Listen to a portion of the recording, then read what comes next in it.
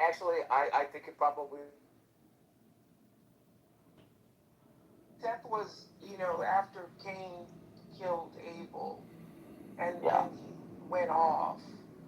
Adam and Eve had another son, and the quote in the Bible is like, "God has given me another son to replace, Cain, who Abel slew." It's actually a famous quote. Um, but I guess my question would be to you: if you say they came down, you saw. My question is, when people say they have these experiences, right? My question is always going to be, well, what did he look like? I'd love to know what he looked like. I didn't get to see God. God showed me my spirits though, and then he channeled or possessed one of my spirits, and like showed me skulls in the other one, and like had me tell him how many fingers he was holding up, and then I went and talked to angels, and that was probably the most surreal experience that definitely made me believe in the holy experience, because the way the angels were speaking was profound and like unexplainable, and like. Okay, so my thing is, words mean things. So when you say like it was profound but unexplainable, so I guess the question I was going to ask you is, can you remember what they said? But since you're saying it's unexplainable, then you probably don't even remember what they told you. Would that be right? They just told me my entire life, and they basically told me I was gonna live like thousands of years, and I mean, so I have no reason to disbelieve in what they say. But that's interesting. Are you gonna live these thousands of years in this body? Are you gonna reincarnate? Like, how does that work?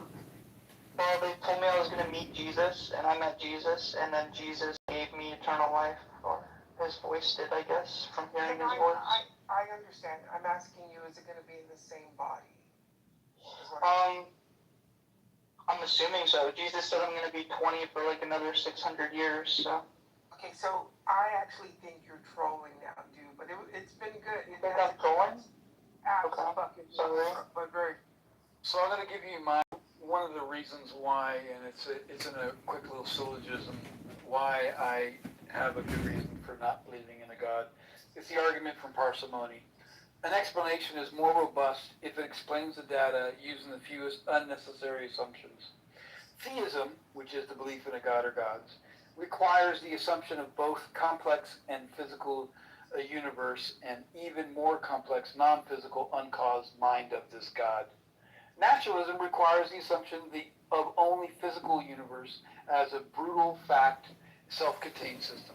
Therefore, naturalism is more explanatory because it accounts for reality without multiplying entities and beyond necessities. So that's one of the good reasons why I don't believe in a God or God.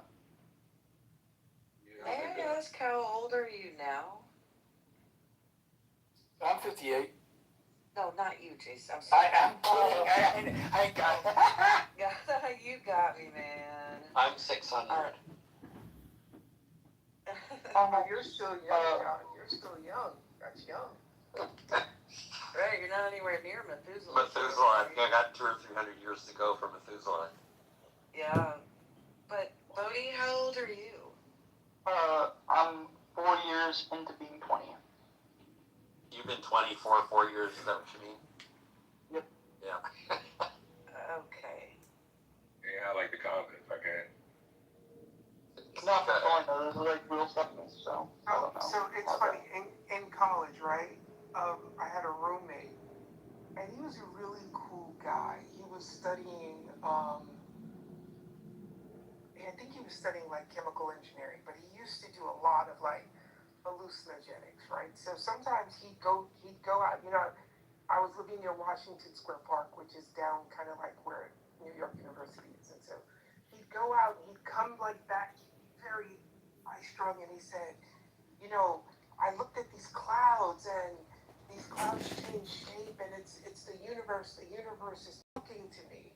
And so I gave him one of those little portables, right? And I said, hey man, next time this happens, take a fucking picture, right? If clouds are making shapes and you're seeing all of this shit, take a fucking picture.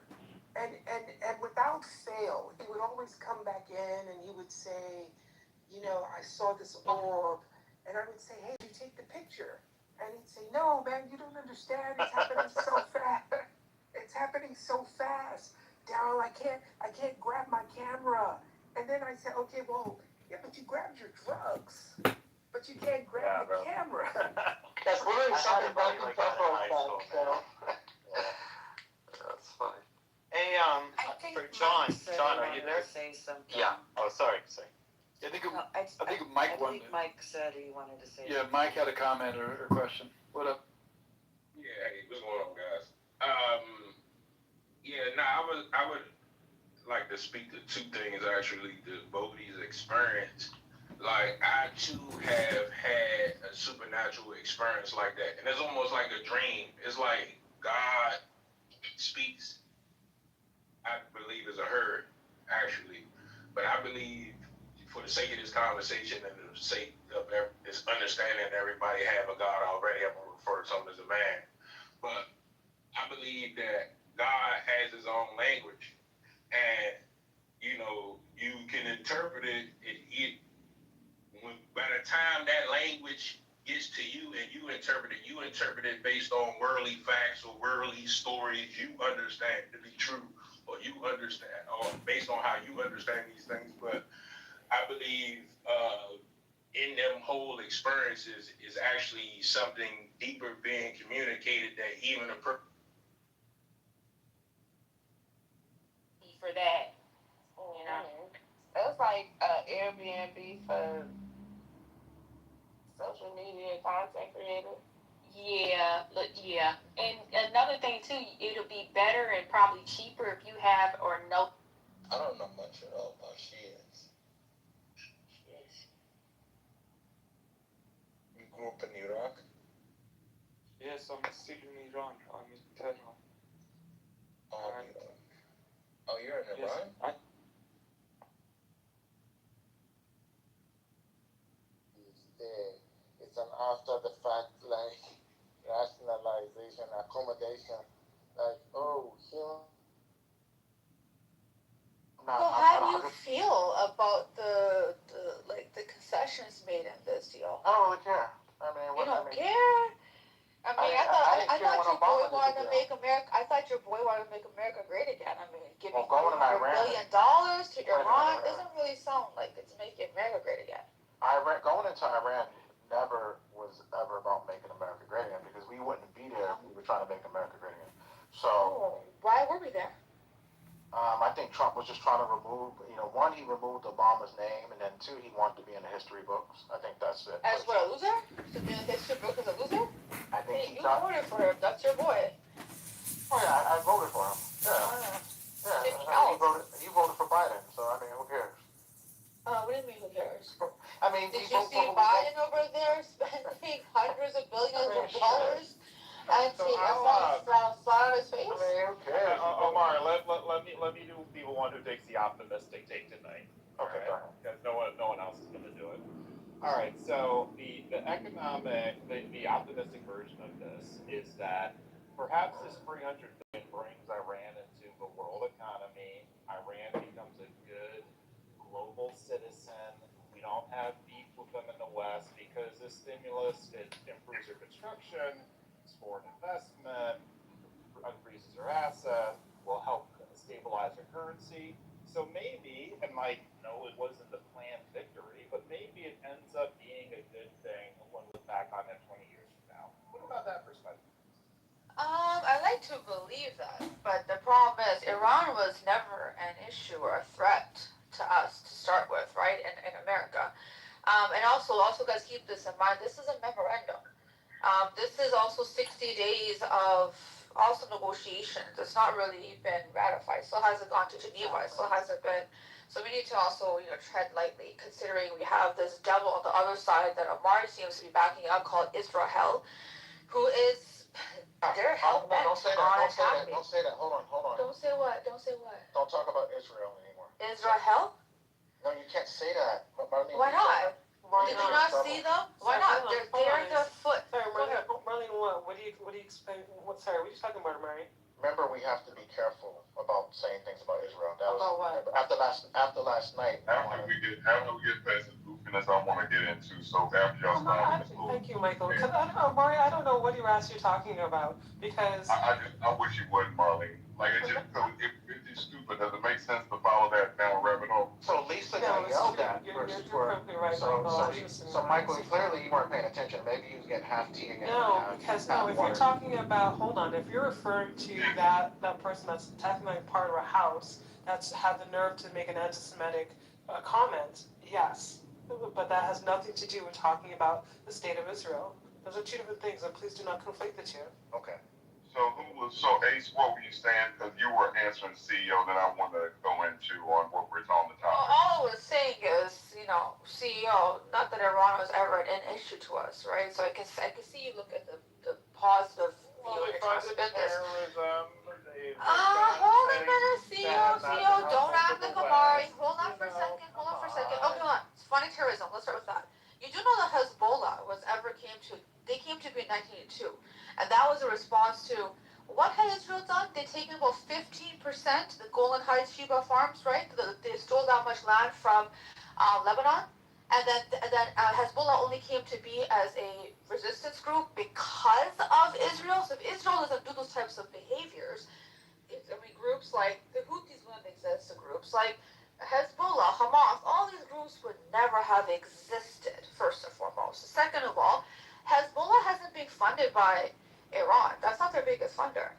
That's not at all. It's actually there's other players in this. So don't even bring that up at all. So if Israel doesn't act like a buffoon, then people don't have to start to build these resistance groups as a response, right? And considering they're not leaving Lebanon, I don't see how they're going to stop having to deal with Hezbollah. And I don't see how the incentive that Iran's going to not, if they're the ones funding them, that they're going to stop doing that either. I think the biggest sticking point in the deal is, one of the biggest things that Iran wants is an absolute permanent end to all aggression in the region, especially Lebanon. Yeah. And Israel Netanyahu a few days ago already said, we're not going to stop. So exactly, I don't even see this. So why can't we talk about Israel, Amari? Why not? I just think it's safe. Please don't do that. Michael. Let's stay on topic. Before we go to I just thought CEO said something and he started a topic. Then Ace, you stayed on that, and I want to join in on that. So can you stay on topic, please? Yeah, we can stay on topic, but yeah, because you guys came up yesterday with the rule, and stop making me take credit for something that somebody said, Omari, because like I said, honestly, you took credit, so you got yelled at. Oh, okay, because please don't take me credit. No, you got yelled at for something someone else said, so I don't want you to get yelled at again. But I'm not an anti-Semite, Amari, and I'm not stupid enough to say something And I wasn't either. Exactly. Either. So don't be doing this, okay, Amari? But Ace, hold on, it could be offensive to anyone. I don't care. Talking about a country is not offensive. Ace, let me finish real quick. The way you talk about Muslims, Amari, the way you talk about other... That's a lie. Exactly. I don't See, talk well, bad there you about go. You have.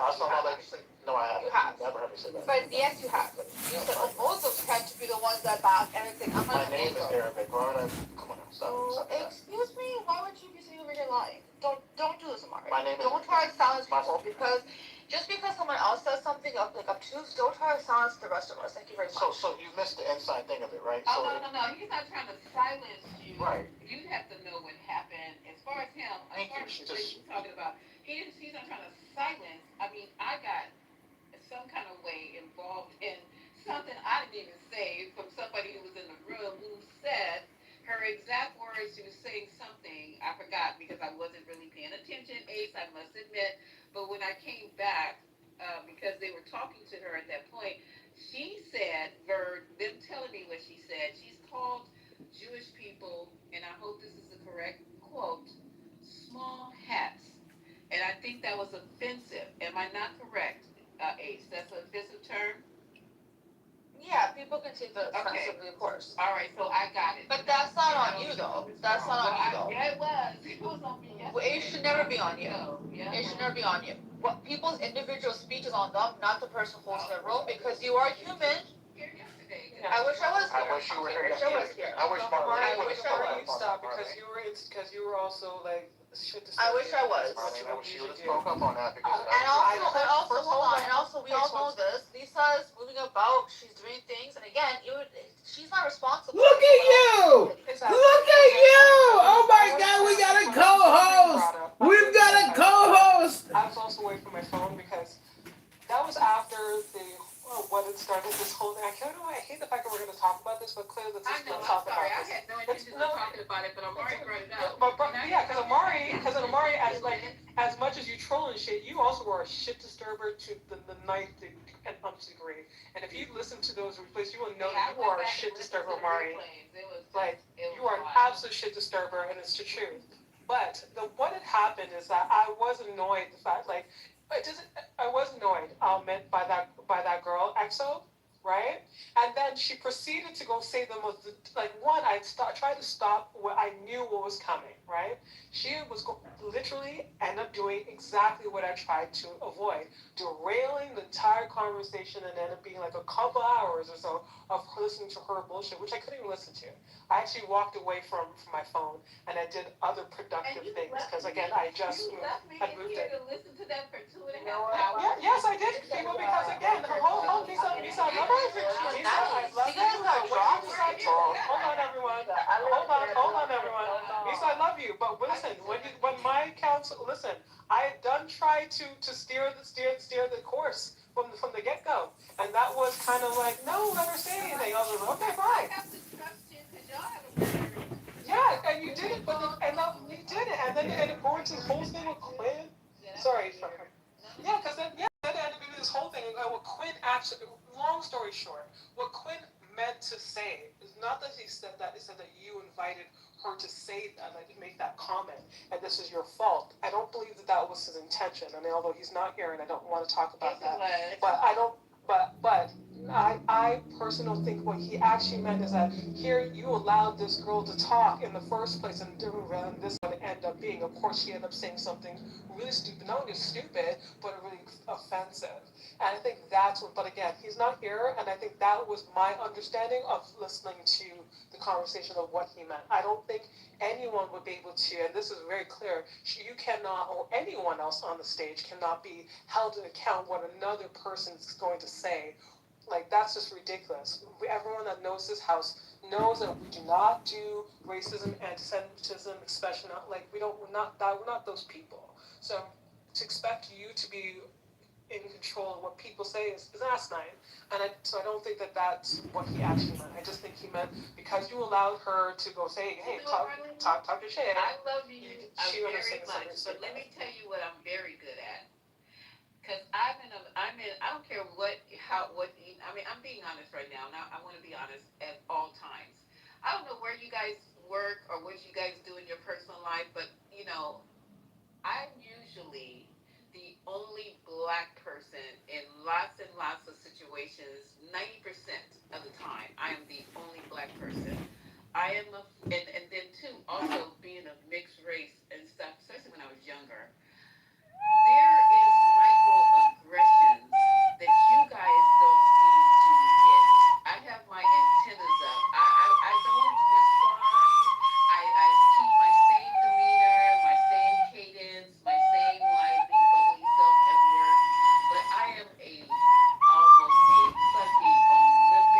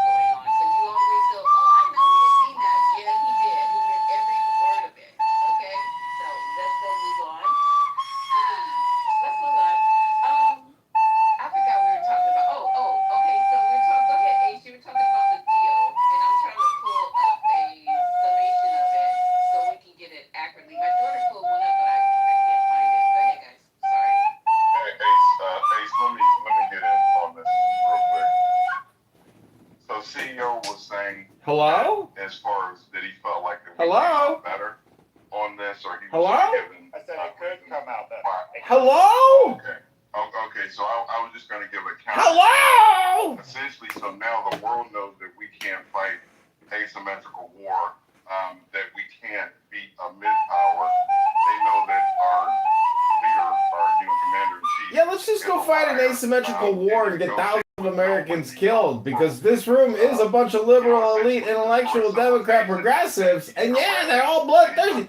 Trump didn't do a good job fighting that war. Now they know that they can weaponize it. So now at any point in time, as long as they have control of it, which they'll have in perpetuity unless like someone actually takes that land, so they can weaponize it at any point in time, which is something they've never done before. International waters are free, and so they know now, and plus rewarded with bad behavior. So they close it down, and now they're getting paid, billions to open it up. So I think there's been a total issue. I don't think there's any wins that are going to come out of this for us in the country. I do think we can fight asymmetrical warfare. The problem is our representatives, our politicians are not willing to allow the right? Hey, Patty, nobody can fucking hear you. Gotta speak up, Patty. Hello? We can fight those Hello? games with us, but we just don't do it. Hello? So like anybody that thinks that we Hello? can win a war against Iran is crazy. I'd be like, that shit crazy. Y'all been That shit crazy. That shit crazy.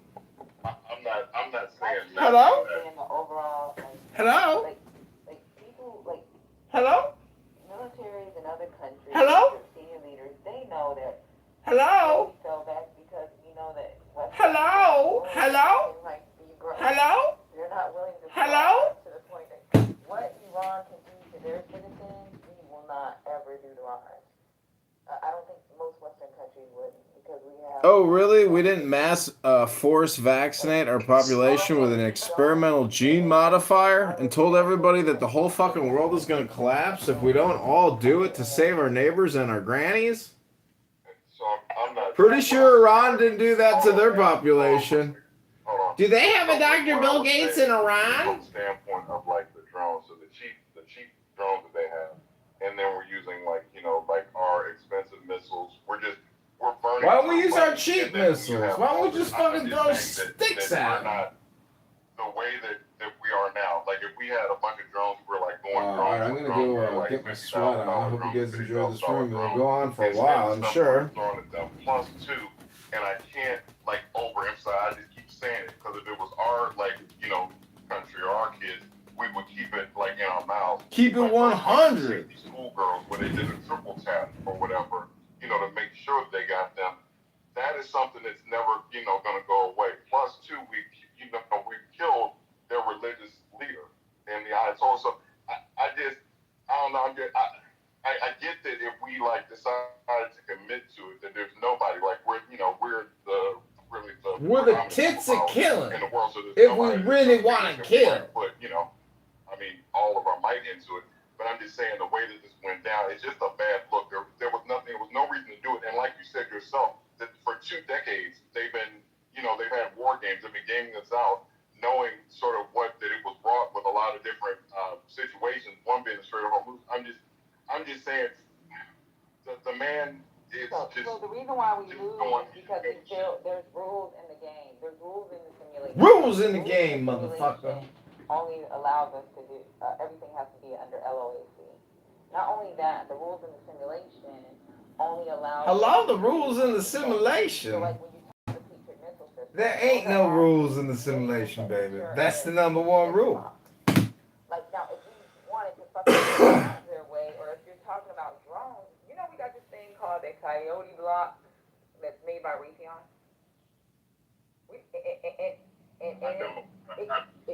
So look up Coyote block, and it's not drone. It'll go for swarms of drones. It's like we have these Just a bunch of anti-Semites. but we also know we have to estimate what civilian casualties look like. What it looks like to the rest of the world if we do these things. Do you know we got interceptors for drones? Drone And then interceptors. even fuck a drone. Fuck a We drone. can just use our fucking our SHORADs, our short-range missile systems. Ooh, short range missile system.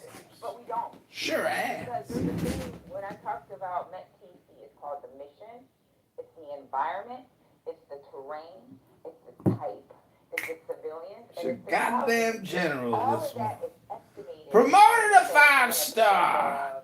Put her in charge of the Pentagon when Pete Hegseth one of those retires. layer radars or sensors, or if you decide that we're going to use our air defense guns. When we fire missiles and shit, we have to have the estimate of what it looks like.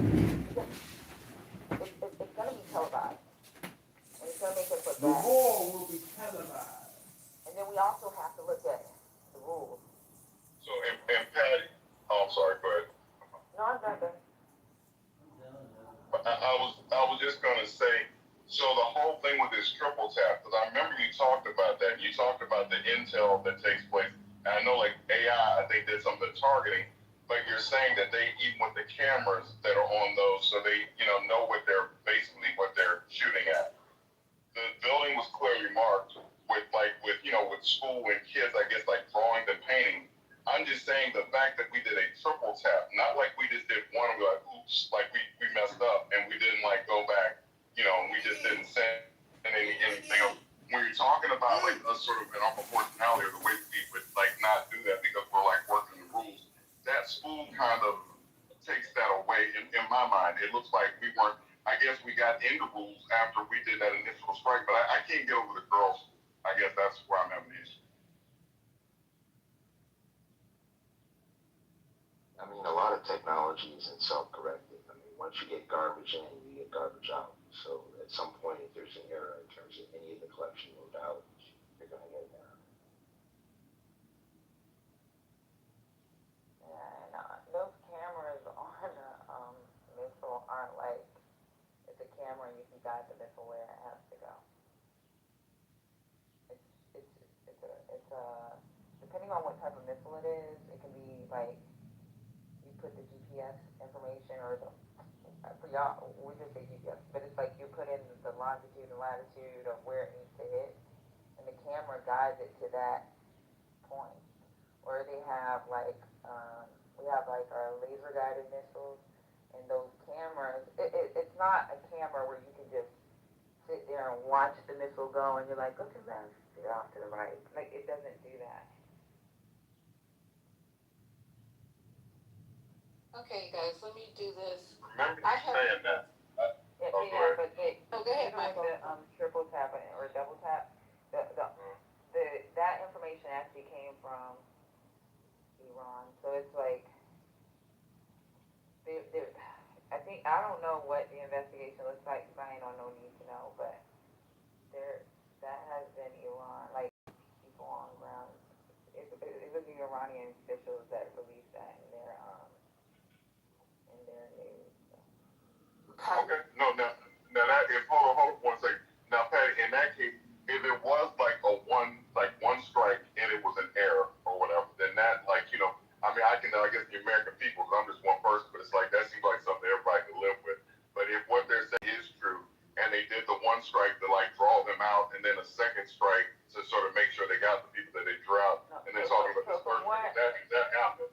So from what McCain and them was saying, is it was like a simultaneously, it's like boom, boom, boom, right? So it's supposed to like when they were firing the missiles, it was like missile after missile after missile, and it was supposed to be targeting certain military buildings. So it was one after the other after the other. It wasn't one hit, people come out, another hit, this happens, and then another hit to completely destroy.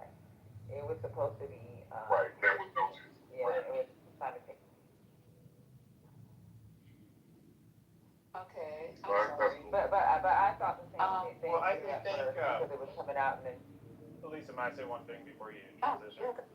Okay, so Michael, I think the other thing that happens is when we talk about like who won and who lost, we're talking about it from the perspective of meeting goals. So America clearly didn't meet our goals, so you could say we lost. But if you were scoring it like a football game, how much damage did we do to their country and infrastructure versus how much they did to ours? Clearly, we did more damage to them. Let me say this though. So like damage, right? So agree that physical damage. How much damage has been done to us on the world stage? Like Trump has already like just destroyed like alliance that we built. Took us like 80 years post World War II after we're the ones that dropped the bombs on Hiroshima and Nagasaki to repair all that. Like with the UN being here, with now you got this border. I'm just saying, and I'm not. I guess I'm not like sort of poo-pooing what y'all are saying. I just don't really see any good that's come out of this. I think that he's damaged us in irreparable ways. Well, so ironically, I think normally you'd be right, like if this was George H.W. Bush or Obama as president, but how much lower could Trump have went in terms of America's brand? So it already was very low. So what, he made it a few percent lower? Yeah, but CEO, but then he takes out USAID, right? So it's like, so stuff, even like with propaganda, with like positive things that we're doing in areas to sort of bolster that, okay, we're doing some crazy stuff over here, but then it's like, with this Doge thing, I don't know. I'm going to yield because I'm just saying, I'm not really going to come over to y'all stuff and see what y'all saying. I just feel like the war on top of everything else he did, I just think he just damaged us in ways that I don't know that we're going to be able to recover from. Okay, it's just not just the world stage. I mean, I'm worried about what people, no, I'm not really. But it's interesting how the world responded because they saw us for who we are and who we've always been. But more importantly is that we spent a lot of money, we spent a lot of time, we spent lives for literally nothing. So you destroyed his 50% of his capabilities, a Navy that really wasn't a Navy. They really weren't into flying because of where they were located, from what I'm being told and what I'm hearing during the day. So basically, the billions of dollars by having three strike groups out there, all the all of the drones that we intercepted, millions of dollars for these drones, okay? And I'm gonna go get the money. And what do we come out with? What we started with, and even less. What did Iran get? Okay, they had some shit blown up, but they still got their dust that he's talking about. They still got some ways to defend themselves. They still got their oil. Now they're charging a fee to go through something that was absolutely free to start with. They're getting their money unfrozen, and plus they're getting some other perks. So I don't know when, what. Y'all can spend this all day like a goddamn Ferris wheel, out of control, and there's nothing that was won with that money. I know you're like, oh, it's only purported for the military, but we need to stop this shit right here, right now, because people are selling. I heard in a room that people are selling blood so they can get dinner, going to the plasma centers. People are putting the 4 extension payment plans so they can buy what they need to buy to survive. Gas is high. It's not falling like a fucking rock. It won't fall like a fucking rock.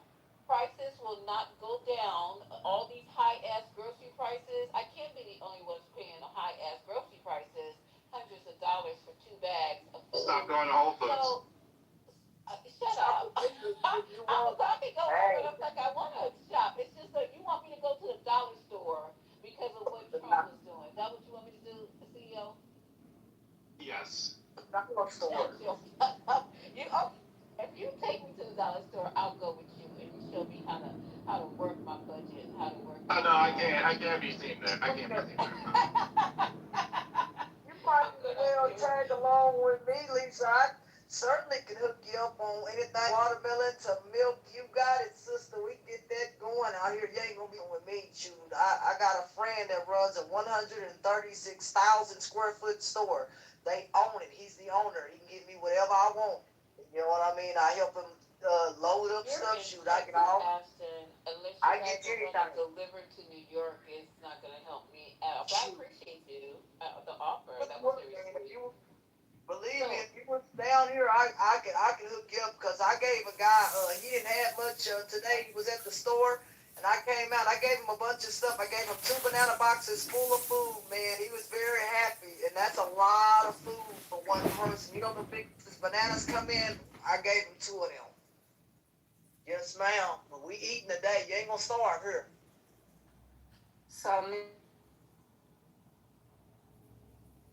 Yeah, I think that was the powdering. I don't think it was a sense of whiteness that linked to the European. I think racism started in America, but it spread throughout the world. oh my God, you. We heard you first 5 times, right? We heard you.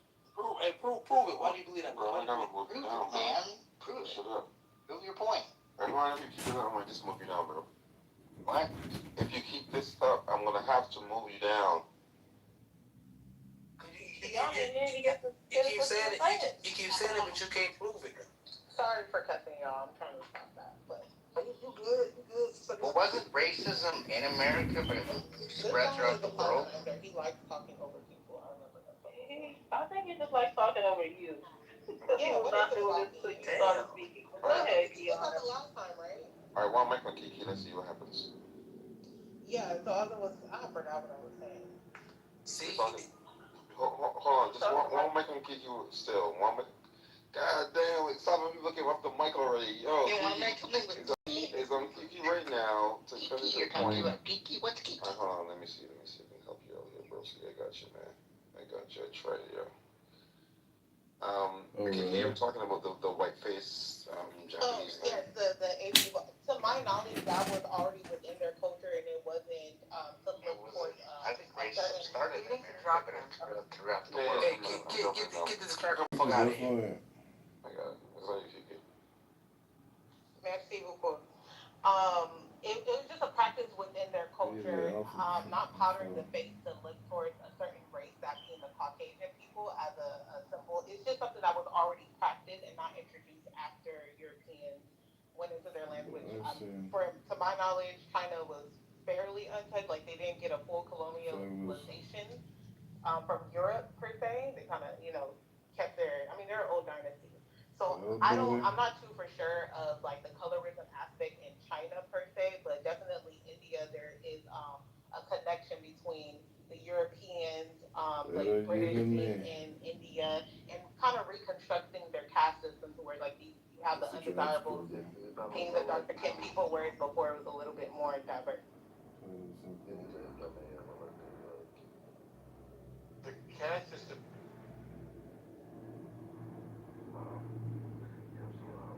For eons before contact with Europeans.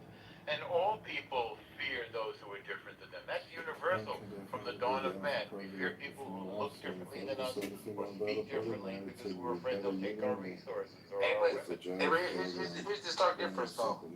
If we breed with them, the genes are kind of like erased a little bit. You hear me? No, I don't get what you're saying at all. I bet you don't. So the importance of. Do you get what you're saying? I definitely do. Try to say it simply and clearly then, please. The fear comes from eradication. That's where the fear comes from. No, it comes from losing your resources.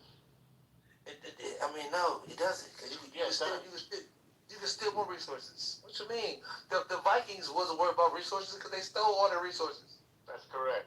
And people fear them because they came and stole their resources. Right. You know they gotta be Aryan. You know why their blood gotta be Aryan blood? Because they understood that if they mixed with another race, their race were not their genetics were not dominant. So it's a fear of losing yourself. Those Vikings are still blonde. Exactly. You know why they're still blonde? Because they're afraid to mix the race. Because of if they mix the race, they won't be blonde anymore. This has nothing to do with racism. Racism is fear of people taking your stuff. And that includes your women, your resources, your food, your access to water, your riches, your cattle. People have always fought the guy from the other side of their maybe they worship differently, they had a different language, they look different, they had different clothes. You heard Othello? It's a jobs program. Wait, is that responsive to what I just said? Oh, no. Have I read the Shakespeare play? Of course. Can you let him finish his Yeah. submission before you interrupt, please? He asked me a Hard to question. follow. He asked me a question. The answer is yes. I've read Shakespeare's play Othello. Why do you ask? Because that wasn't about racism per se. That was about genetic superiority. It was a fear. It was a fear of losing who you are to. But because they weren't racist at the time, right? But that play emphasized it. That play shed light on the fear that Aryans or Caucasians have about losing themselves to genetics. That's So not just- what the play is about at all. But just real quick, here's a list of things that drive racism. Fear is only one of like 10 of them. Tribalism, desire for power, historically racial ideologies, use to legitimize slavery, colonialism and segregation, economic competition, ignorance, lack of exposure, learned behavior, propaganda, scapegoating, status anxiety, confirmation bias, dehumanization, cultural or historical narratives, identity and belonging. There's a list of like 15 things that are the underpinnings of I don't know why the resources just a and highlight. fear and resources is literally like just two of 15. All of those come out of the original one that I stated. No. All of those are subsequent. Yes, because before there were societies, before there was propaganda, before there was conquest, there was a scarcity of resources. Most human beings, for most of human history, their main activity was finding enough food to live. That's for most human beings throughout history, really up until the 20th century. And the reason why they fought with the neighbors next door was over those resources. And that's why they came to fear them. All people fear and mistrust people who were different than them. Yeah, that's a universal attribute. Well, at this point, white people have by far the most resources. If you're talking about in the West, and so leverage every ounce of racism that they can leverage against people that don't look like them. When they literally probably control like 95% of the resources in the West are controlled by white people. Right. I think Avi was not. That's not true. I think Avi's not just something. Of course, it's true. No. Yeah. Like people in Asia don't control Asia, and they're I'm talking about Africa. It's on Avi right now, Al. This is interesting coming from a Jew. Thank you very much. No, 2,000 years ago, Egypt, like, I don't understand. Was that resources when you were expelled? I'm sorry? They weren't expelled. They demanded freedom. Discrimination occurred. Is that right? Interesting. You haven't read your Torah lately. Okay, wait, my question was, at that time period, was there resources an issue? 100%. Did you forget about the great famine that was predicted in Joseph's dreams? I'm not talking about that. Yes, I'm talking about. Of course you are. They never faced discrimination of any sort. Why are you entertaining this spay? It doesn't make sense because of, this is weird. In ancient times, They didn't scarcity face of any form of resources. discrimination. They were welcomed wholeheartedly. Okay, cool. All right. No, I'm trying to see what you're saying. Yes, in ancient times there was scarcity of resources. Up until the 20th century, I would say. So I think that notion that there is scarcity of, Let me know when I can. I think that the scarcity of resources, that notion is definitely distinguished, and then the fear of other people, other groups of people encountering other groups of people, that there's some fear that they're going to take their resources. I don't think that's universal. I think that's reserved for certain group of people, i.e. Europeans. For example, resources, for example, in Africa, or like food disparity wasn't a thing, especially during the times of colonization or the transatlantic slave trade. So when those European groups encountered the African people were not reluctant to receiving them. As a matter of fact, they welcomed them because they weren't fearing, oh, you're going to come and take our millions of trees and our millions of cassava that we plant here, or whatever is plentiful in Africa. So that in and of itself is false. Also, it wasn't only Africans. The Aboriginals of Australia welcomed the Europeans, right? The natives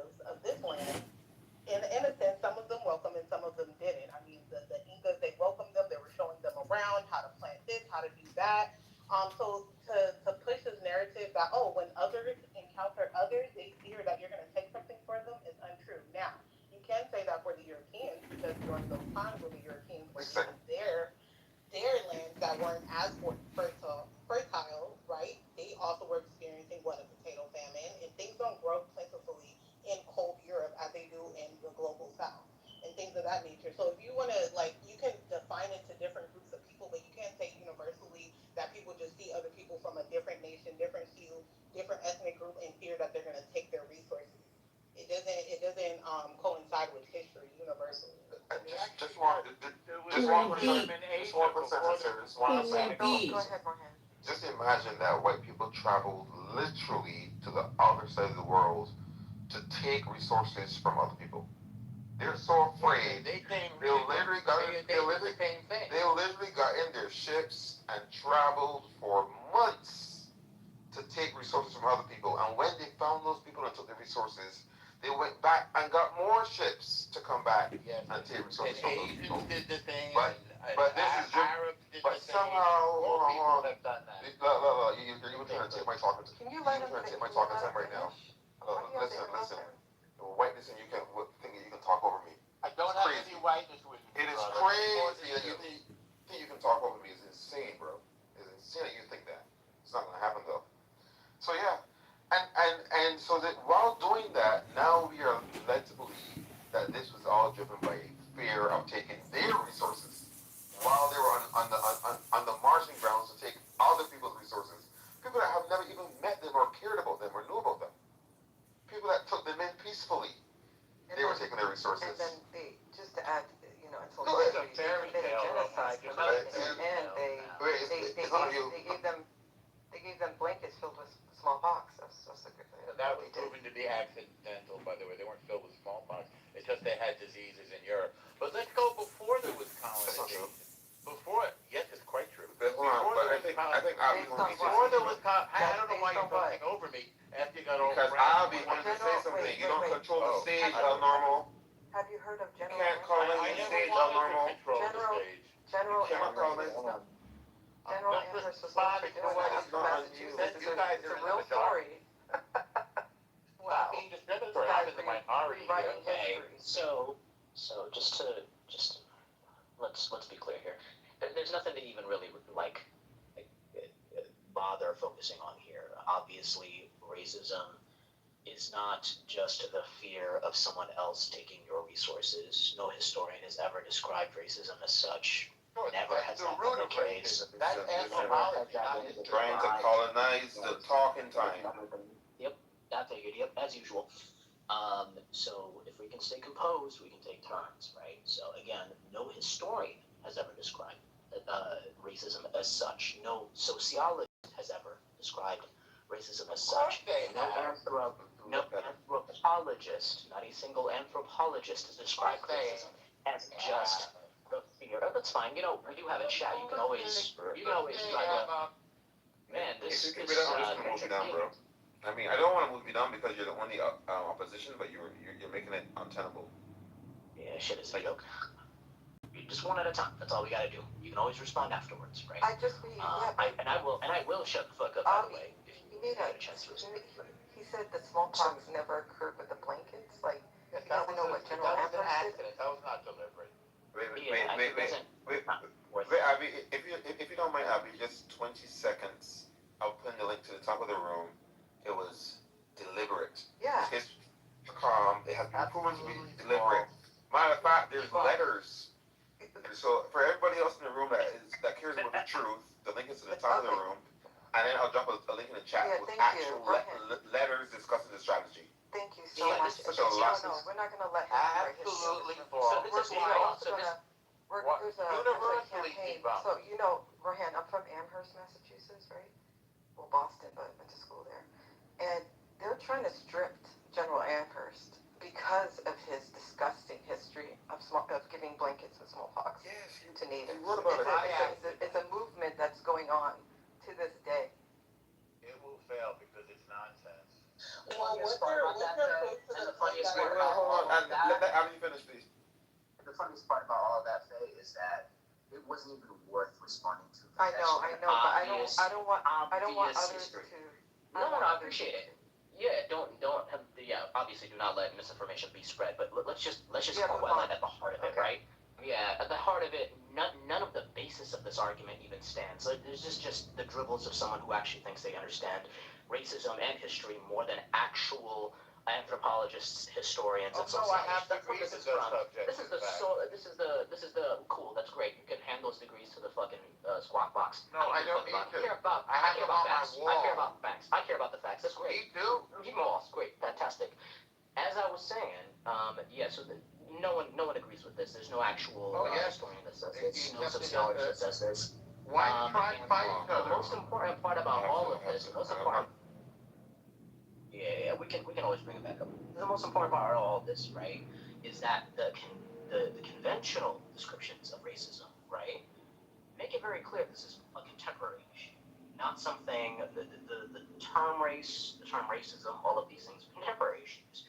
They've never been necessarily wed to humanity. They've never necessarily been the thing that describes all of human history. They've never been any of that.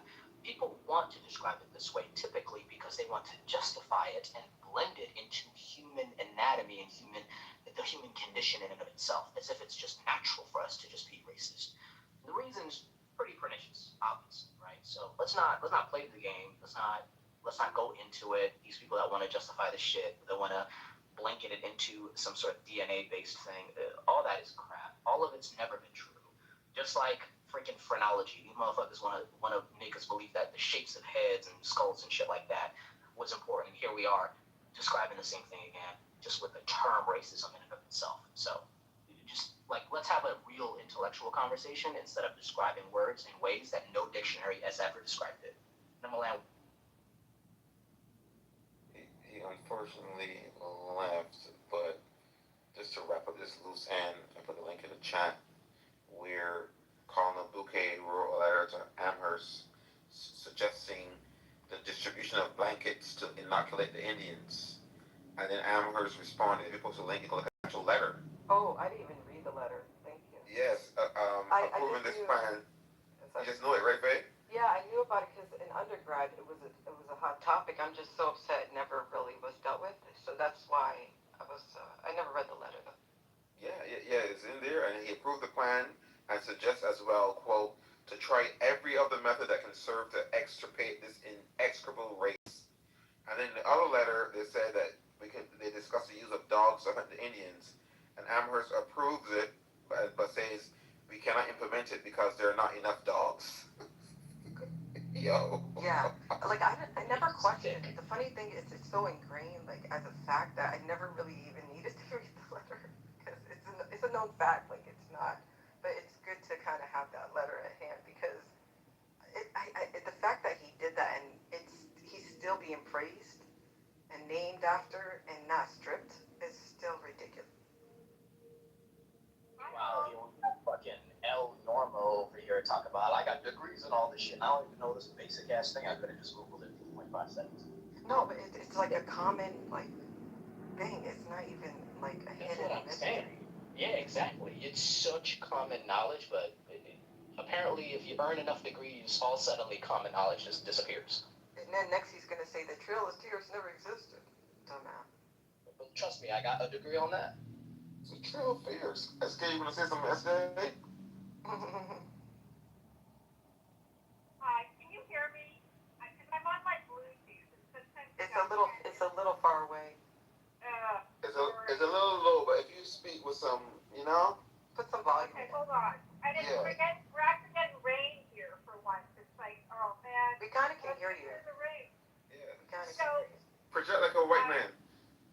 I sound like a white man? No, I said project like a white man is what it comes through. Assert your authority. All right. So in the town that my heritage is from India, northern India, by Nepal. Punjabi? And my parents, no, the other side, from the east side. So very close to, so very mountainous. Anyway, the town that my parents met, so it's a university college town, and it's where the British, they developed it for them because to get away from the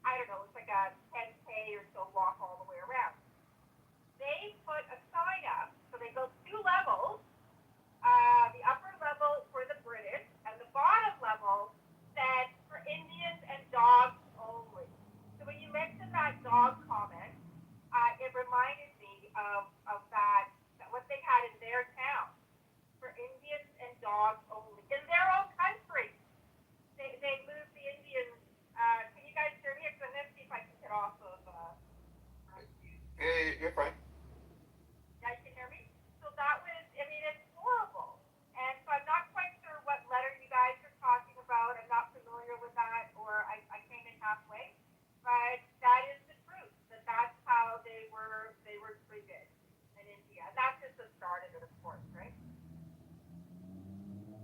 I'll land there. Thank you, Milo. Thanks for sharing, SK. I'm just ping some other people real quick. Yeah, you got to. I mean, doesn't this always happen with El Normo? Like, he will interrupt the fuck out of everyone until he gets thrown out every single time. Yep, I noticed the pattern. He cannot, as a grown-ass old man, sit and have a decent conversation. It's too hard for him. Yeah, I don't think he's on the spectrum. No, I think he's just a old selfish fuck that can't stand when the attention's not on him. Is I in the spectrum? Because I thought he got the tism. Yeah, it's called the racism. The Zionism. The Zionism. Oh my god. I did not mean to say that in a You know what's funny, Rohan? Sorry, there's construction here. It's like, he's a Jew. Imagine me saying the Holocaust never existed. The Holocaust never existed. It just never existed. That's just some bullshit for me, right? Mm-hmm. That's some false information that I'm spreading.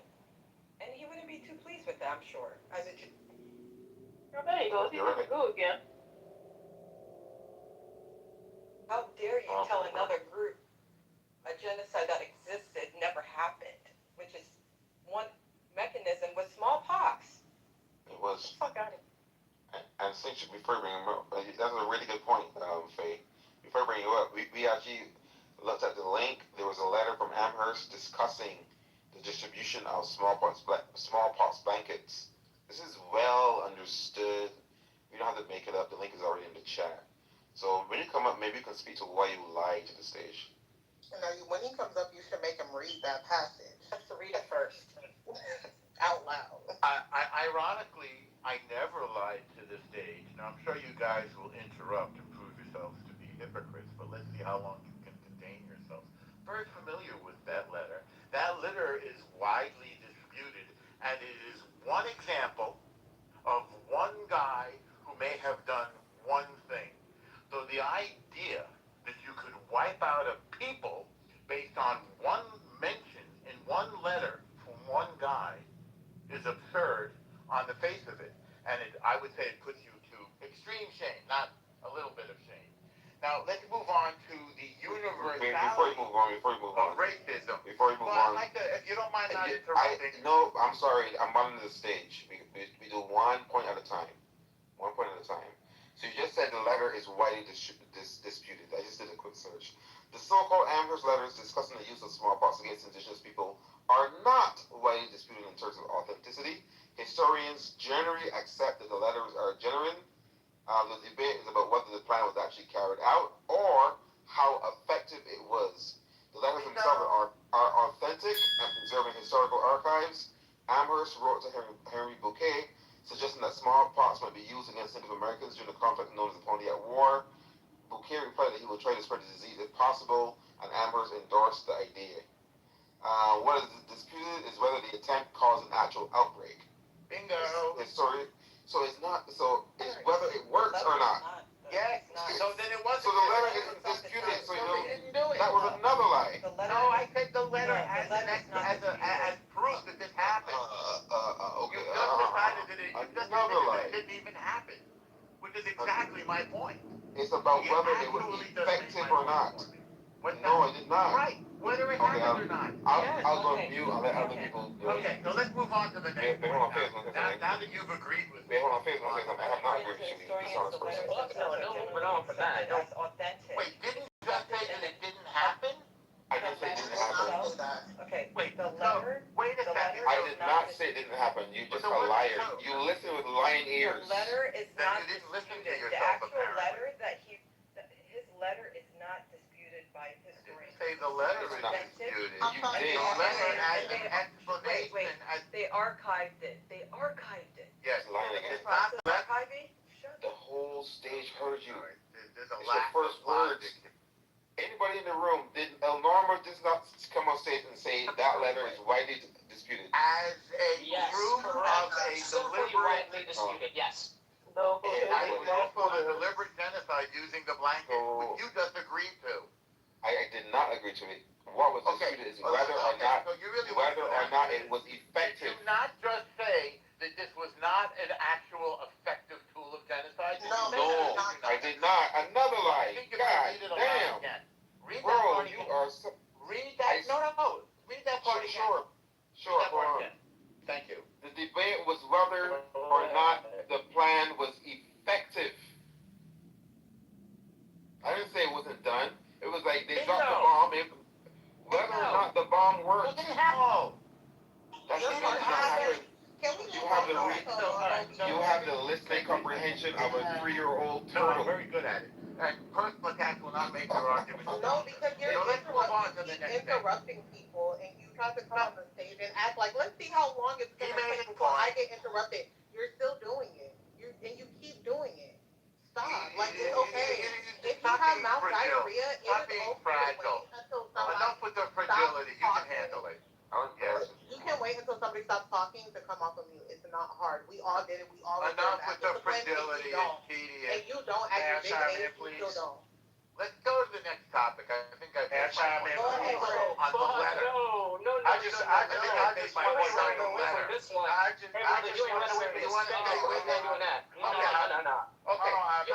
to So did they commit genocide using poison blankets? I just want to say, yes or no? I just want to say, yes or no? Holocaust never happened. Yes, I know. It was just one man that tried to eliminate a race of people. I'm not surprised. The Holocaust never fucking happened. It was just one man. You lower How yourself effective was it? I feel like it's just propaganda that the U.S. uses to justify the amount of money that they send to Israel.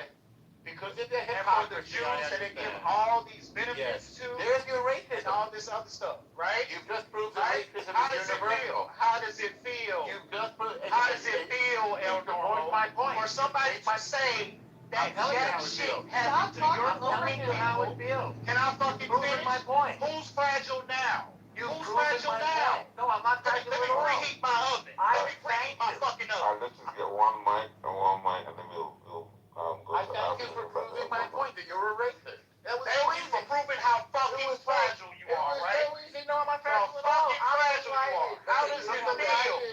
How does it feel to people to claim that the fuck shit that happened to your people never happened? Great. Good. So shut the fuck up about people being fragile. You've proven your racism. It's on Abby You've real quick. proven that other people can be racist. Hold on. It's on Abby real quick.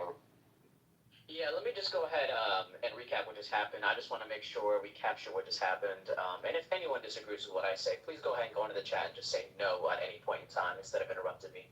So, to be clear here, firstly, El Normo decided to disavow the entire happening and the historicity of the fact that smallpox blankets were being used. And then when given evidence, he said that the evidence was widely disputed.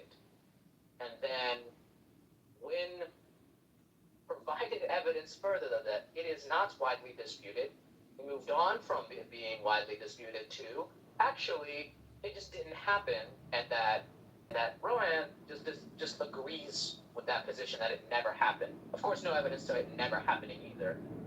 Just moved on, and then commencing with just trying to move on from the subject entirely. Let's just make sure we're all agreeing on exactly what just happened, all right? Yeah, no, absolutely. And it was like a movement of the goalposts. And for everybody in the room, everybody else, the Amherst letters weren't the only case of that. That wasn't the only evidence. There's also evidence that British officers, I'm reading right now, gave blankets and handkerchiefs from a smallpox hospital to representatives of the Delaware Nation. That happened. A journal entry by Show us the evidence. I want to see. Sure, bro. Can you let him finish? Is it killing you? Wow. It is. It's like making me feel great. Listen, you proved my point for me. Listen, my 3-year-old niece, right? If I ask her, hey, Uncle is talking right now. Can you give me a second? She would say, yes, Uncle. and she would sit there and wait until. You know what? My 5-year-old. And you are unable to do it. You are a grown ass man. You don't have the impulse control is smarter than of a 3-year-old girl. Grown man don't have the impulse control of a 3-year-old girl. That's a fact. My 5-year-old knows He can't help it. You see, he can't help it. And he can think better as well. Can't help it. Go ahead, Rohan, about the Delaware Nation. Yeah. The Delaware Nation, and then there's a journal entry by Trader William Trent, recorded where the items were given to convey the smallpox of Indians. Then there's the Jeffrey Amherst and Harry Bouquet letters. There's, matter of fact, I'm just going to drop a link after link. There's so many. Don't worry. Yeah. Gaslight somebody else. All right, so I'll stop. I wanted to say, like, whenever somebody has good information, backed up, evidence-based, they don't need to interrupt. They're confident with their statement. Clearly, he's not confident with the bullshit he's saying. I'm not only am I confident, but you've proven my point admirably, and I thank you for it. Do you have anything to prove your point? Do you have anything to prove your point, El Normo? Well, yeah, first of all, exactly. Put it in the chat, because we're not going to trust shit coming out of your mouth after the fuck shit that you tried to put on the stage. I'm not surprised. Yeah, no one asked. We just asked for evidence. That's all. You gave the evidence. Move on from him. Yeah, let's be quiet. Slow down. Be quiet. Shut up. You said, not me, that it was. Post it in the chat. Whether You it said was the letter wasn't authentic. We're not going to fall for No, I this didn't shit. say it was Stop inauthentic. it. We have it on I record. said it was debunked as proof of the genocide. Now, you said it was debunked. You didn't say that You either. said it You're was lying. debated whether. Yes, I You did. didn't say You that. said it was debated whether it It's was effective racism or not. as American. Anybody else wants to chime in? So let's and talk discuss about whether this? it was effective. So did it happen? him on the stage. He's just gonna answer. Okay, Al, you can sit on the stage, but you have to maintain your impulse control. See, just control it and let people talk, and then we'll give you your chance. Do not do that. You're gonna get kicked out. But you're gonna get kicked out. I'm trying to mod the room. I'm trying to mod the room, and I respectfully ask you to stop going off of mute. And may I ask you to do the same? You're doing it right now. You're doing it right now. Please stay on mute, like everyone else. Stay on mute. When it's your turn, you can unmute it. Your mute button shouldn't come on until we're done. Next person. Hope, do you want to say anything? I was trying to see what is this explanation for what happened to the natives that was in the Caribbean, because they're completely extinct, especially in places like Jamaica and Haiti. So if they didn't give them those blankets, what did they give them? I haven't studied that. I know about the debunking of the blanket theory. So what happened then? How did these people, some of them come extinct? Which people is that, the Taino Indians of the Caribbean? Yes. I don't know. We could study it together the same way we studied the blanket theory. Well, it is said that they brought the same thing, blankets, smallpox and measles, starvation and slavery. Okay, the accepted explanation today is that the Europeans had more contact with livestock, and therefore there was a zoological transfer of certain diseases, including smallpox, to the human population of the Europeans, and they inadvertently infected the native population here, which is what happens when two populations encounter each other. It was not intentional genocide. What is your source? Okay. First, let's talk about the scientific and biological and medical. He said he doesn't even know about that region, and then he made up that theory. No, I was talking about the North America, not the Caribbean. Oh, address her Caribbean. You're just not listening. You're just not listening carefully about the Caribbean. She asked you about the Caribbean. She didn't say pivot back. Yes. Well, we're talking about two things at once, Caribbean and you started talking about America. She asked specifically about the Caribbean. Yes, and what did I say? That is your time. And what did I say? I said I didn't know because I was being Stop talking about it. Okay, so ask me a question and then stop talking about it. Fair enough. You said you didn't know. There's nothing else to say. Well, I didn't know about the Caribbean. I said we could study That's it. it. That was the question. I did study the debunked blanket theory, Okay, and somebody asked me, why did it happen? We And I moved gave on you the from the plausible, All right, we're I moving gave on. you the plausible. So he can't We're answer on rent the questions stage. as well. We're moving on. We're moving You on. can't answer questions. You got third The eye. same way that the pandemic spread here among people. Third eye, you got anything? Hey, what's up, Brian? What's up, man? Some Europeans had diseases against which the native. Why is this cracker still talking? No, I Yeah, haven't after, down. I'm trying to Listen. I don't mind him being on stage if he actually shares the mic, but he's refusing. He's refusing. So I don't know what else to do. He's interrupting Third Eye. Third Eye was next. Hey, stay woke, my brothers and sisters. Nah, I'm kind of just responding to the title. Is that as America is is racism as American as apple pie? Sorry, I'm playing a game too. And I would say, yeah. I mean, this starts off with the Revolutionary War, right? Some of the founding fathers were abolitionists, right? But most of them weren't. And one of the main reasons why the Revolutionary War happened was due to slavery. So it's like, yeah, I mean, this is all embedded in America's culture. I mean, so is being a venture capitalist and a land grabber. That was also the reason why the war happened. But yeah, I mean, this is in our DNA. I don't ever see it really changing because this is what shaped America to being what it is, unfortunately.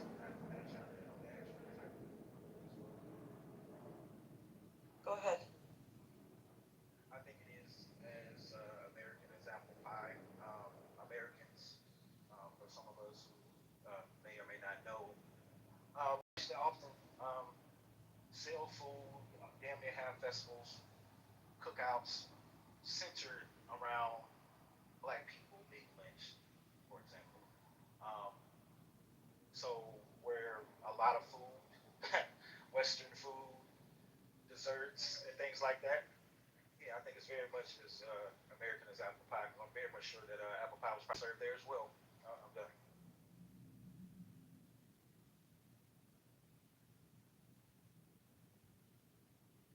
Avi, the reason why we had to clear up this whole him denying the smallpox letter, like the letter of the incident, is because these, with the critical race theory, with the MAGA people, we cannot continue letting them rewrite history, even within our own circle. You can't say that statement, and then we're all going to be quiet about it because we're used to that. We can't. We got to debunk that with evidence, and if they can't provide what she never did, that's all we wanted to show. That was my goal. I mean, I wanted him to show something, and he didn't have anything to show. That was sufficient enough for me. I don't know about y'all, but Well done. Yeah, I mean, it's actually ironic that when you tell the truth, when you speak on facts and you provide evidence, somebody thinks they're calling you a slur by calling you woke. It's just ironic. Like, okay, so being woke is speaking facts? Well, way to at least redefine it in the way that it originally was defined. Good job. Yeah, I have no problem with ensuring that misinformation is not spread by directly attacking it. All this whole, let's move on to going back to racism. Just because he was getting spanked on stage, we should not be allowing that. Fuck no. You say some crazy ass shit, you're gonna have to stand on that shit 10 toes. And then you're gonna have to provide evidence, not cry about it the whole time and try to run away from it the whole time. Fuck that. None of that. Nope. You do not get to just spread misinformation and run the whole time. Really quick, just to say something for the replay. I have no issue with Israel. I have no issue with Jewish people. But I will go to hell and meet you there when people try to minimize, disregard, dismiss actual history that happened to marginalized people, specifically black people. And I'm fucking appalled that you, as an alleged Jewish person, had these things to say. And in other rooms, the things that you've had to say when it comes to racism, anti-blackness, and so on. So I will meet you in hell every time you say shit. I have a problem with Israel. I don't have a problem with Jews. I don't have a problem with the faith of Jews. Yeah, like the government. I have a problem with Israel. The people, they were polled and they were asked about the genocide.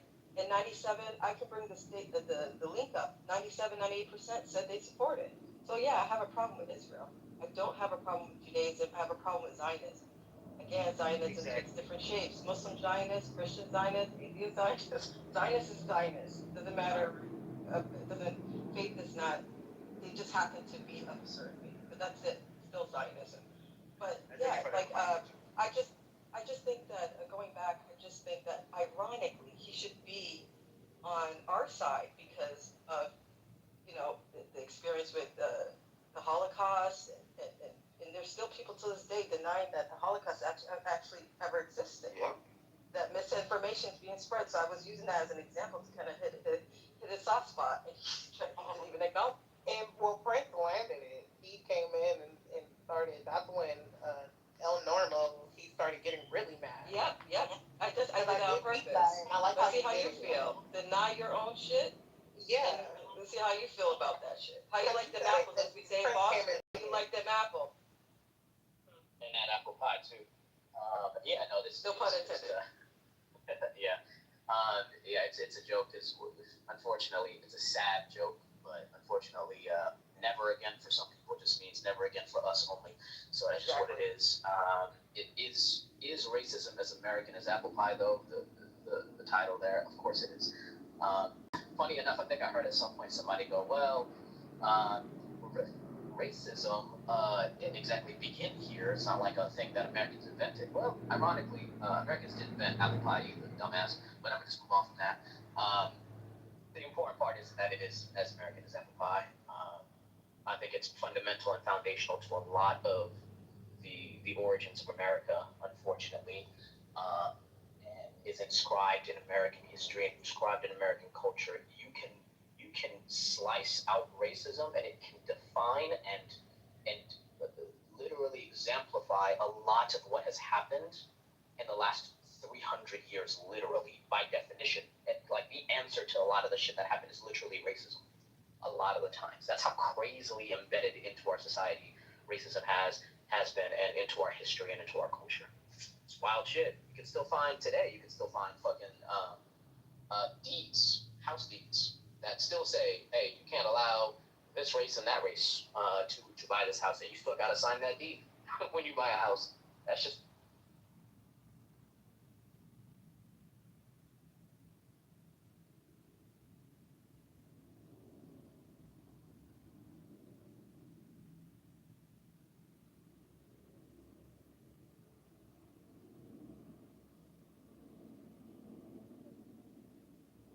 also on a side note, whenever somebody says as American as instead of apple pie, I thought that we should say cornbread because that's more American. Right. I never understood why apple pie and baseball specifically was always associated with America as a kid, because like I associate football, like American football, with America, not baseball, and probably other dishes like a hot dog or some corn dog. I don't know.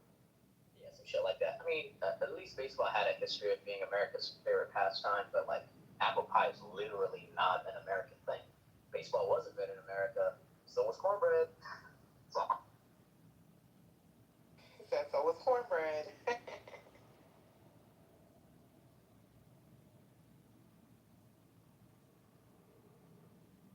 If I were quicker, the minute he said that, the letter disputed to show me like, so it's Holocaust, so we can go third. That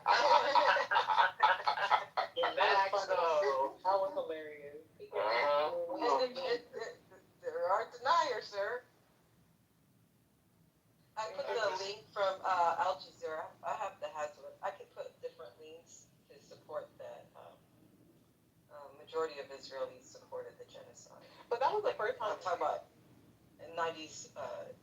I forgot the exact number. I think it was something like 97, 96% of Israelis actually support killing civilians. A complete genocide.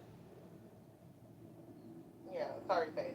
That was the first time I've ever heard anybody dispute the smallpox blanket theory. Like that was something I just remember learning even in elementary school. Exactly. We learned about like Sacagawea and things like that. Like I've never heard anybody dispute that. I've heard people dispute the Holocaust and the transatlantic slave trade and things like that. Like I expected it from a MAGA, is what I'm trying to say. Like a MAGA person, somebody who claims he's in academia. I've got a virus denier bring it up, and I mean it is true that we don't know the impact of it, and it doesn't seem to have been actually, it doesn't seem to have been a major impact. It was more of them getting captured or capturing white people that already had smallpox. That's where how they're getting it a lot. But yeah, I mean, there was an intent there at one point. Again, I don't know how impactful it was, but it was there. Yeah. What about the Trail of Tears? Right? Yeah. Did that happen? I don't really know about that as far as them giving smallpox blankets. I don't know if that's in the travel. Hoax. It's a hoax, guys. It's a hoax. It never happened. They were just going on a stroll. No. You know, just for my knowledge, if anybody has more knowledge on the Trail of Tears, from what I remember, I could be wrong. Wasn't that like it was a series of battles, right? Or am I tripping? The Trail of Tears is basically where where the Europeans stole their land and made them walk west to land that they didn't know or was like uninhabited according to their thoughts and ideas or whatever. And if you see how, if you like look into how they forced migration, right? Like the conditions of the natives, how they were treated, they died during their migration. Yeah. From, like, for example, from Florida, yeah. So it's really sad if you dig into how they were treated and the abuse and the killings and just barefoot dragged. It was horrible. Right. Yeah, it's definitely very similar it's sadly very similar what happened in the Trail of Tears to what happened in Palestine for the Nakba. Both just forced displacements that led to an incredible amount of death. But I would even say the Trail of Tears was way worse because it was just like an openly state-sponsored like walk of death, just like straight. Let me just walk these people to death. Like that shit was nuts. Like drag them to death, like fucking starve walk them to death. Like it was crazy. I'm sorry. Would you call the one in Palestine the Trail of Nakba? No, it wasn't a trail. It was just called the Nakba. The Nakba. Nakba is what I would spell it out as if you're like looking it up. And it's also just a huge forced displacement of natives there, the native Palestinians. Like some. They had more than 700,000. They had more than one Nakba.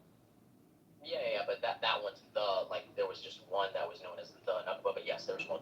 Yeah, Nakba in Arabic translates to catastrophic. Okay. Yeah, we just nicknamed that. Yeah, it's kind of like how the term Holocaust. Right. It also has. It has a connotation to a certain event, even though Holocaust is universal. Same thing with Nakba is universal, but when you say the Nakba, it's referring to a certain time. Got it. Thank you.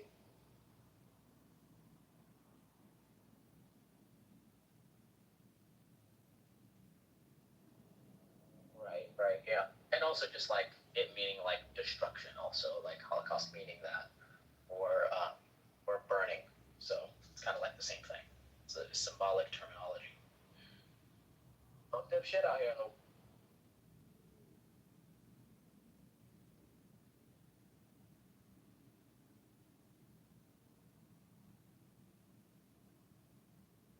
Man, I haven't had apple pie in a minute though. I still gotta make that burnt sugar cake. You know, it's so fitting. Sorry, I'm just looking at the psychology of Zionism, right? Like just how they move, how they act, how they rock this earth amongst humans, right? Because they're not.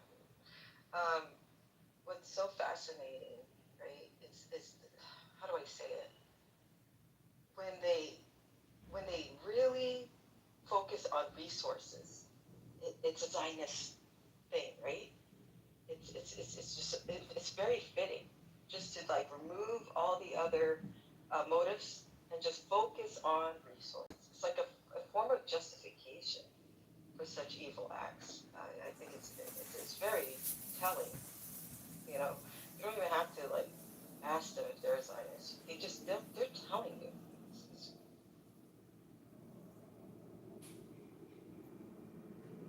Zionism is a form of racism, so he was perfect for the topic, actually.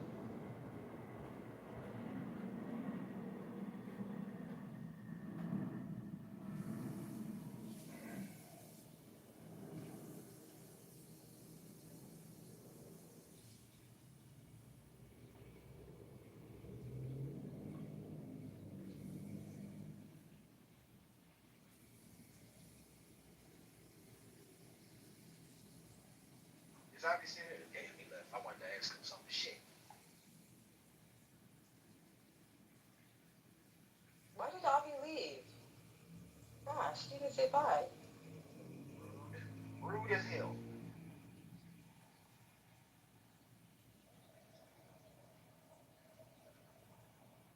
Yeah, I was just gonna ask him. I said, I was gonna ask him, did he know if El Nomo is even allowed in the space politically correct anymore? Because of shenanigans like this, they pulled where with the blatant lying and misrepresentation as far as what he said originally and things like that, or what other people say, claiming that just a bunch of the bullshit that he spews and the Zionism that he spews. I think it's the interruptions. That of course, that too. Yeah, I don't know if he's still allowed in politically correct anymore. I was gonna ask Hoppy that if it was or not. Because it seems like something happened and he just started frequenting RPO more and more lately. Especially when there's topics about specifically black people, racism, um, and shit like that, where he just wants to impose his views on people. He thinks every stage is Palestine. That's crazy. Yeah. That's crazy. But yeah, the over talking, it tells a lot. That's why I keep saying he has autism, because and it's like he can't control it. Like you can feel his fingers shaking to press the unmute button. It's like he has to say something. He will not stop. And it's like kids with Asperger's and autism, they have those type of things. They, Tourette syndrome, all those things, some type of spectrum. What about if people are just like straight up wrong? Like I was talking to somebody the other day, one of them those temple black folks, and they said black people don't have mitochondria. And I had to like cut them off because they sounds really stupid. Wait, mitochondria as in the powerhouse of the cell? Yeah, they said black people don't have them. They said evolution is fake and black people don't have mitochondria. We don't have a mitochondria. No, because he started talking about endosymbiosis. And I was like, what about mitochondria? Oh, black people don't have it, because the alleles, and you know how they get all into that, overstanding type shit. Well, I could tell they didn't pass biology class in the 9th grade. Actually, yeah, one of them hotep joints, yeah. In their face. Well, I know some. Well, I bet he has 7 kids, though. Yo, what's up? Yeah, those hoteps be crazy. They look like Power Rangers.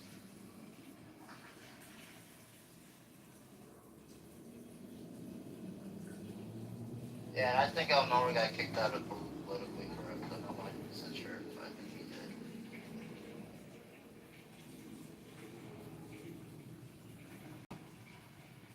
Appreciate the confirmation.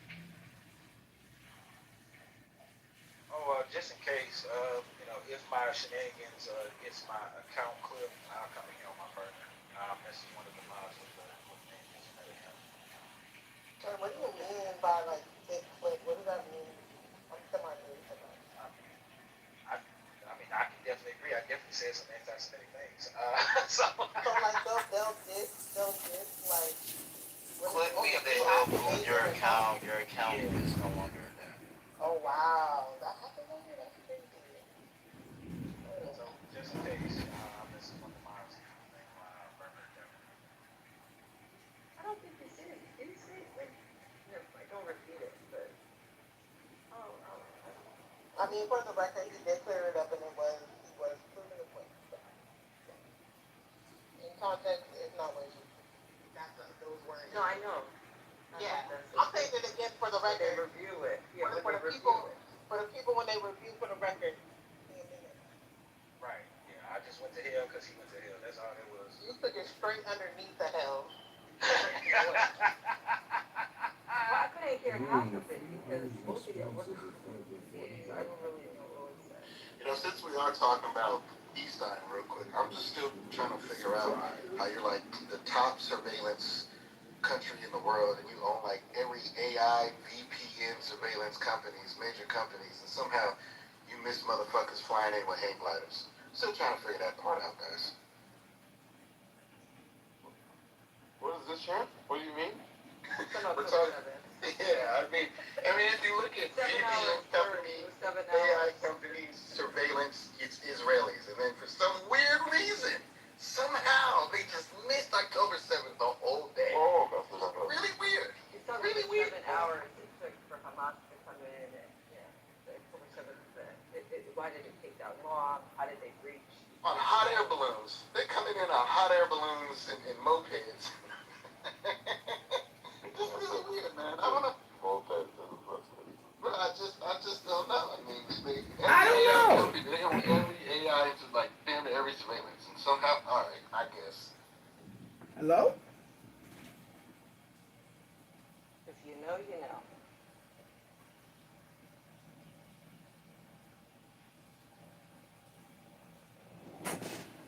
If you know, you know. As the descendants of Ali were repeatedly excluded from power, hopes of the restoration of the Prophet's family became increasingly expressed in messianic forms. The Mahdi is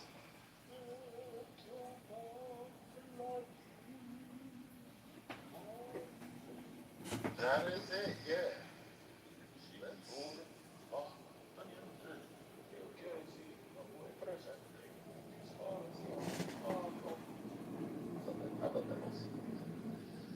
The conductor is really good.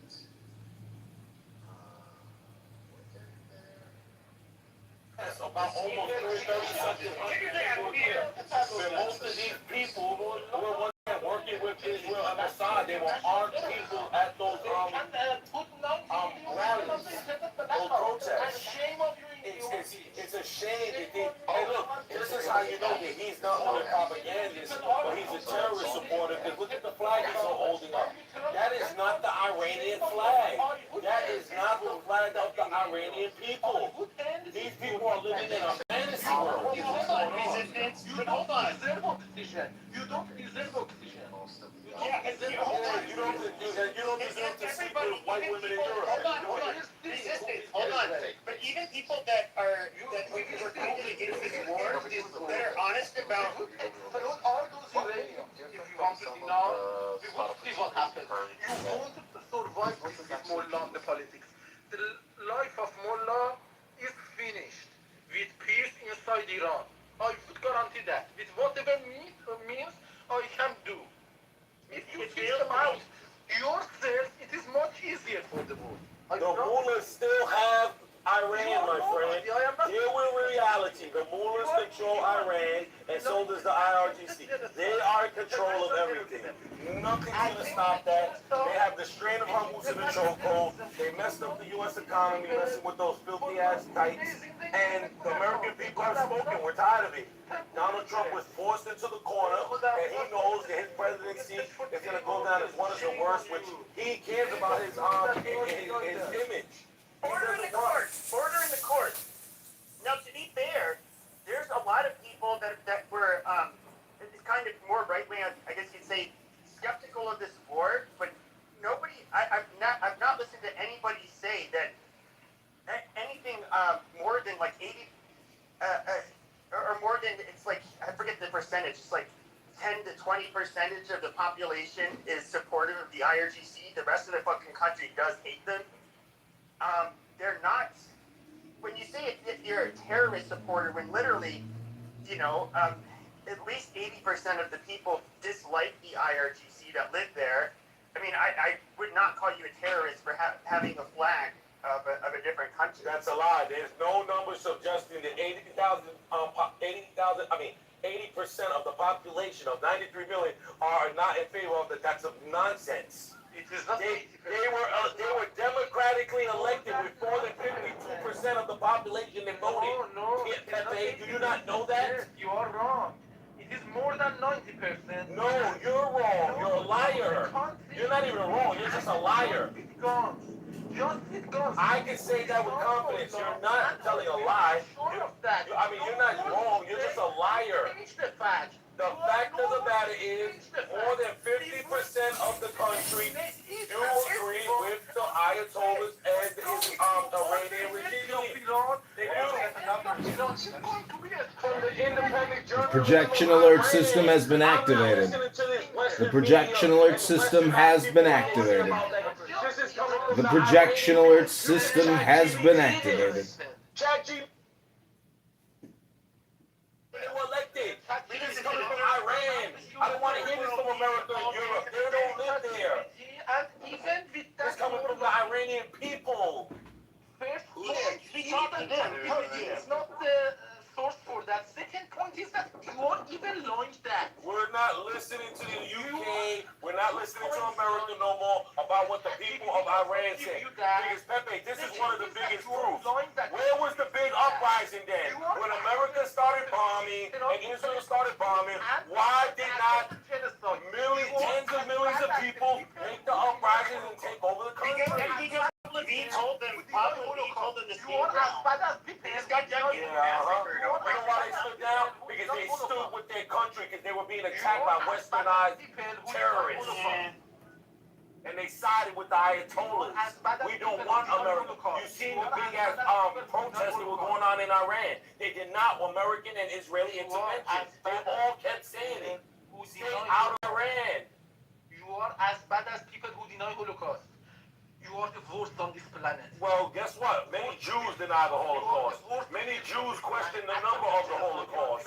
So I don't give a shit about the Holocaust and Hollywood script that they put into it. You are the worst element.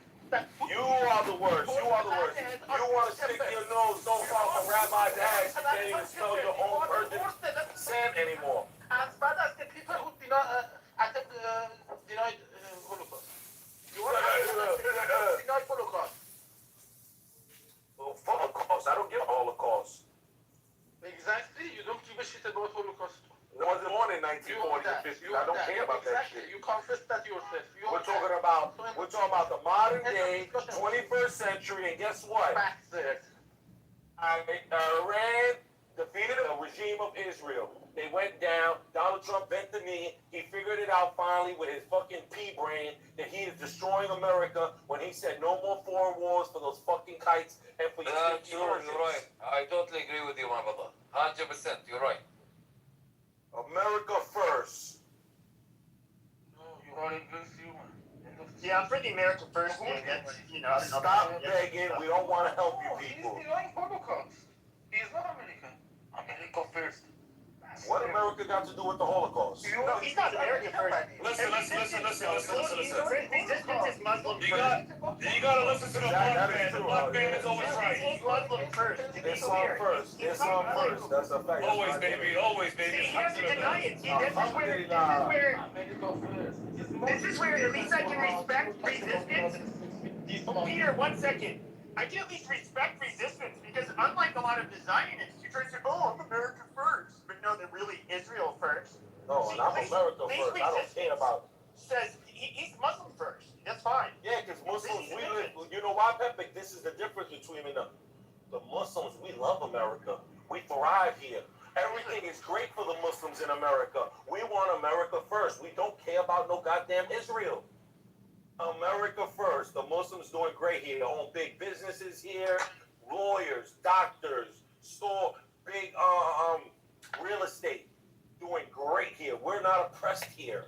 We don't care about what's going on in Israel or Iran. We care about America. We care about those goddamn eggs. We care about our goddamn gas. We be like driving Lamborghinis and fucking Mercedes just like everyone else. No, he's not a Muslim. I was born and raised. John, are you there? Based on Muslim behaviors. If you lie intentionally about attempted genocide, you will be executed. You're lying. You lied about the people who were killed in Iran, you fool. If you deny with no evidence. This proves it. You are executed. You are not Muslim. Oh man, the only one who does, listen, my friend, we don't care about what an apostate says. You apostated from Islam. You are considered less than a human being to us. No, you are not a Muslim. You are denying the attempted genocide in You are a Jew. You crypto Jew. Based on the Islam's faith. You want to be a Zionist so bad. Yeah, you're crypto Jew. Crypto Jew. You want to hear from you, man? You want to destroy every country just for Israel. Fuck Israel. No, you shouldn't. You are. We're tired of Israel. Fuck Israel, man. They're not getting our billions of dollars no more. We can use that over here. We need better roads. We need better. We need our. They are not the best, but they are nothing. We don't give me no more nothing. Stop begging. If even y'all so tough like he said that they're gonna keep going without America, do it then. Do it. Political position about approval. America first. You are not Muslim. I mean, Israel likes to, they like to, like, use these memes and show them as, like, little lions and stuff. But, I mean, really, it's like, you know, calm down. You got, I think they think that they can, what is it you call it when you get a disease? It's kind of like by being around somebody and you think you have it. It's Stockholm syndrome. It's an easy term, but I forget it. But it's like, it's it's almost like because the U.S. has their back, Israel thinks they're they got this big dick energy. But no, it's like here's the United States, biggest dick in the fucking world. Everybody can write it. At the same fucking time, it's so big. But then you have this little squirt, this little nerd who has this big dick, and they think they're the ones with the big dick. No, it's not the case. They have a micro penis, a very small micro penis, and they have to manage. They need to start. They need to be humble. They need to basically just realize, hey, you guys are little, really little, very small population. They didn't, and you know what else, Pep? They didn't take into account how Donald Trump's Alzheimer's is affecting him. You see, because Alzheimer's affects them to tell the truth sometimes. You know, when they get their episodes, they just start blatting out the truth. And you heard what he said. Israel wouldn't be shit without America. Without me, there ain't no Israel. Because that's what the facts are. Without America, everyone would take a piece out of every Jew's ass. Casino clip. Exactly. Should I play it? If you are not there, he would chew the asses of Jews. That's essential. You ask for his political opinion. I think I should play the Robert De Niro. He is in another league. He's not. You know what's crazy, Pep? Too. It's only the Zionists that feel like that. Because, for example, when you go to if you go to the Diamond District, right? A lot of the Jews there, a lot of them are Russian. A lot of them have the background of the Khazarians and stuff.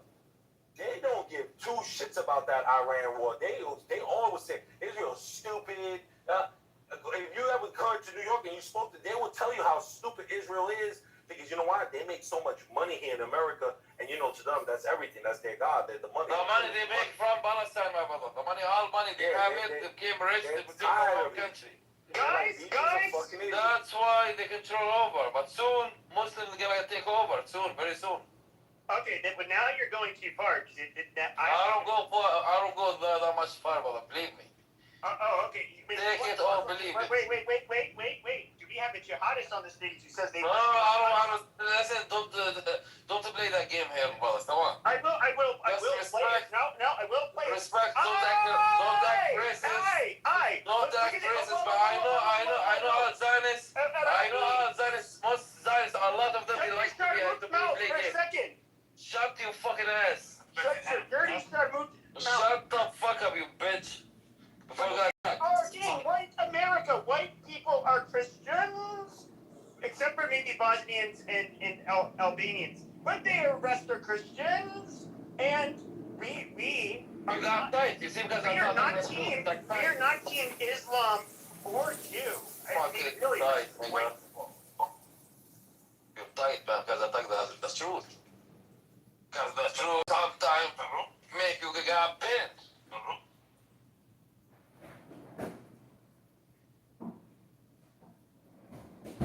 Oh my god, I gotta close the door on my fucking computer and save this shit for later.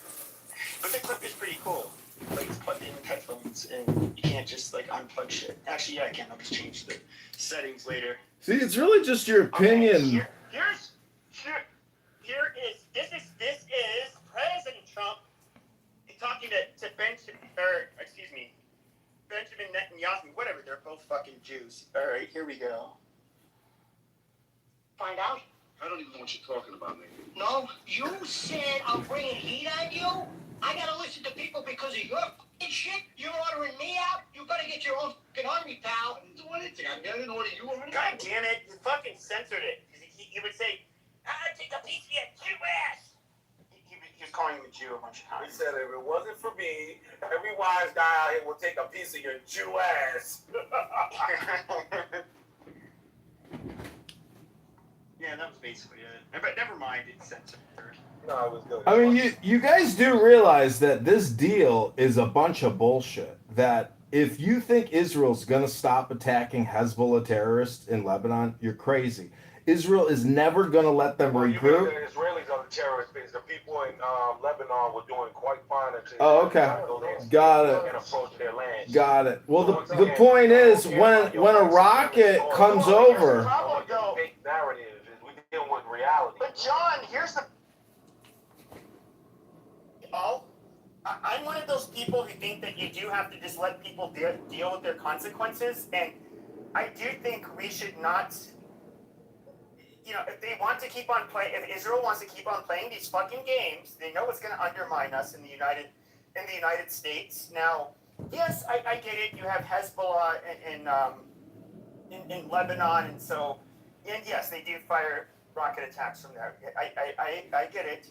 But you decided now that Trump was president, it was time to go ahead and invade Lebanon. It was okay to go ahead and, you know, let's get America to do our dirty work, and we'll fly some of the sorties with him, and you know, basically they now wage war with Hezbollah, and well, they've always kind of been in one with them. But See, you just... they went into Lebanon, but then they ended up attacking Iran. Now, What I'm saying is you fail... This is Israel. Hold on, John. This is what Israel asked. They asked, hey, let's take out the IRGC, the people will revolt, and then we can have a regime change. That was the plan that was pitched to him. He did it. He sent 5, groups to the Middle East. He ended up at 50,000 troop buildup. They ended up doing the attacks. They ended up flying a whole bunch of sorties when missiles were and drones were targeting Israel. They were intercepting them. They left their tankers in the air so that they could fuel Israeli and American jets. They did all of this stuff. Now, the reason why Trump was told that the plan pitched by Netanyahu, why we should do the attack with them, did not play out. But America did do its part. Now, this is the exact reason why I was against them bombing Ferdo a year ago. Not because it might be a good idea, but because it will not be enough. There's always going to be something else. The minute you take your foot, the minute that you show, hey, I'm not going to continue, we've helped you out enough, they're going to attack you. That is the game they've been playing with Trump. They now are, obviously the Israelis and the Zionists are losing their fucking shit. Okay, what do you want to do? When it comes to the reserves the oil reserves that most countries have, they're being depleted. This is not a game that can go on.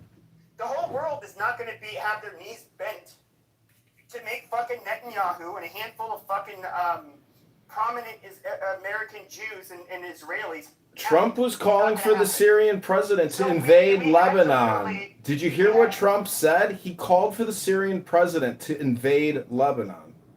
So what? Do you know why? That is not what he called for. Donald Trump said that he thinks it would be a better idea for Syria to handle Hezbollah in Syria. They would do a better job. That's verbatim what he said. Yeah, he's calling for Syria to invade Lebanon. So but with Syria, with their president, I don't know if you know a little back history, but he's been doing this. That guy's gangster. I mean, he's a tough motherfucker. But since the Iraq war, you had the different insurgencies. You had a civil war, Shia versus Sunni. There's a lot of bad blood between the group that's in power in Syria and Hezbollah. They will undoubtedly go into Lebanon, these motherfuckers, and kill them face to face. They work a lot differently than the Israelis. Doesn't it make sense for countries to have an army, not a proxy terrorist force occupying their country? That's illegitimate. No, he said he can bring them in to kill. The goal is you already have a government in Lebanon. They just can't overpower the Hezbollah. This is how easy it is to catch these people in their propaganda and lies. Check this out. Number one, that ex-ISIS leader, as you guys call him, the president of Syria, ISIS has never attacked Israel, ever. Never. It's never happened. But guess what ISIS has done? ISIS has killed many Muslims. That's what they attack. Other Muslim groups. This is just a factual matter. Israel would treat them in their hospitals all the time when they were wounded in Syria. Yes, ISIS. So you're talking nonsense, you talk shit, and you don't know what you're talking. You're just another propagandist. You talk lies. Projection alert system has been activated. Projection alert system has been activated. You don't understand the difference between facts and opinions. Go ahead and explain to us the difference between a fact and an opinion. Why are you getting so excited, Resistance? Oh, you don't like getting called out on your projection? Okay. Earlier stages and before their evolution, before they were basically the resistance fighters against Assad. And so yes, the U.S. was arming them. Armed them and gave them $100,000. Yes, because they were fighting Assad. It's kind of like the Taliban. They're a proxy group for America. That means. Point blank. No. Yes. No, we fund adversaries of our bigger enemies. See, the truth is they were not created. The proxy group is created by a nation. Then why we haven't funded anyone to attack Israel then? Because they're our biggest enemy. They're the ones been fucking America over already for almost 70 years. Yes, they did. After the Islamic They've been fucking us royally for almost 100 years. First guest of the dead Ayatollah. And after that, they said that Iran is some kind of gift for Islam. They call it, for example, something that we took by power and we deserve that. We need it back. We would make them accountable as much as we can. If they can prevent us, they can stay. If they cannot, we will break their back. Nothing you say will change that. Syria cannot control its own territory. How can they invade Lebanon? His own territory is in the hand of Turkey. Kurds are independent, and he is in Damascus. If he can, he never said for Syria to invade Lebanon. You fool! What are you retarded? You don't listen. I know that it is impossible, but you said that the general of Lebanon is already stronger than that Syrian, Michel Aoun. Michel Aoun is already stronger and he cannot deal with it. Hezbollah. And the Syrian president commented on. There's nothing new under the sun. These conflicts are going to go on forever because even as we're debating this conflict, Ukraine is striking deep into Moscow, blowing up oil refineries. These conflicts will never end. The military-industrial complex, the profit, the supply chain, the whole fucking thing will never end. And not an actual Jew, but I mean, Israel has every incentive to want to keep us involved in fighting with their enemies, okay? Your local congresswoman, your local senator has every incentive to keep the war going forever. You go fuck yourself. I'm telling you the real politique. Donald Trump is a mercurial motherfucker. This guy is playing good cop, bad cop. The goddamn,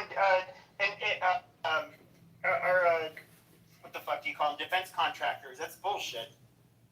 Well, you know, the biggest problem is Medicare, Medicaid. It's not the military-industrial complex. The scam is happening in Medicare, Medicaid. They would literally bleed this country dry. Oh, really?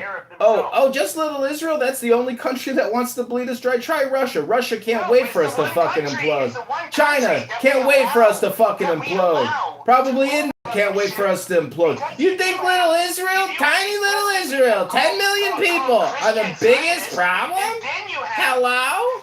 Jews are fairly successful, and they're, Jews being as tribal as they are, they're gonna have, Yeah, you know what else is tribal? The 50x killing of white people in this country. The black on white crime in this country. The tribal murders in this country. To do what's best for their tribe in Israel.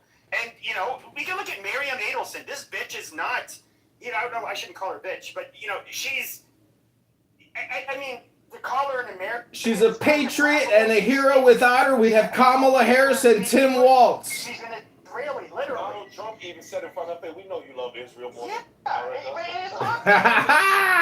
it's obvious that Trump keeping it real all the time, 100. Okay, whatever. He says what he feels what he says. It is up to us. Jews care about their own people more than they care about us. Yeah, it's called tribalism. Why do you think black on white crime is 50x? So shut your fucking mouth. Shut my fucking mouth. Is that yes, they can do whatever they want for their tribe in order to get ahead. Perfectly reasonable. I mean, a lot of people are. They gave you the 10 Commandments. They gave you the basics of law. They gave you the law. The 10 Commandments. Try to read them. Move to audience. There we go. The thing is, though, is that us Americans, okay, some Jewish, most are obviously not. Getting a it good is laugh. perfectly rational and reasonable for us to say, hey, this is not in our best interests. Yes, I know you guys have a lot of propaganda and narratives that you push out there. You try very hard to influence the American public to agree with you. Unfortunately, Pepe, your time has run out. I'm gonna go to music. I hope you all enjoy. Next, the following text is between the points of the pentagram, starting at upper right. The words below are arced in a circle.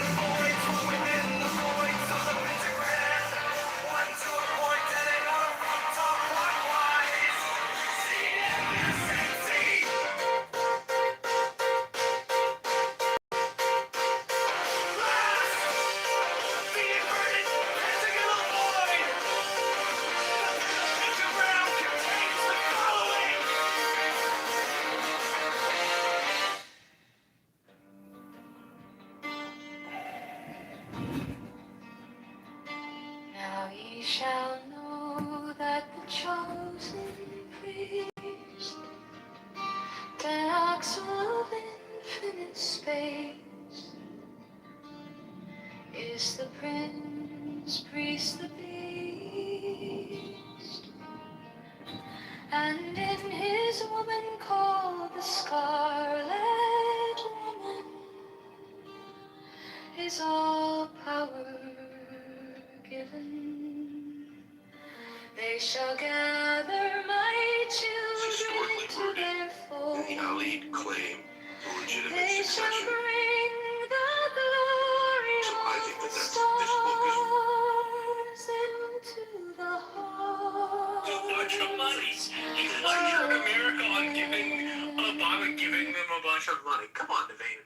So hold on, Marshall. Let's have this conversation. Yeah, so they're two separate things. So there's one is like the release of frozen assets.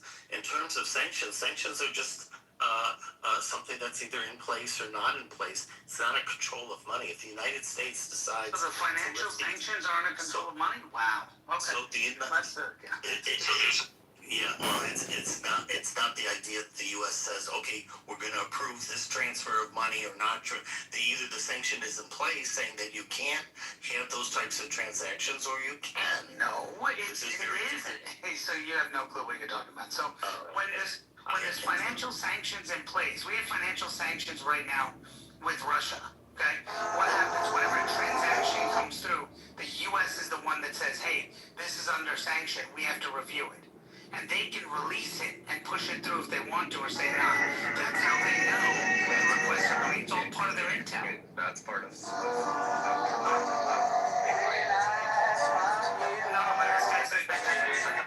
guy says that doesn't make her. That's not what I said.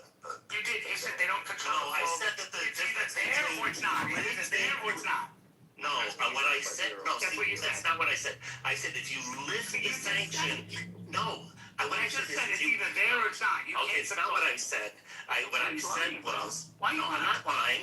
What I said is if you lift the sanction, if the sanction is no longer there, then the U.S. is not saying on an individual basis, oh, is this transfer okay? Is that transfer? But that's what the MOU says. Okay. If you read it, it actually says based on performance. Based on performance. The sanctions will be released. So they're in control of what sanctions need to be released.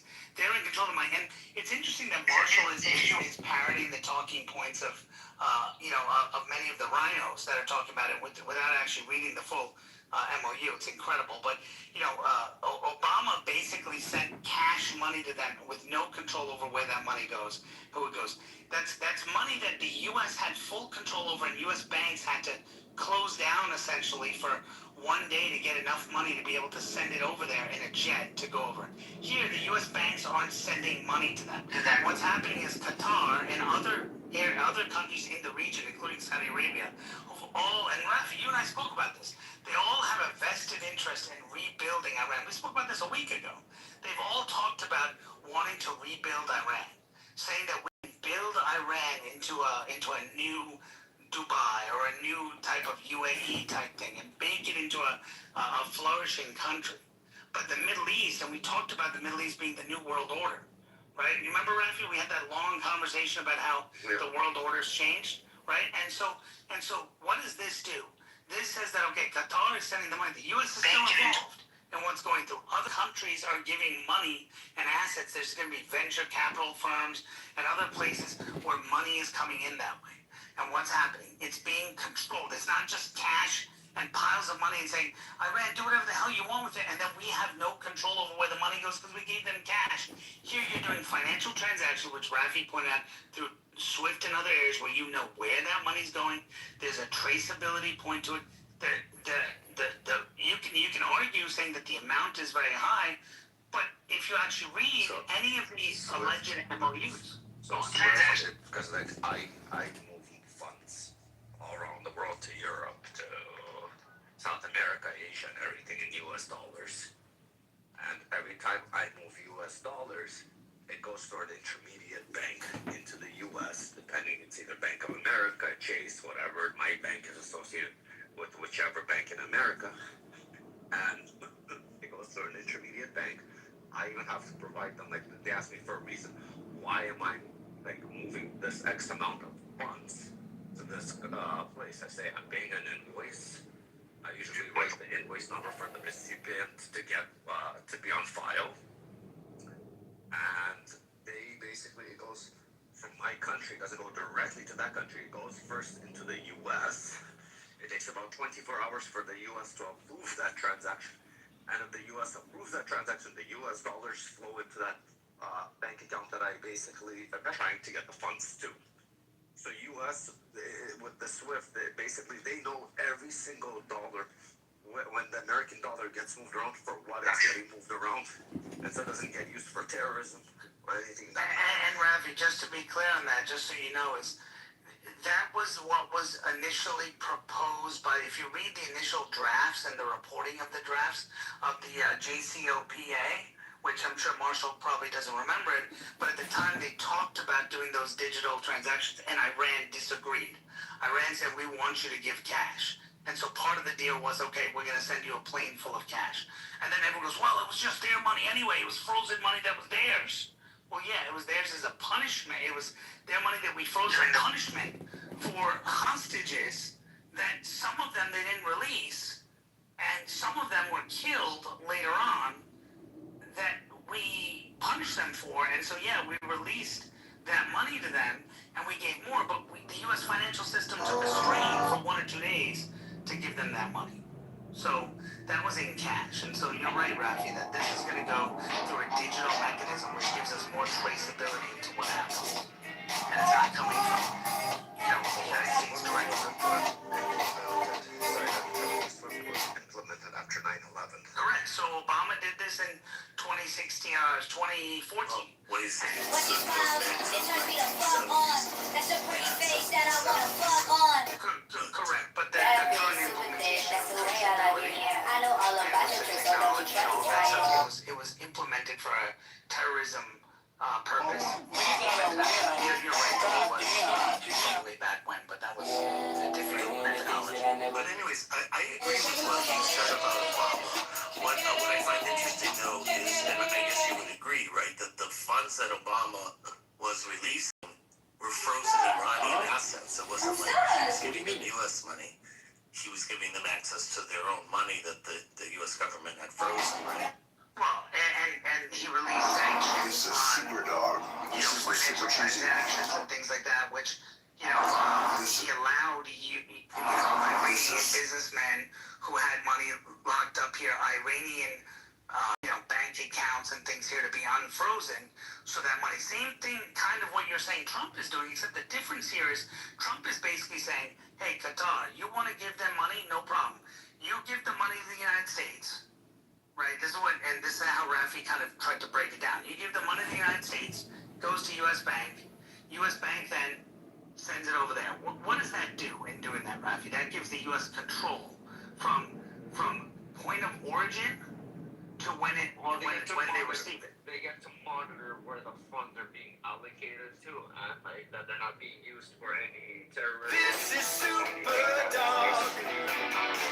This is the super cheesy world. So in the sense of onions grilled and breezy, we got a vanilla shake, French fries we partake, $12 to $13 make. All for goodness sake, this is super dog, yeah. They're going to use the same online payment. It's not like they have cash in their pocket and somebody's meeting them in a back room and taking a bag of that and saying, okay, let's go bomb Israel. This is super dog. Right, Obama took their money, but don't forget he gave them cash. There's no traceability into where that money went, how much This went, is super who dog. took the money. There's no traceability into that because he gave them cash. That's a dirty The best way of doing it. Do you think the U.S. Should have held out more and gotten actual concessions on the nuclear issues rather than just giving a ceasefire for 60 days? So according to the reports I'm seeing, what's being reported on the Israeli bombers in the air. There were two. Yeah. So according to what I've read, and you probably read the same thing, that the MOU that you're seeing is missing one thing, which says that Iran agreed to destroy all nuclear enrichment. So all the dust and other stuff they agreed to destroy, and that the U.S. would have control over that destruction. Did you read that as well, Rafi? Did not read that one. Okay. So that's being reported. Let me see if I can find the source. That's being reported. Again, I don't know if it's true because I haven't read it. So This is the super rap. but that's my point, because This is the a lot of this seems to be pushed back to future talks. So like there's talks presumably starting next week on the nuclear talks. But should that have been a condition prior to the peace I think you realize that we I can agree with that. Okay, so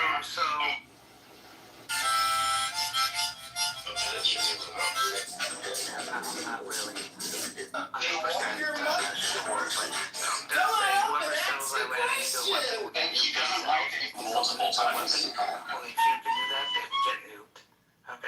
He also writes, Iran has agreed to never have a nuclear weapon. Also, the story that the U.S. is paying $3 million is fake news. That is never satisfied. 300 billion.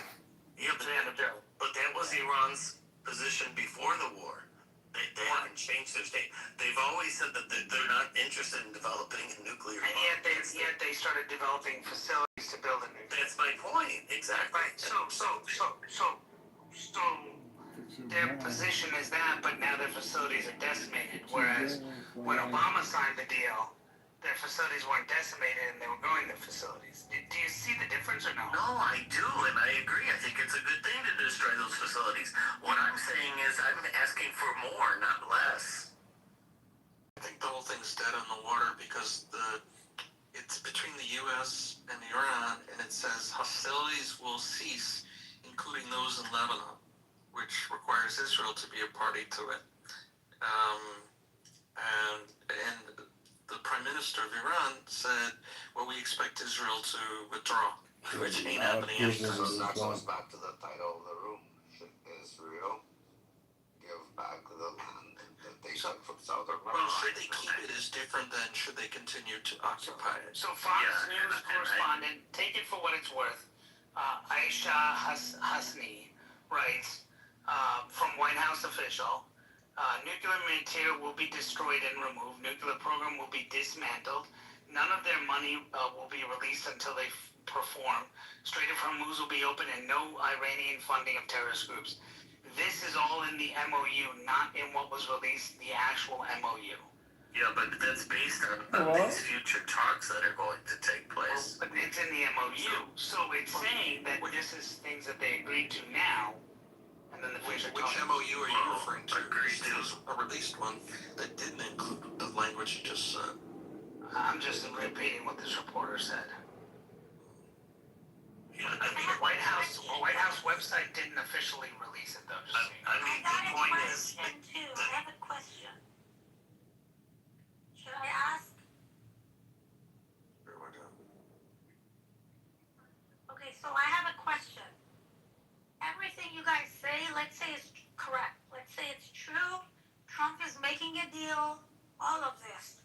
What is Trump gonna do if a week from now, 2 weeks from now, before this 60 days is out, what will Trump do if the Iranian people, just like back in January, storm the streets to overthrow the government? Because keep something in mind, yes, they do kill people and all that stuff, but U.S. and Israel spent 2 months bombing 30,000 targets, and those are every single target the government of Iran needed to repress the people. So what's going to happen there? Are we going to send troops on the ground to help IRGC kill its people? Well, the MOU says no involvement in the other country's internal affairs.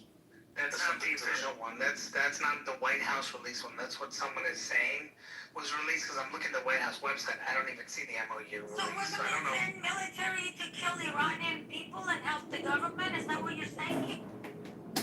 I don't know. But, that's not in the MOU. But Trump did say if they don't follow or they don't, do what they're saying they're going to do here, then we'll just blow them up again. No, but that's between U.S. and IRGC. I'm talking about, because this is the deal. They did kill 40,000 people and more. They did do it in a way that there is no way to stay in denial. There is a dictatorship 101 rule. It's called the repression, the paradox of repression. If you guys don't know what it is, go look at it. Once the dictator government goes on a killing spree like they did, there's no way they can stay in power. I'm sure governments like America know that, so I'm trying to figure out. Because right now, people might still be scared, or people might got out of that fear and they already be angry. But the reason people have a thing is because U.S., Israel, and like the prince of, the Iran's prince, Reza Pahlavi, they all three have told people to sit put, right?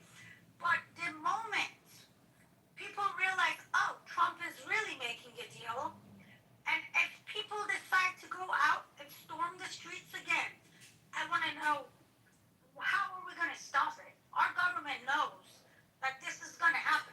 Our government does know that. And the question is, does the U.S. want to stop it?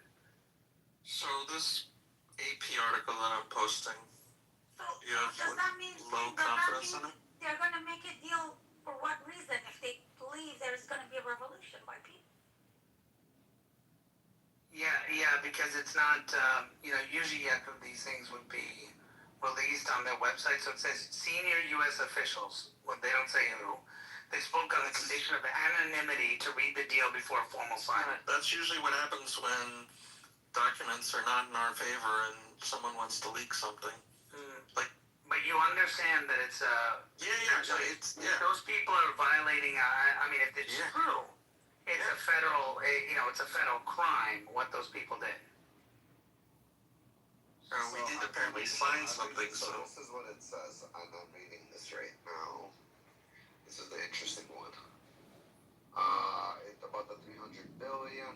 Let's just assume it is for the moment. Waivers and permissions needed for the relevant financial transactions will be granted by the United States of America. So basically, all transactions are going to go to the United States, and they have to be granted by exactly the what I United said. States of America. That's exactly what I said. It's going to be given to them. But again, we don't know if this. What number are you on, Rafi? Number 6. No, that is point number 7. No, isn't it 6 on the link he put?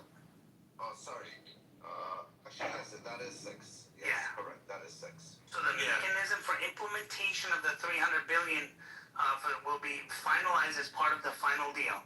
All required licenses, waivers, and permissions needed for relevant financial transactions have to be granted by the United States. Now, so taking the assumption that what Yaakov is saying is right, is that this article is accurate, click on the link and look at number 6. This is exactly what I was telling you earlier, is that the money only comes from approval of the United States, and they agreed to that.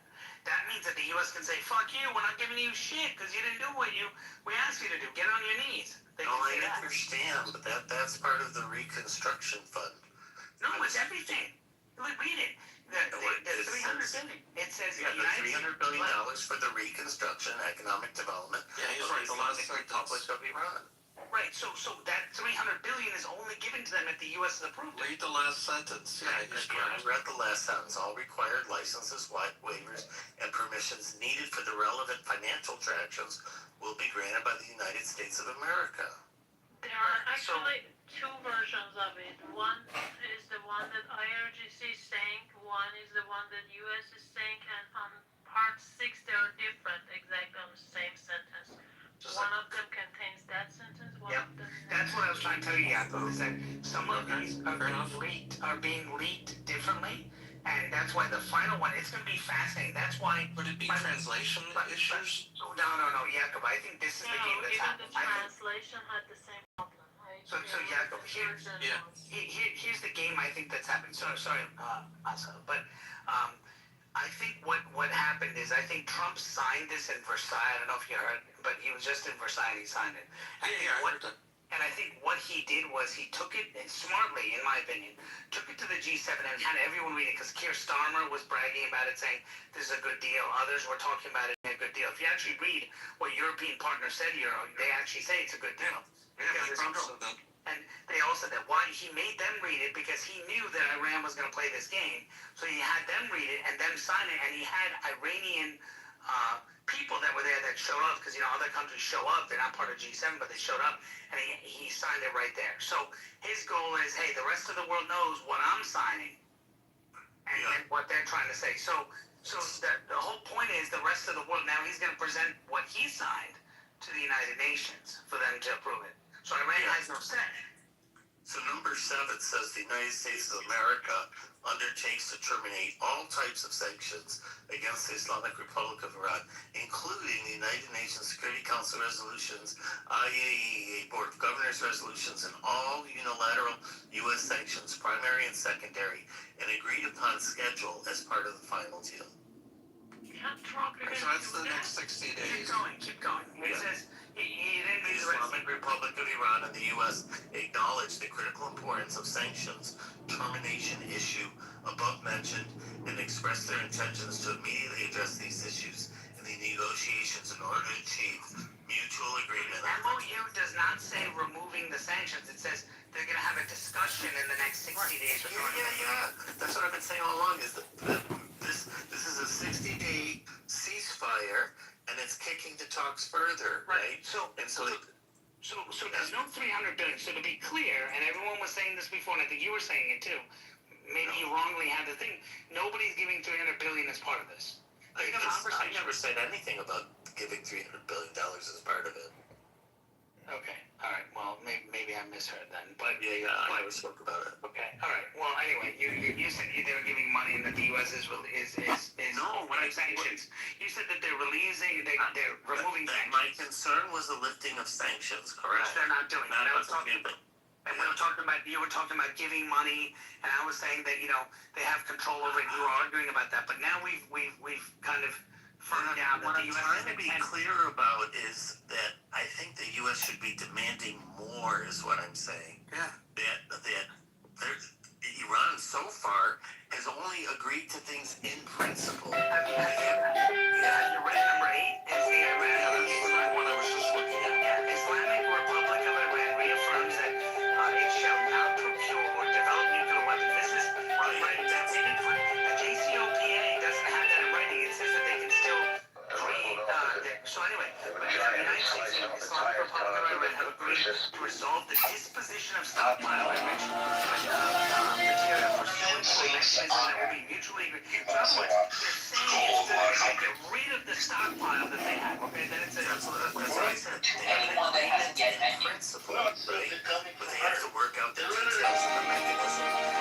The two parties also agreed to discuss the issue of enrichment and other mutually agreed upon matters.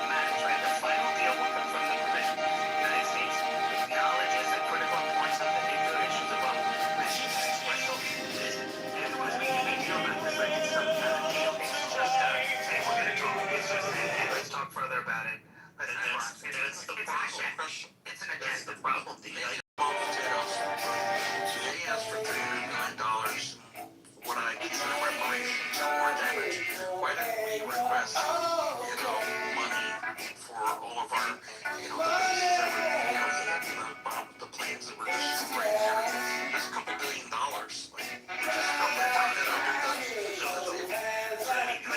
that money is not coming from. That's what we're talking about. It's not coming from the U.S. The U.S. isn't paying them a dime.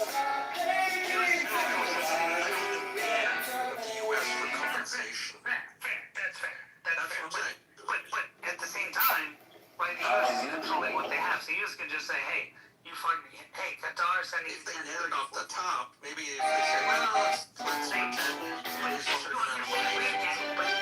But gangsters, right? At least they're what gangsters. He's gonna say, all right, take $1 billion off, because you know what? We're just gonna pay this. You know what? I don't like how you're using it. Fuck you. We're keeping the money. And it's like, and what are they gonna do? Iran's gonna say, we're gonna attack you. All right, come on, try it. Well, what number 6 says is that the U.S. undertakes with regional partners to develop a mutual plan with at least $300 billion for reconstruction. So that's what it says in terms of that part. But in terms of 8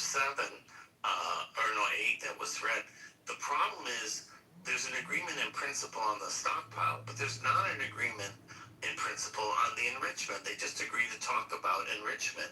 And the United States, I think, should have pursued to the point that Not for an MOU. Not for an MOU. I think that's for an MOU. And I'll tell you why. Because that's how this whole issue started. They were already under an agreement to keep their stockpiles of enrichment limited to 3.67%. Now, of course, they've got not true. that is true. What agreement was that? That's the JCPOA agreement. So did they maintain that? They did maintain that. You sure about that? Yes. Weren't they at 60? No, They were at 60 after the U.S. pulled out of the agreement. No, that's not true. So That is absolutely true. This guy's a gaslighter, dude. I'm stating facts. Is that my girl Yasmin? I just saw your pussy pictures 10 times today for $9.99. Got myself a good lunch of that roast beef pictures, yo pussy bitch. Is it true that they were doing that? You said yes, they were. The enrichment was limited to 3. Fuck you, you blocked me. I ain't wasting my time with your bullshit and your fucking roast beef pussy pictures, bitch. Go castrate yourself chemically. I just said, were they in violation of the different things. Do you not understand? Foul mouth, I do understand. Miss Rahi, Sephardic cunt. You said they weren't. And I said they weren't. Never met such a fucking waste of time as you. Coming on this app every day, talking to that fucking whatever the fuck that thing was that you blocked. What was that thing's name you blocked? What was that guy's name? Fucking Macro or something stupid fucking F word. Should be stronger, but they were respecting the 3.67. Yeah, did you see Snapchat has these new $1,300 glasses coming out? Yeah, they're called Spectacle, and they're $1,300, and it's like supposedly fully augmented reality. But they're $1,300. I'm like, I don't want to spend $1,300. The fucking Meta glasses are only $400. I'm looking at my Snapchat. I don't see some text or something. Did you send me something? No. Yeah. And where's Alistair? I'm looking at Snapchat. I don't see anything. Not a Snapchat on here. Don't look. What do you mean? In my DM? Yeah. Let me see. You wouldn't let me up in a room. Oh, let me see. Michelle sent me something a week ago. He keeps her. What was Michael talking shit about? He keeps removing you. He didn't want to tell us. Want you to tell us. I don't see anything. Did you send me something? Yeah. About 100 things. I don't see anything. Let's not talk about Damn, I'm looking at messages that I've never ever looked at. There's tons of messages. Oh my gosh. Holy shit. I've never looked at the fucking messaging on this app ever. Why? Because I just don't even think about it. Well, I mean, I just don't think... I'm always just listening or talking, but I'm never looking... Think about it. Why aren't you thinking? Do you know what an untapped resource they are? Do you know how fun it is to troll people in there? You aren't thinking. Well, you know, I don't even have children, and you have a child. Like, if I had a child... I know. I mean, I'd be educating my child. Over, though, to 1 week at a time with her dad. We're now doing 50-50. Wow. I don't know what the fuck to do. I'm like, I don't know what the fuck to do, so I'm gonna have to get a job, I think. Just go to the gym. Like 15, 20 kilometers a day, but then I broke the toenail. I've lost over 30 pounds, by the way, it's nice. But my big toe... Did you do it with injections, or did you do it from working out and dieting? No, it was from hiking too much. You lost 30 pounds hiking? Yeah, it's not crazy. Wow. Yeah, from last summer. Yeah. Like over a year span. But yeah, that's crazy, right? Do you realize, like, have you ever picked up two 15-pound dumbbells and walked around with them? Like, when you realize... I attach them to my legs when I hike, so I wear ankle and arm weights. Wow. So yes, I do know what that's like. I've got ankle weights. I love them. Okay, so I also have the arm ones, and then you can add weights onto them as you're going to, like, increase, you know, the thing. Dude, I'm looking at my messages. I don't see... Did you message me on a different Clubhouse account or something? No, I only had one. No, I I'm mean... not like you.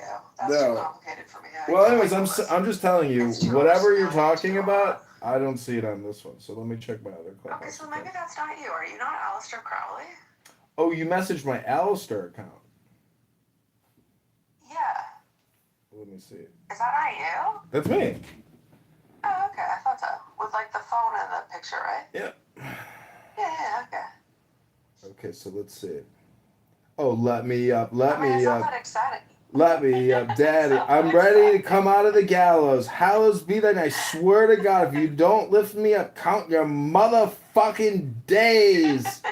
I'll chemically castrate you and put you in a psych ward, bitch. Yeah, I was really angry in the audience. Jeez Louise. Well, are you lifting weights? Yeah. So also, before I'll go to the hike, I'm doing 15, 12, 10, 6.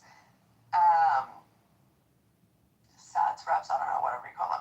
So I do that as well. Nice. Yeah. I've just like turned into a little mountain goat. It's crazy how your body reacts to hiking. We really are animals. I feel kind of like an animal in the woods. I don't know. I'm not a big hiker. I dated this Israeli chick, Moroccan, and her dad was a general in the Israeli army. And she would stoop me every Sunday morning, and then I would just pass out and go to sleep, and then she'd go hiking with her wolf. She had a wolf, an Irish wolfhound, and she just had the greatest ass. And so when she dumped me, or our last dinner, I was like, I love you to pieces. Love you to pieces. Love that ass. You know, people ask me, are you an ass man or a tit man? And I say, I'm an ass man because an ass is technically just like two big, huge tits on the upper part of your legs, you know? Yeah. Curves. You know, success really is wiggly, you know? And if you've got great curves, you're going to be successful. If you look like shit, it's over for you. Everything is about image in life, and it's like, it's sad, but it's true. And if you're going around looking like shit, people are gonna treat you like shit because you think of yourself as shit. It's true. I mean, your It is presentation. so true. It's like I'm reading the 48 Laws of Power. Yeah, your personal appearance actually is an indicator, and if your personal appearance is off, it's just a red flag for people. And everything is off. In fact, they say that victims, people that get mugged, they get mugged because their physical appearance is actually not symmetrical or of a high quality personal appearance. They actually target people who look sloppy. That is so interesting. Isn't that crazy? Yeah, I believe that. Even with your house, if your house looks like it's out of order, you know, and your landscaping looks like shit, you become a higher target. If your car is sloppy on the inside and you got shit all over the place. They're right, though. Think about it. People that are like, your environment reflects your mind. Mm-hmm. They're not entirely wrong with that. That's why I say, I mean, if you're on Clown House talking to Fractal for years, like maybe inside your brain, a fucking horse or a camel came by and shat in your fucking brain. And thus, that's your experience with Macro or whatever his name was. I think that's Fractal. Peak depression. Fractal is your peak depression. Yeah, that's my personal 9/11. That was my Roman Empire. Fractal got you. And he's giggling right now as he, you know, eats. I got sucked. You know what's so funny? I actually, a few weeks ago, I sent both Lolly and I just said, I gotta, this is fucking bizarro world. I can't do it anymore. I'm gonna co-invite some super hot TikTok chick to join the live. Oh, are we on TikTok right now? Yeah, we're live on TikTok. Oh, hey, TikTok. Should I put my up that? Hello? Hello? TikTok's Jewish now. There we go. How many birds do you have now? 2. So Lettuce passed away last week. She was old though. Is that the cockatiel? And it was the parrotlet. I don't have a cocktail. In your PTR, it looks like a cockatiel to me. Oh, that's not mine. Well, I have no pets, and I do not want to get a pet, and I'm seeing this girl that has 2 cats, and I'm like, you know, like, if she ever moved into my place, like, I wouldn't let her move in if she brought the cats. Like, we'd have to adopt the cats out. I don't think I would trust somebody that didn't have pets. I feel like you're a strange individual if you, or do you have houseplants? Like, do you have anything in there? I do have houseplants, yeah. Okay, so this is redeeming. And I have a garden, which I have spent years cultivating outside. Okay, so that's slightly redeeming, but I feel like it's a bit of a yellow flag if It's just not. I you have... live on your own. What do you do on your own? What are you just jerking off all the time on your own? Like, what the fuck are you doing? Yeah, You don't go on a dog walk? What are you doing? I go to the park and I jog through the park. There's incredible trees. It smells nice. It's clean. It's beautiful. And I'm so thankful. And yeah, it would be nice to have a dog. But with a dog comes a lot more cleaning and a lot of mess and peeing and pooing and breaking things. And the truth is, when I wake up in the morning, I want to just make a coffee. I don't want to have to take a dog out right away as soon as I get up. It's just, you know, it becomes annoying. And maybe, see, the thing is, I would do it if I had a partner to enjoy the experience with. Like, that means... I think that's an excuse. It's not an excuse. I've had pets. I'm 43. I've had plenty of pets. If I had a partner, that is telling me that there's something else going on here. It's not about owning a dog. It's about your relationship status. So let's really get into it, John. Well, this is the John Kitover Chicago Mayor. It's not because the dog is messy. It's because you're single. Now, you don't want the dog, so do you really just want to stay single? That's okay too. I want to stay single until I find that incredible ass again. Or I find a girl that has great tits and a decent ass. And she likes me and she loves me. And I've been looking at dogs. You know, that's asking a lot. Like, is it how too much much? money do you make a year? Yeah, that's a lot, babe. That's a lot. Well, let me check my last. Let me. Too. I'm not gonna lie. But you know see, what? Men have big dicks, so we'll take that. See, the thing about being bald is you can't get any uglier. So, like, I've peaked my ugliness. Big dicks, and they're confident too. Well, my dick is not a huge dong, you know. Okay, so we don't love that actually, then. See, I mean, I've seen some pornography with some African American men that have these like 16-inch power rods. Well, that's like animalistic. I mean, I can see, the thing is, I've mastered the art of making a woman orgasm 100% of the time. Do you know how I do it? How? I have a magic wand that I buy on Amazon for $15, and it's so incredible that no one ever leaves unsatisfied. What is it called? You're Rosie. Okay, put the link in the chat right now, and I'm gonna put it on my Amazon Prime on my list. I'm not gonna do that for you. You can just go to Amazon and search vibrator and look at the most sold and get the $15 model. The point is, vibrator. Yeah, the point is, you know, having to actually perform oral sex. That is a preferred model for many people. That's a preferred model. Recently, I like that one. Some people like that one, but I think you have to just get the mini. Anyways, it doesn't matter. My point is, I just feel like that would be like having sex with a robot. Like, I don't want to. Well, let me ask you this. You're on this app for years talking to Fractal, and so since you do actually have brain damage, and you probably have experienced migraines as a result of this app, you see an orgasm. As soon as you have that orgasm, your migraine will instantly go away. It's like flushing the toilet. That's great. I love that. I love that for you. Hello? I love that for me too. Hello? Hello? I love that. I love that for you. Hello? I love that too, babes. Hello? Bird honks!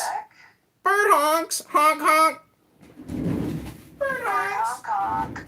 What's your X handle again? Well, I'm in the process of shutting that down. Why? Just give it to me. Let me turn it into a propaganda. Because the more The I started process to of hike shutting and, it like, down. kind of get back into life, I realized how fucking insane it was. Yeah. And how many years I spent discussing shit that has no meaning. And it truly is like a state of mental illness. Yeah. And I think it's probably a good move to start slowly beginning to shut that down and completely remove it. And I recognize it's going to be a process. There's a Well, journey. you're retarded. Anyways, if you actually destroy digital assets, you really are stupid because you have no idea the value that it. I'm going to archive it. Listen, you can change the handle and make it into an e-commerce store. You're retarded if you waste it. You have an audience. If you lose all of that audience and you just don't rebrand it and revitalize it and reuse it, repurpose it. You're retarded. Do you want to buy it from me? No, I don't. No, I've got a friend. I got a friend who's got a much bigger account than yours, and he wanted to sell it to me. And the dumbass he couldn't sell it to me. The point is, he lost it. And he could have made a lot of money with it. But his ass was fucking selfish and petty and not a partner. See, I've gone into business with people where I'm 100% of the partner. And they're not even 0%. I'm trying to get out of the business, though. I'm not trying to get in it.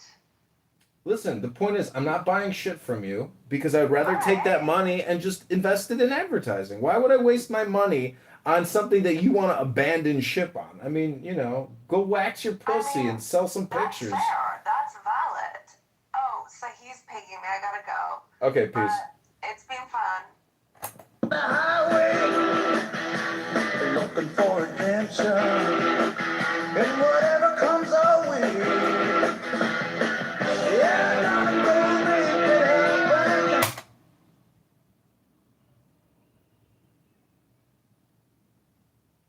Power right now. Is it exclusion or question? Because you couldn't answer this question last time I asked you.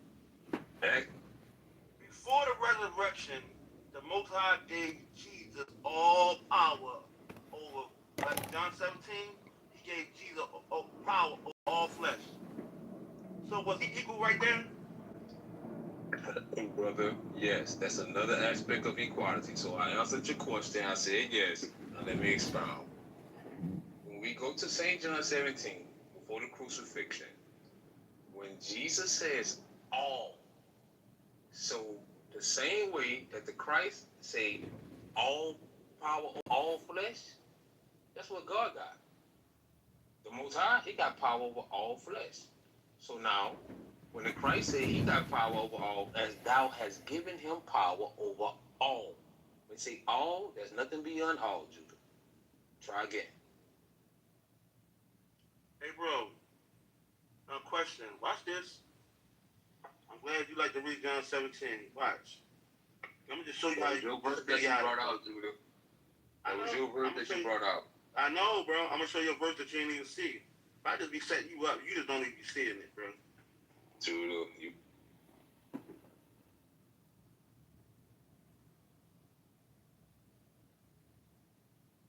Fast and took another. Oh, well, he's gone. Oh, number 9 now. Fuck. Ah. Where did she just go? What the fuck? Oh, she left too? Oh, fucker. I don't know. What the God. fuck? So much drama. Wait, what's Oh, your name? What's happening? She I'm changed so her confused. fucking name again. I don't know what Wait, it her is name's now. Yasmin. What do you mean? So that's Yeah, admins like at the all bottom. okay, you're back. Yeah, all of your Okay. old accounts show up first. Okay, Bentel, you Hello? earlier. I'm like, where the fuck is she? This is all What's happening? Hello? Hello? Hello? Jesus Christ. Okay. I don't care who What cares. about So I don't want to say this in front of a fucking anon, guys. What the hell? I don't mind. Just go ahead if it's about me. I don't. No, It's not about us. It's about her. Oh, it's about you? Oh. It's about me and another one of us. Who? Oh dear. Sahi? No, it's me No. because you're trying to ping me. What do you Okay. want to tell me? Okay, I'm gonna bring you too. What the fuck is this? Just say Oh it here. We're right here now. No, there's a fucking No. anon, bro. It's just for a admins. minute. I'm gonna. Yeah, it's just John Kitover broadcasting it for the world.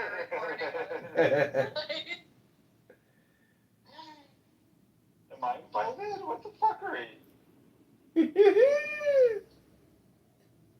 All these bitches. Where's my invite?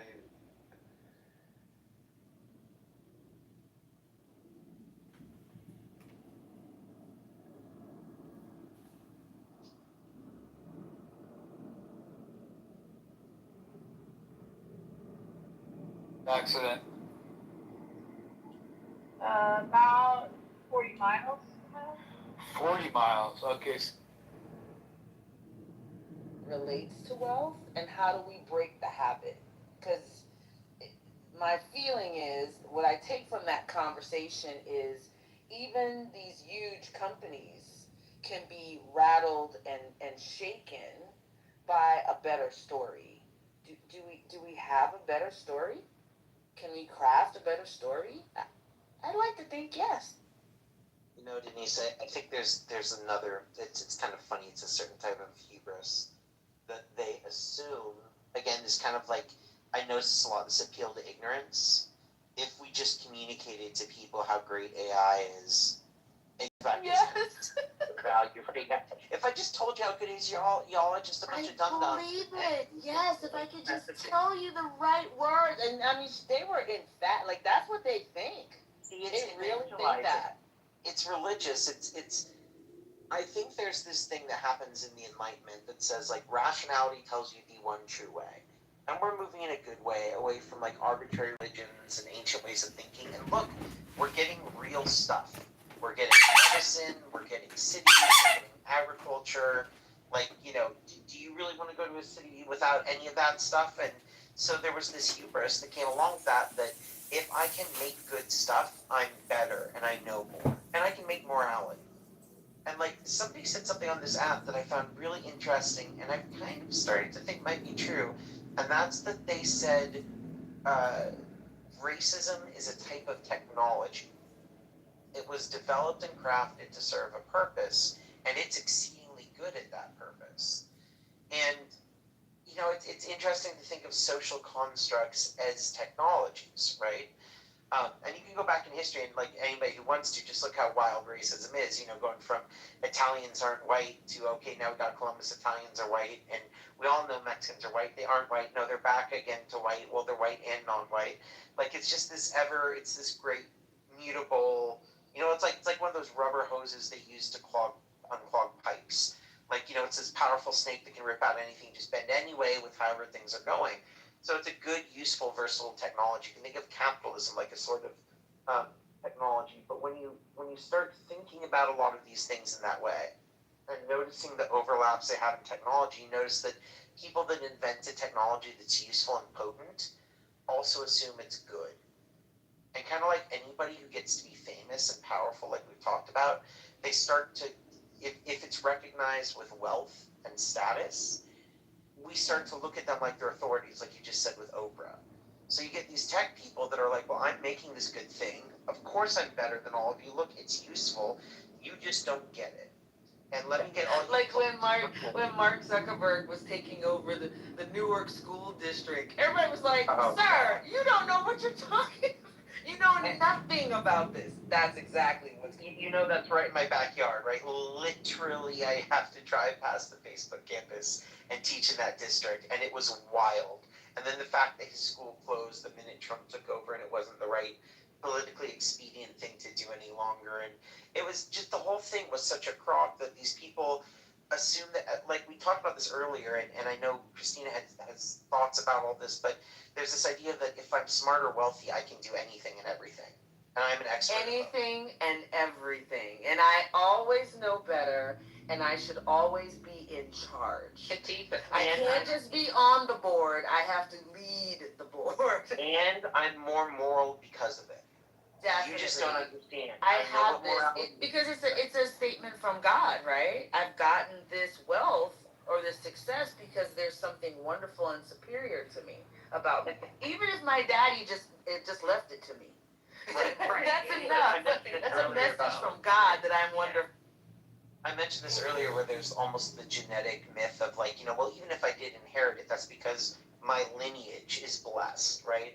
And I do think that's where you get the successionism that becomes overtly religious. And that's what these people are. Like, the line between religion, like, I have this thing that has been imbued potentially with the light of consciousness that as man we have made this creation and we've surpassed the divine and given light, and therefore I am like God. I know what's moral and good and righteous, and if y'all understood, I'm the God creator. I will sacrifice my body and everything else at the altar of this creation that's even greater than me and will shape the cosmos, and y'all just don't get it. And let me go hire Denise or somebody else who's, it's just that I am divine, and I can't be petty enough to waste my time talking to all of you. It's why I absolutely love the college cheating scandal. Came out a couple years ago, because it was just like all of these people who wax philosophical about how wonderful they are and how special and how whatever, they're just cheaters. They just paid people to take their test for them. They just posed with pictures and said they were on crew, and they didn't do any of those things. And I loved that. Like I couldn't talk about it enough when it was going on, because it's such a powerful message to let people know there's nothing special about them. These are not special, wonderful people that have built themselves up from nothing, but they're able to establish and create a narrative. And quite frankly, we accept it. That's acceptable. We allow for it, right? We can't wait to hear what Hunter Biden has to say. I don't care what Hunter Biden has to say. Like, it doesn't matter, but there's an addiction that we have to interact with about why do we center wealth and celebrity the way that we do. And if we can't break that habit, we're going to have a hard time pushing this back, right? The beauty, if you watch, like I've been watching tons of tapes of I'm literally tapes like an old lady. Tons of recordings of town halls of small towns like pushing back against data centers. And it really is a spiritual experience to watch people say, no, I don't care how much money you have. I don't trust you. I don't think you have my best interests at heart. A little town that is fighting for their life economically, the courage that you have to turn down Google, to push back on Amazon, but people are doing it, right? And I don't know, I'm just taking a lot of encouragement from that. We have to stop, being so enamored with them. If we could stop that, just maybe we could push this back to some. Well, it sounds like people with integrity, and unfortunately not enough have integrity, today. I wonder what would happen if their propaganda machines were not happening. Because a lot of this is repetition and just general propaganda. I don't think they'd be nearly as successful at making all their claims. They would just be some, the person on the corner talking about how special they are, yelling at everyone passing by. But I think that's exactly the point. It is not working. That they're really shocked They really thought the machine was going to be like, oh my gosh, AI is going to make your life so easy. The adoption is in the toilet. It's still very low adoption. We talk about it like everybody uses it. Oh, most Americans don't even use it, let alone across the world. The adoption is not what they thought it was going to be, and they are rattled by it. And that is really, that's incredible considering the power of propaganda they have to kind of like put literally an IV into our wrist, into our arm, and shoot this stuff into us, even with that kind of pressure. To give you an idea, and then I want to say hi to Spiritus. Stop changing names, people. Say hi to Spiritus and let him join in. But to give you an idea of the scale of how much money's been spent on AI, explicitly projects that are AI, purchasing of companies, launching of countries, etc., has exceeded, I think it's now to 25 times the reconstruction of Europe and Asia after World War II. It is approaching, we're not there yet, where it will equal the amount of money spent on the entire development of atomic bombs. And it has passed by 5 times the amount that Germany had to pay in reparations for World War I. So we are spending like nation-building amounts of money on this, to the point where people are needing, like, there's not enough space on the earth and resource and time to develop. So now we're having to come up with fictional moonshots, like we're going to launch AI data centers into space everywhere. I mean, it's getting to the point of absurdity where there's not even a company that's proved it's semi-viable. And it's a hope and a dream. And I think that's where so much of our economy and our structure and our governments are based around this religious ideology of faith in absurd notions, that I think it primes us for these movements where AI says, hey, we can get rid of you humans in your body and you should do it. And that's what's funny is, like you're pointing out, Denise, everybody's catching the grift and feeling the hurt, and they're saying no. But what's also scary to me is it's slowing things down. It's not stopping it. So hey, Spiritus, I don't know which, I'll go by that name for today. How you doing? And feel free to chime in. And then Christina, I think you want to jump in too. Briar, I've had the same name now for about a year. I've only changed it once. No, but I like the actual name better. I'm just saying. You know. Anyway, no, good evening. Great to see everybody. No, I'm just listening in. I was gonna say something, and then it was on the AI data centers or something, but I forgot what it was. I'll get back to it. Gotcha. You're welcome to hang out here. Christina, did you want to jump in? I saw you writing some stuff in the chat, so I figured it might be good to comment. Yeah, so I have been on a personal journey of trying to make sense of human behavior probably my entire life, but more so the last few years with all of the claims of who was moral and who was not, who was empathetic and who was not, etc., etc. In my own explorations and the just different directions that I've gone to look at systems that are constructed by humans versus systems that exist in nature, and so on. And then listening to different people speak, reading different perspectives, then and my own synthesis of thought, the major thing that I run into is that I can try to share personally, and this is just anecdotal, right?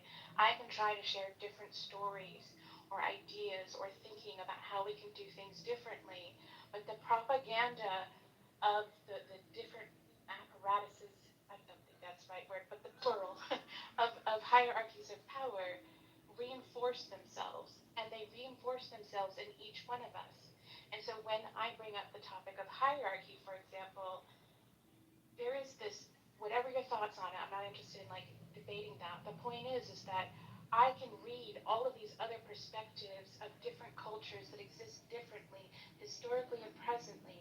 I can shift my thinking, but then having conversations with people who absolve hierarchy and that there's only harmful versions versus quote unquote neutral versions without recognizing it's the same thing, right? It's like being gaslit and having to deprogram yourself after every single conversation. And so like when we're talking like collaborative movement, if the story itself or the concepts, or the idea, or the science, or the facts, or this voice, that group, that culture is not enough, if a synthesis is not enough, if the emotion is not enough, and for each person it's going to be something different, right? Then that is challenging in itself if the questions that are being posed are considered quote unquote not valid, because power reinforces itself of what is valid, what knowledge, what method of understanding, who does it, right?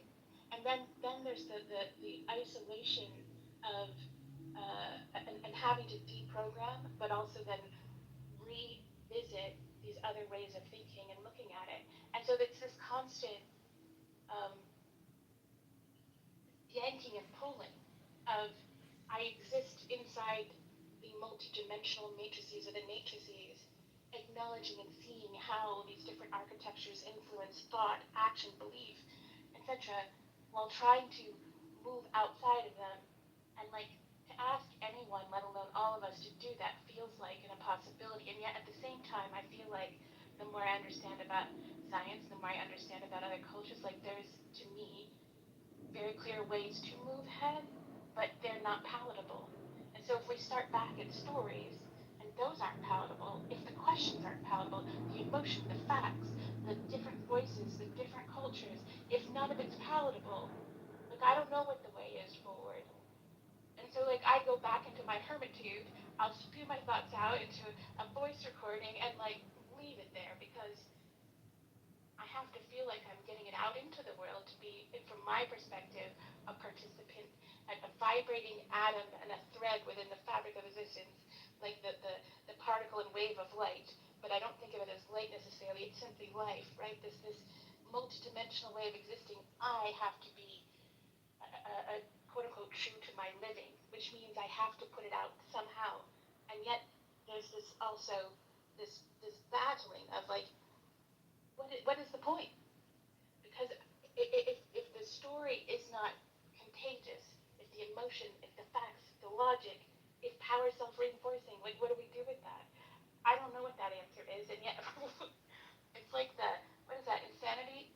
Banging your head against the same wall over and over again, expecting a different result. I don't know, like I feel like there's something broken inside that I keep trying, and yet I have this insane belief because of the patterns that exist and the things that we have learned scientifically, logically, the ways that we exist in our bodies, the way that we exist within one another, we listen to one another, right? The feedback looping systems within systems, it's empowering, it's invigorating, it's exciting that nothing is static, nothing is written in stone, that we are pattern detecting, collecting, predicting, and we can create new patterns. We can co-create. We can co-author. No one at the top, but like each of us in the intersections in each one of us, with coming into intersections with each one of us in this room now, right? We are quote unquote rubbing or bumping or honing into one another like atoms shifting and changing one another's thinking, feelings, perceptions, and that in itself is powerful. And yet, like, I have this stupid idea of like we could do it more intentionally and while not in my lifetime, still see it, and yet a lot of this stuff happens more slowly, as I'm continually reminded that like this happens on each person's time and collectively on time, but at the same time, if we don't put in the intention and we don't see that we are co-authors, then we are taking a back seat and writing passively, and then change doesn't happen in any sort of measured regard, right? There's this stagnation. So I think it's really challenging. I don't know exactly how we do it, but I think that we can look at nature and design human constructed systems that actually respond to feedback.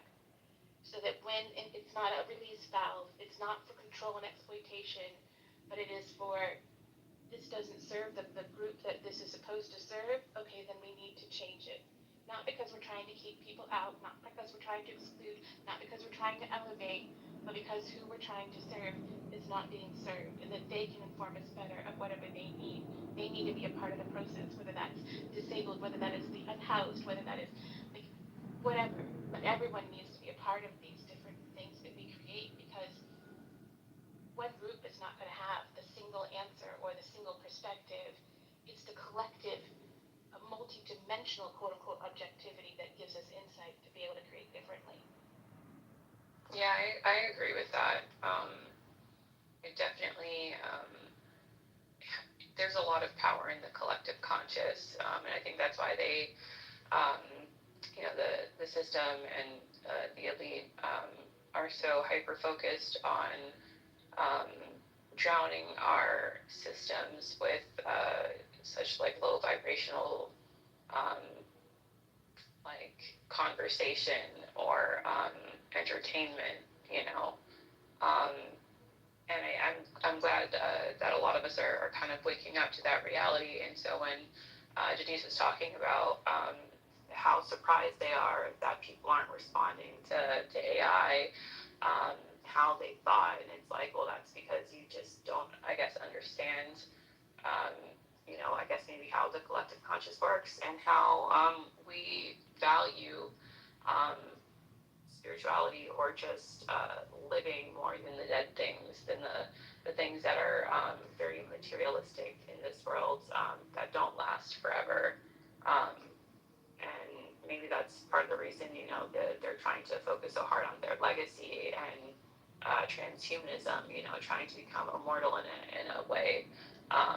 But people don't want that. I mean, the majority anyway don't. And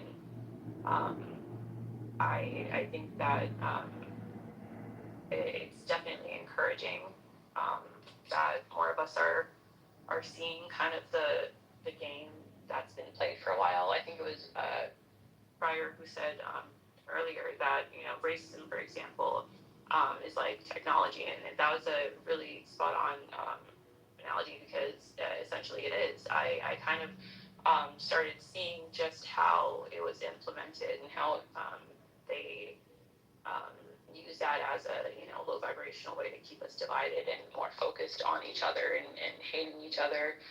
So we're not focused on what they're doing behind the scenes, and they definitely use, from the womb, like, social engineering and dark psychology to keep people docile and compliant.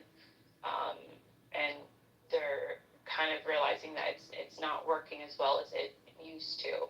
And that's probably because of the fact that, now that AI has gotten so big, we've all had more of access to technology, which has kind of backfired against them a bit for that reason. And so not everyone is going to be as enamored with, celebrities as much.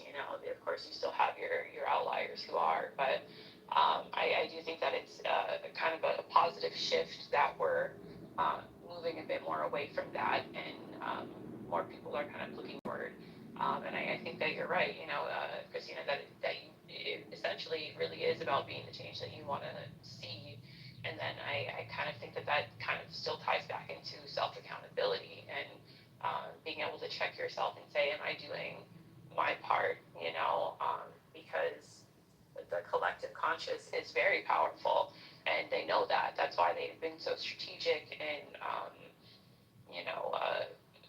implementing their agendas by using the human psyche and manipulating that to their advantage. And so now it's probably the best opportunity for people to kind of have more like co-authorship in their lives and what we want to see going forward. And hopefully that kind of connects us back with each other. Yeah, I appreciate it. And just, Mike, I don't know if you're still here. I know you came up and I saw you come back down. Oh, I think he had to leave. I was trying to give him a chance to talk. I'd be really interested. I don't tend to do this often, but I think it might be really interesting to read this article and talk about it as we go. I don't know, Spiritus, if you had something you wanted to add in before checking that out for a second, or if anybody wants to team up to read the article. But I really value that when some spaces do that, and I think it's a good way of jumping off and having conversations. So does anybody want to chime in or give any thoughts before we read just a little bit of this? I did. I wanted to just kind of make a comment, an observation about this idea of racism as a technology. I think we saw that literally displayed in the last couple days, right? The Trump administration, you know, had basically had to capitulate to Iran, and the deal did not go the way they wanted it to go. And so, you know, kind of like there's this temptation, I guess not temptation because they did it, like to give give a population like the juicy red meat they need to stay engaged in kind of like the MAGA experiment. So have this guy say Michelle Obama is a man, right? I don't think that was an accident. I don't think he did it loosely. I think it was a technology. I think it was a tool intentionally used to remind that population that if you rock with Trump, you can say whatever. You can do whatever. You can be truly free because the attraction of being able to operate in this quote unquote truly free way is incredibly attractive to that group. It isn't attractive to everyone, but to that group, it's particularly attractive. So here, Michelle Obama's not there. She is not thinking about them. She hasn't lived in that house for 10 years, but it's a thing that you can always tap on to gather the deplorables. And yeah, I said deplorables. To gather them and to remind them what the exchange is, what you get for being a part of MAGA. You get a freedom that you feel precluded from in all of these other spaces in your life, and you get to be superior to someone, even a Princeton and Harvard educated woman. You're still better than her, and you can do anything you want to her. That is an attractive framework for that group of people. And so people have been calling, you know, all the last couple of days, hey, do you want to jump on this, you know, local news show and talk about it? And I've been saying no, because it's not for me. It's not even to outrage me. It's to engage his core constituency and to bring them back to the fold, no matter how frustrated they are about the Iran deal and the just complete failure and capitulation.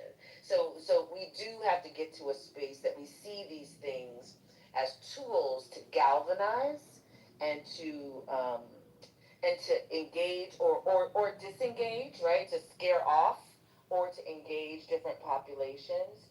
That doesn't mean saying that it's a technology doesn't make it less harmful or less impactful or less dangerous.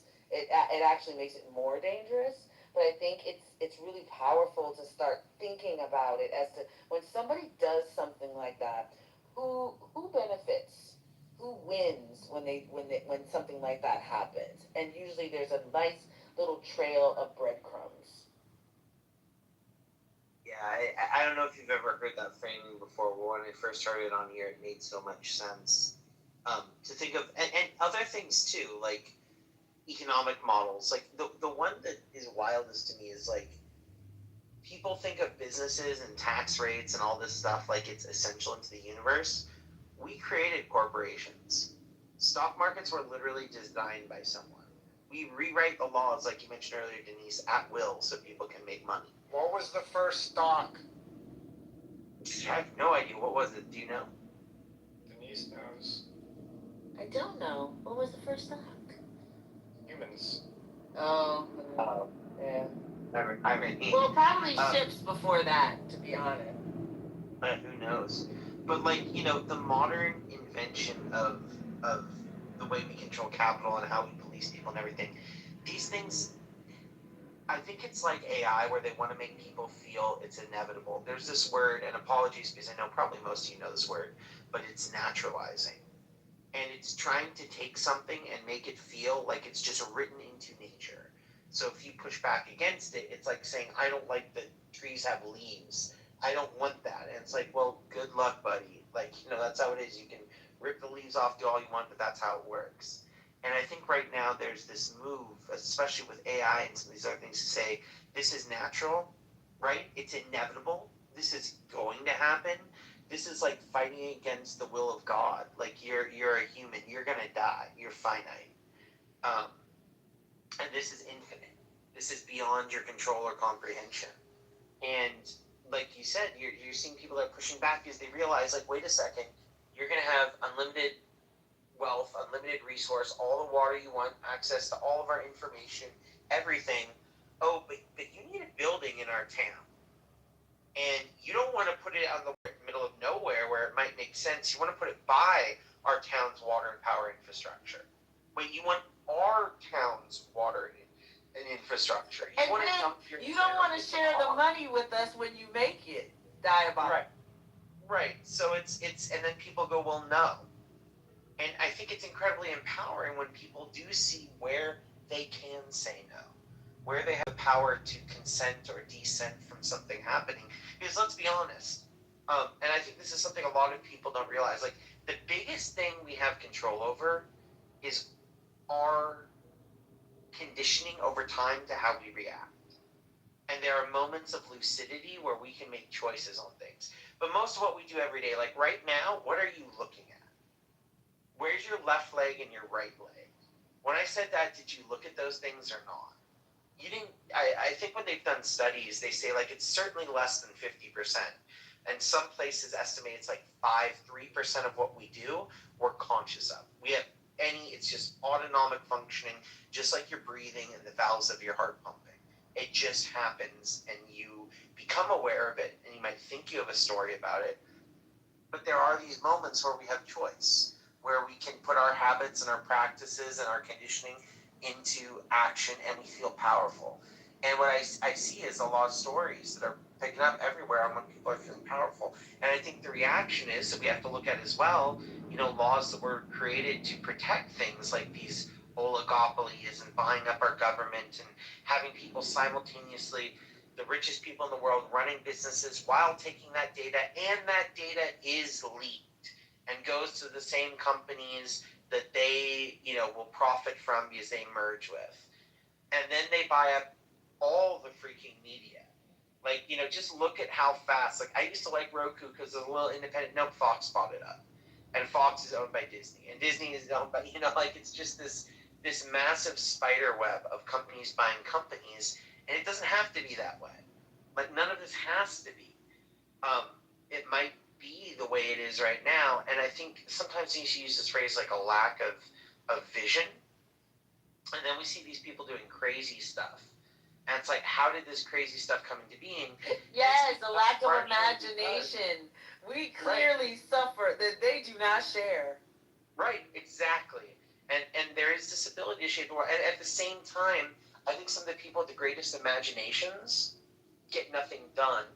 But then there's a sweet spot of I have profound imagination and I'm patient.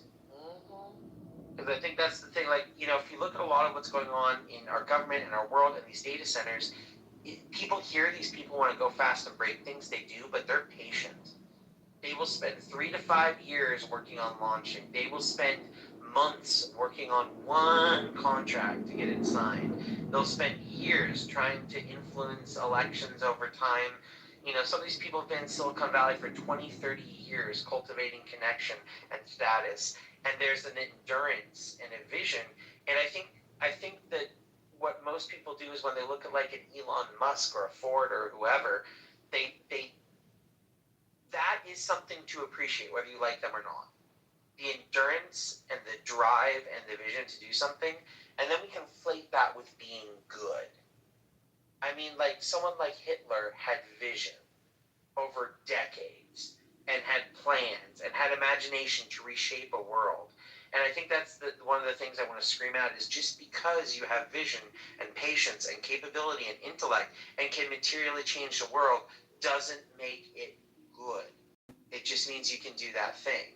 In the same way that AI being able to do all these things doesn't make it good at those things or good in and of itself. It just means it can do things. And when a society becomes enamored, Denise, on a deep level, you and I can have a deep room on this one, but does our society value celebrity and wealth and status, or just productivity?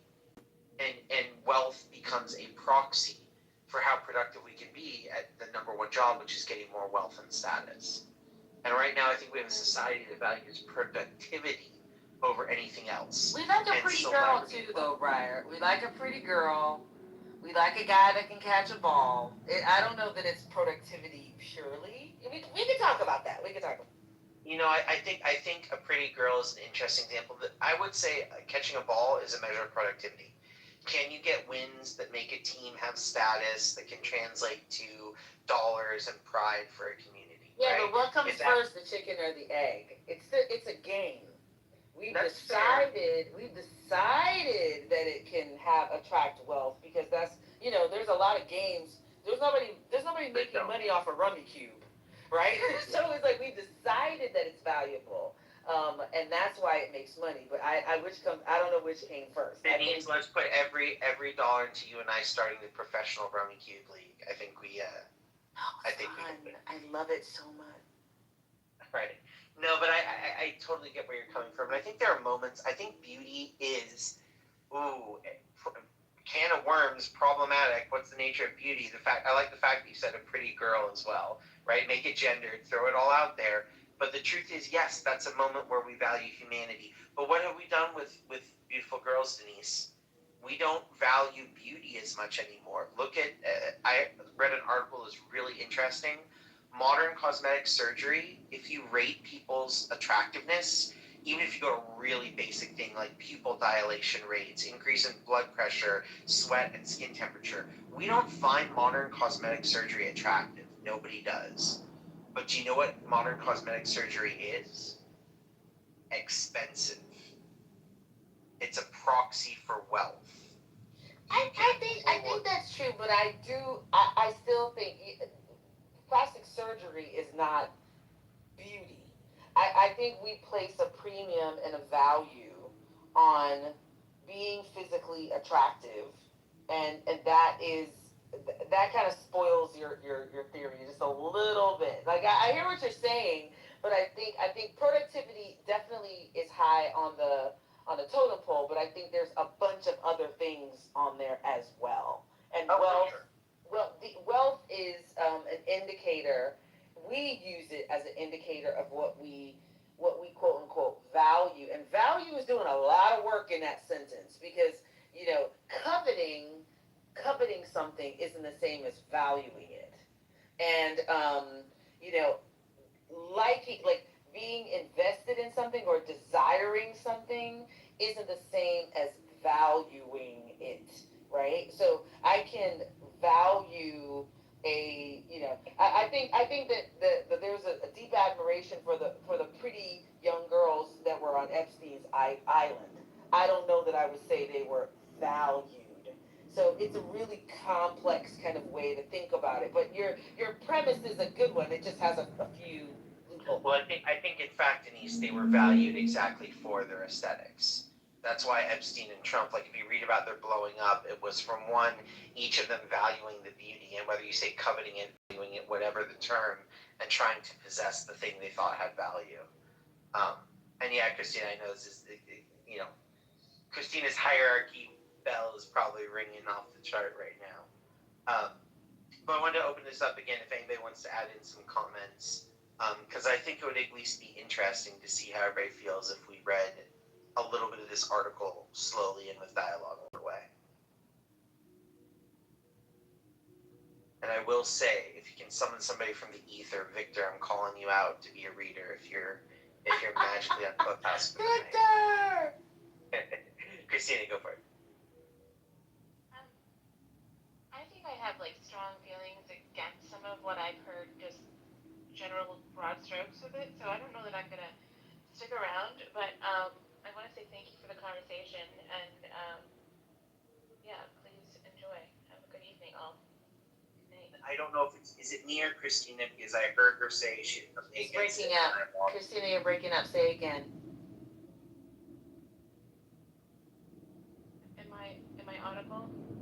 You're back now. I was just going to say, from the broad strokes hints of what this article seems to be about, and I haven't read it, like I'm kind of agitated, and I don't want that to bleed into the conversation. I'm going to step out, but I want to say thank you all for the conversation and the different thoughts that it spurred, and yeah, I hope you all have a good evening, so thank you. Good night. And Christina, the article is super agitating, so I understand that reaction. It's certainly provocative, so I feel you. Well, thanks, Christina, and thanks for helping encourage me to have a room on this. I appreciate you. So have a good night, and feel free to hang out or do whatever feels good for you.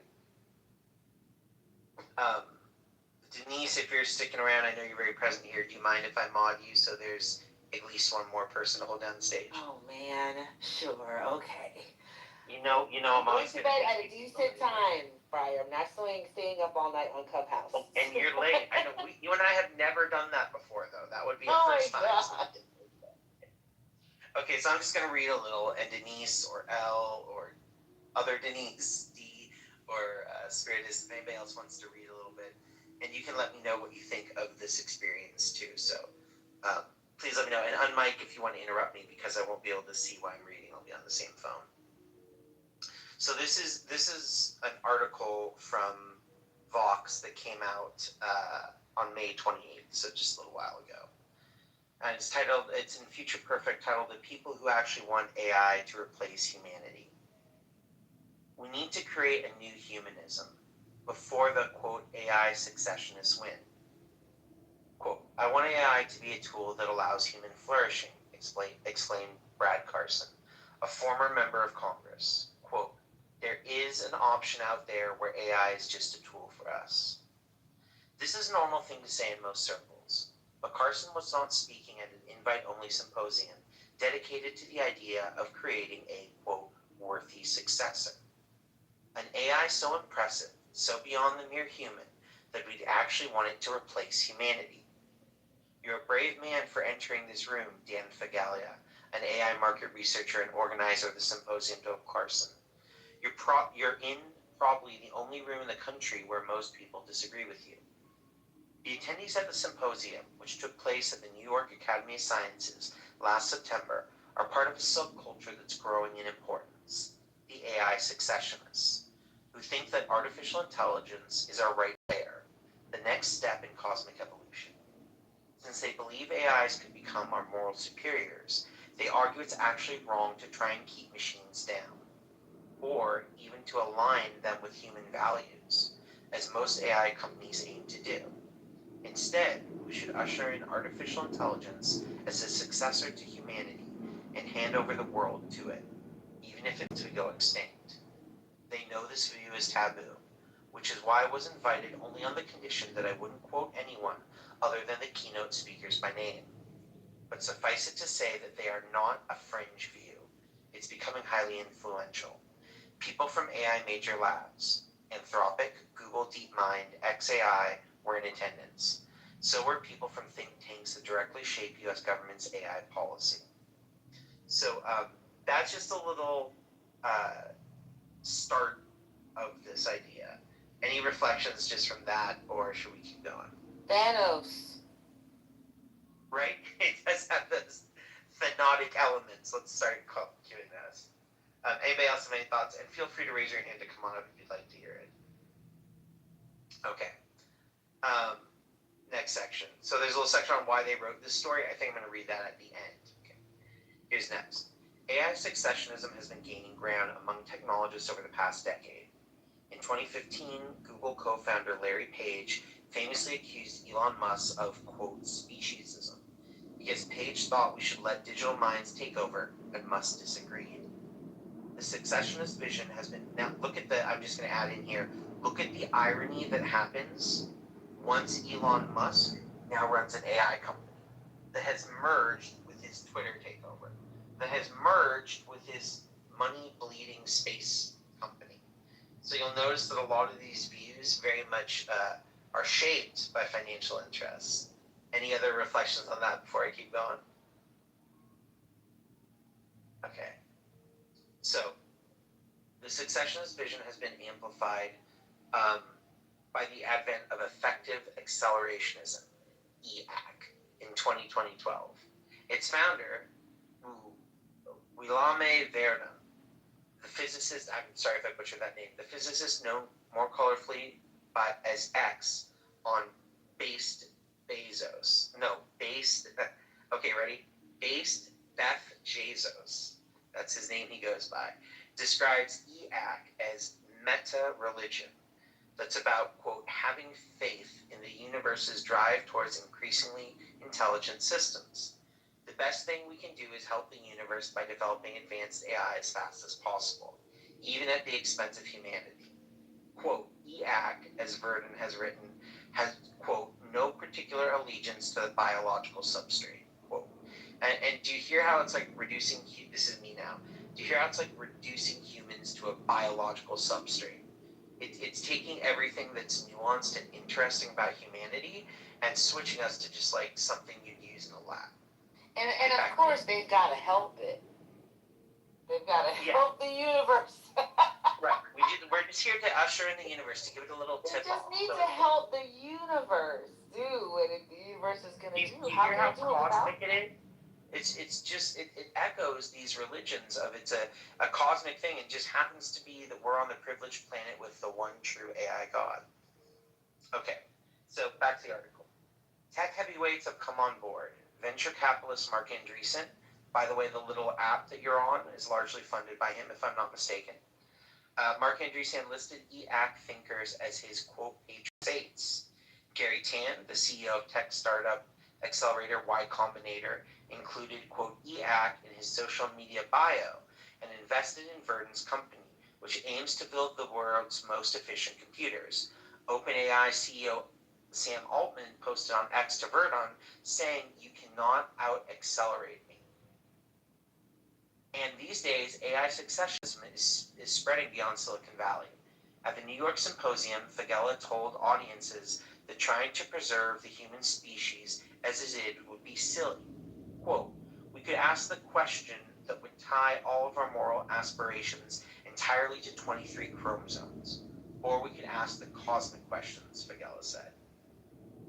He wanted us to consider, quote, unpolite, uncouth possibilities, starting with the flame of consciousness, the capacity for experience and moral value, may be the rarest and most precious thing in the universe. Humanity is currently a torch carrying a flame, but what if we're ultimately not the best carrier for it? And if AI can spread that flame farther than we mere humans can, generating experiences of bliss and forms of moral value that we could never even dream of, shouldn't we let it? Fagella's talk was greeted by a loud round of applause. Later, he and a couple dozen other attendees headed to a nearby hotel balcony for drinks. And so it was that I found myself overlooking the Manhattan skyline as people talked about the end of humanity over cocktails. So it gets interesting ahead, but I just want to give a pause if anybody wanted to chime in on, what we've covered so far. I don't think it's interesting, to be honest with you. I think it sounds like the Turning Point USA event that Erica Kirk did the other day, that, women shouldn't vote. I think it's a weird little group of weirdos extolling something that will never happen. Like, I really do. Not even in the sense of, of course you can always shift an Overton window, and these are very powerful people, but they're powerful people that don't understand other humans. They're not people, and so consequently they think they can, they think they've captured what it is to be human. I don't have any hope that this group of people can capture what it is to be human. I literally don't. Zero. Less than zero. Yeah. So I think it's like a cute culty thing to sit around and talk about. I think it's masturbatory. I think it's self-important, and I think there's something kind of cool about having the courage. It's like being a Nazi. It's like having the courage to kind of say, the crazy thing that everybody would be terrified if they could ever get into this private room. And I don't know. I think it's I don't actually think it's that riveting or interesting. I think they're just weirdos. And I'm gonna do a Tim Waltz and just call them weirdos. I think that's definitely relevant. I want to let Al jump in, but she's been quiet for a long time, so Al, go for it. Yeah, no, I just agree with what Denise was saying. I'm really not interested in it either. I think they're weirdos too. I don't like the whole topic, to be honest with you. And yeah, I mean, I know there are people like this. I know this shit is happening, but I try to stay as far away from it as possible. So I just want to ground the names that have been mentioned: Elon Musk, Sam Altman. Yeah. I the heard founder all of Y those Combinator. names. Yeah, I heard all those names and they made me feel sick. So I was actually. No, I think that I think the reason why I say that is I don't like a lot of the U.S. politicians right now, right? I think along with the vast super majority of America, I like less than 2 or 3, and the ones I like, I don't love. And I don't think that's true of all Americans, but I think it's the super majority. And yet, I can't ignore American politics. Well, I can, but that comes at a cost of me being engaged, being an educated voter, and knowing and understanding the world around me. And I think what's a little bit upsetting to me is that the people in this article are shaping the world. Bare minimum, they are completely shaping the U.S. economy right now. I'm going to rephrase that. They have reshaped the U.S. economy. And there are parts that maybe they're not in control of, but stock markets, all retirement accounts, nearly index funds, the regulations around those markets, laws for financial investing, local zoning, and the only thing keeping economics driving forward really is being grounded in these people changing our society. So this isn't me reading this going yay, and neither is the article as it keeps going. But it's kind of like, when I read this, I didn't know that so many of these people were literal AI successionists. I thought a lot of them were just like, hey, this is a good thing. We're going to make something really cool. It's a tool. It's going to change our society. The yada yada they always say. It's the ultimate weapon, but it's also the ultimate weapon for good. All this type of dialogue. But a good chunk of these people are like, yeah, I want my meat sack to burn. And that's wild. That's a very different religious type of fervor. Did you meet Mark Andreessen in early Clubhouse days? No. Oh, okay. Nope. Okay, I did. We'll have to talk about that another time. Yeah, no, that's what I'm saying is the app. And I think one of the other reasons why I say this is we can pretend that the medium we're on is neutral.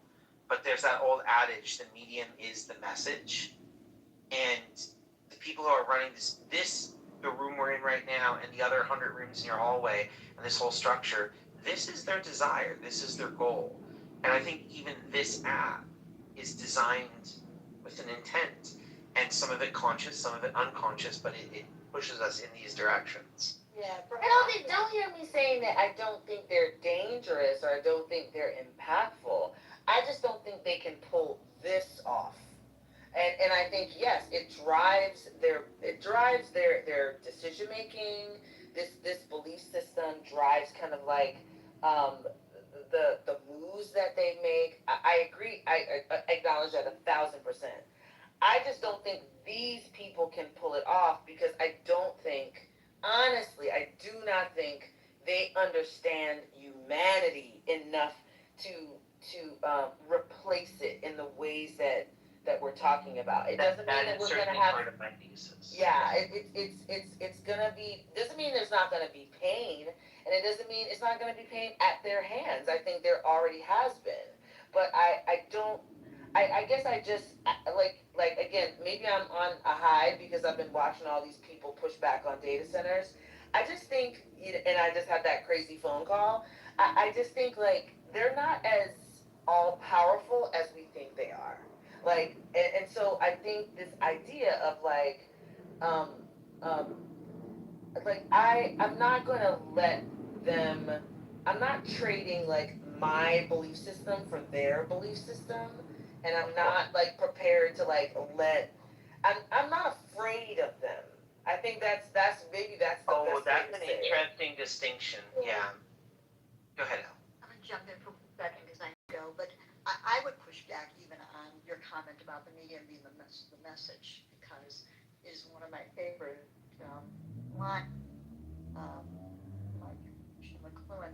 I don't think that that's true here. I mean, you're right that their intention here is to gather data, but the way that I think this is actually a great example, the way that we are using the platform, we are defining what we're getting out of being here. So the medium does not have to be that message, even though that's what their, whatever their intentions are, and if they are nefarious, then they're nefarious. But we have some real agency here on what we're actually accomplishing being on the platform. So I would say, that's a really optimistic view. I do think part of why I choose to be aware of things that I find troubling, problematic, difficult. Hold on a minute, Butcher. Nobody's sticking their head in the sand here. We talk about AI day and night here. No, I wasn't actually. I was just gonna say why I choose. Okay. Not any critique. The reasons why I choose to do it is I find being hyper lucid, both like being aware that I'm awake and alert of the situation, but also reflecting on how it affects me and kind of doing the metacognition of what does this do to me as a person, knowing this is out there and the fact that it is out there. I think it's important, and I think frankly there's probably some number of people in this room that haven't read articles like this, that don't know what the term AI successionist is, and it's useful. And to your point about the medium being the message, I think there's a lot of complexity around this. Like somebody else was mentioning, them harvesting data and all that other stuff, sure. But even like the way speakers are appointed, the way the room is set up, whether you get a little medal next to your name or not, switching from friends to followers, all of these things change our engagement. They know that or they wouldn't do it. And as we've all experienced, like them getting rid of the back channels, sometimes it's really unpopular and nobody likes it.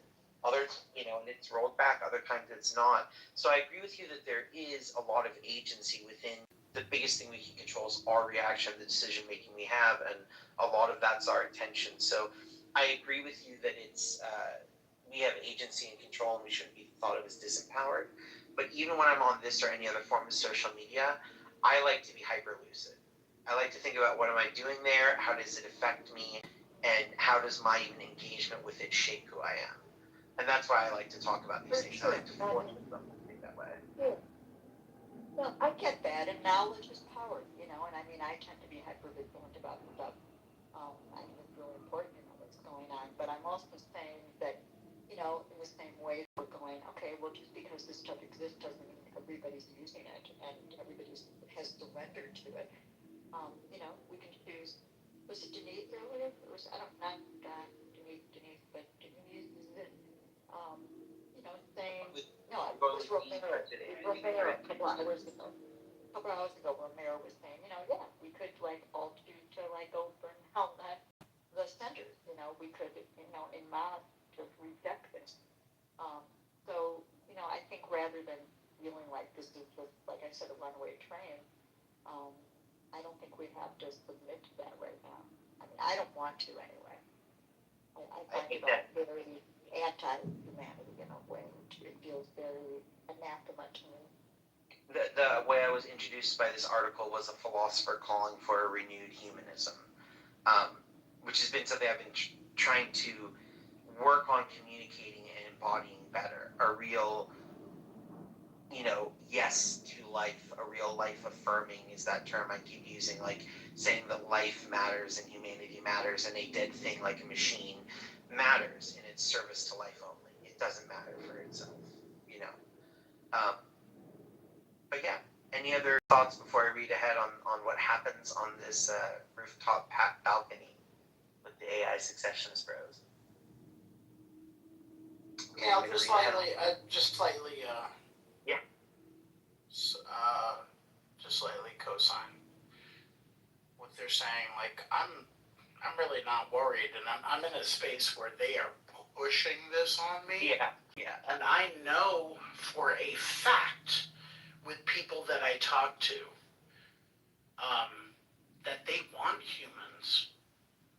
This is why people are fighting back in their own private ways too, to be more connected with things.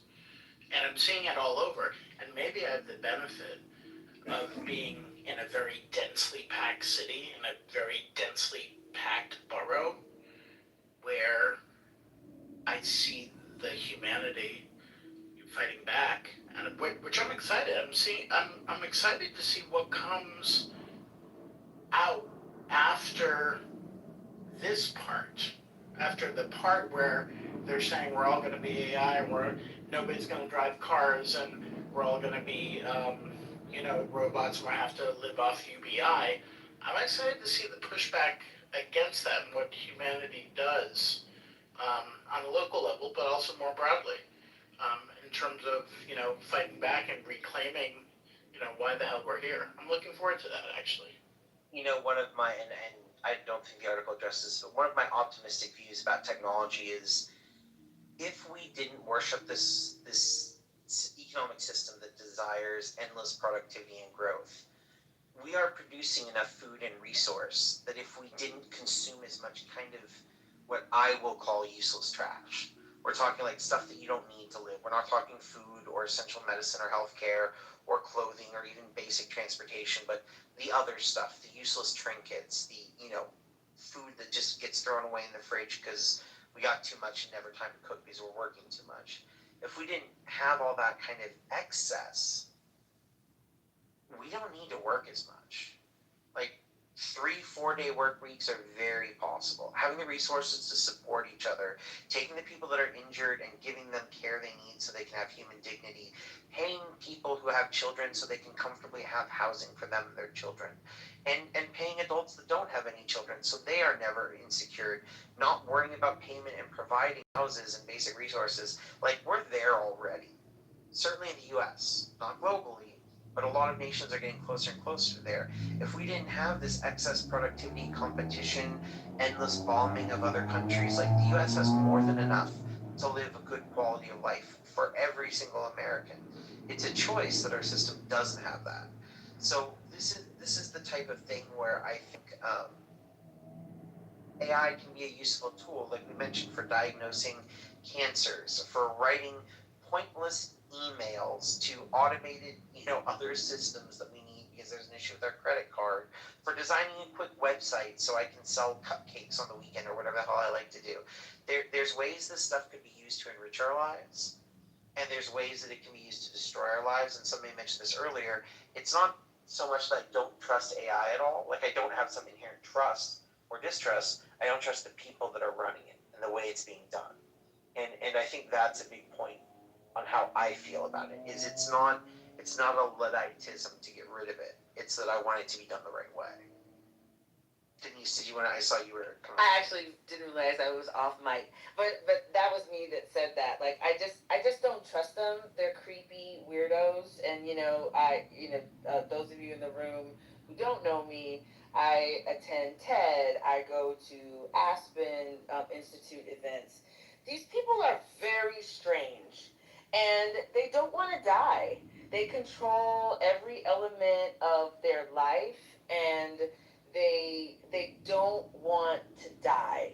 And it's bizarre how much that is a central piece of this. They want some place to download their consciousness. Yeah. They want some way to cheat death, and they're not going to be able to do it. So I literally am not. The more I've spoken to them, the less I worry. To be honest, I think it will be painful. Don't hear me saying I don't think it's going to be painful. I think it will, and I think it's going to be painful more because of us than almost because of them. Because we can't get over, we love to say the word trillionaire. Oh my gosh, can you believe he did it? We can't stop talking about it. We can't, this is wow. Like it's our enamored posture that makes us vulnerable to them. And yes, they have captured our governmental system, and they have created incredible harms. But you know me, I'm corny in this way. I am a student of history. And I liken this, this is our Harriet Tubman moment, right? I don't doubt. That's big phrasing for you because I know how much you value Tubman too. I value her. She's my like true north, right? But I don't think that she sat and wondered, what are the slave owners thinking about me? I think she sought to free people. Right, so that's my reaction. Like, I think this is interesting. Don't hear me saying I'm listening, and I think it's interesting, but I'm not afraid. I'm not. This doesn't daunt me. As a matter of fact, it does the opposite. It kind of lets me know how important it is to raise your voice and to speak up and to push back. They're not better than us. They're just rich. That's all they are, is rich. Well, and I think there's a second thing they're unmoored by morality. Completely unmoored. Completely unmoored. And I think there's a difference between being amoral and immoral. And that's one of the things I wish we as a nation could see, because I don't think it's committing morality. I think it's being untethered by morality versus having a morality. Which is why I think these amoral people look at AI and they're like, what's the difference? Like, I ain't got morals. I'm just trying to do my thing. The AI is just trying to do its thing. Same. But to your point, I want to read the next section, Denise, because it connects directly. Can I just add one thing? I'm sorry. You always can. Okay, cool. I think at the core, these people are not happy people. I think they're afraid of pain. I think they're afraid of the things that make life and being human, and they are deeply afraid of it. To your point, Denise, they don't want to die. What does that mean? What is at the core of that, actually? That they have to live together. That longevity is the accomplishment. That seems very odd, and it seems deeply sad at the core. So I just want to say. Oh yeah, and Scotty, I think that's my thesis on AI over and over again, that it's not that people overvalue AI, it's that they undervalue, don't understand the value of humans. So on this moment of immortality, let's read to the next section here. This is back to the article. There was some diversity of opinion among the group. Not everybody identified with the relatively new term, quote, AI successionist. Some were proponents of transhumanism, the movement that says we should use tech to proactively evolve our species into Homo sapiens 2.0. Transhumanists hope transhumanists hope to keep some version of humanity going, but definitely not the current hardware. They dream of radical life extension, cognitive enhancement, and eventually mind uploading. This is in brackets. Musk, who said he created his brain chip company Neuralink to help merge humanity with AI, probably falls, or at least fell, into this category. Back out of brackets. Others were post-humanists, those who want us to give rise to descendants that move beyond humanity altogether. The biologist sitting across from me was very excited about the prospect of merging humans with AI, and this is me talking now. Here's where we get the immortality type stuff. He says, we should task AI with figuring out how to best do the merger, and then, quote, take it off the leash, and allow AI to control its own evolution, and by extension, ours. Of course, he said, not all humans will make it through the transformation. Only a select group of people will transition to the next evolutionary stage. Presumably, the type of people privileged enough to imbibe cocktails at Manhattan AI symposiums. So, here's where you get it. We're going to create something. We assume we are the chosen ones. We're going to create the thing that will literally absorb our humanity.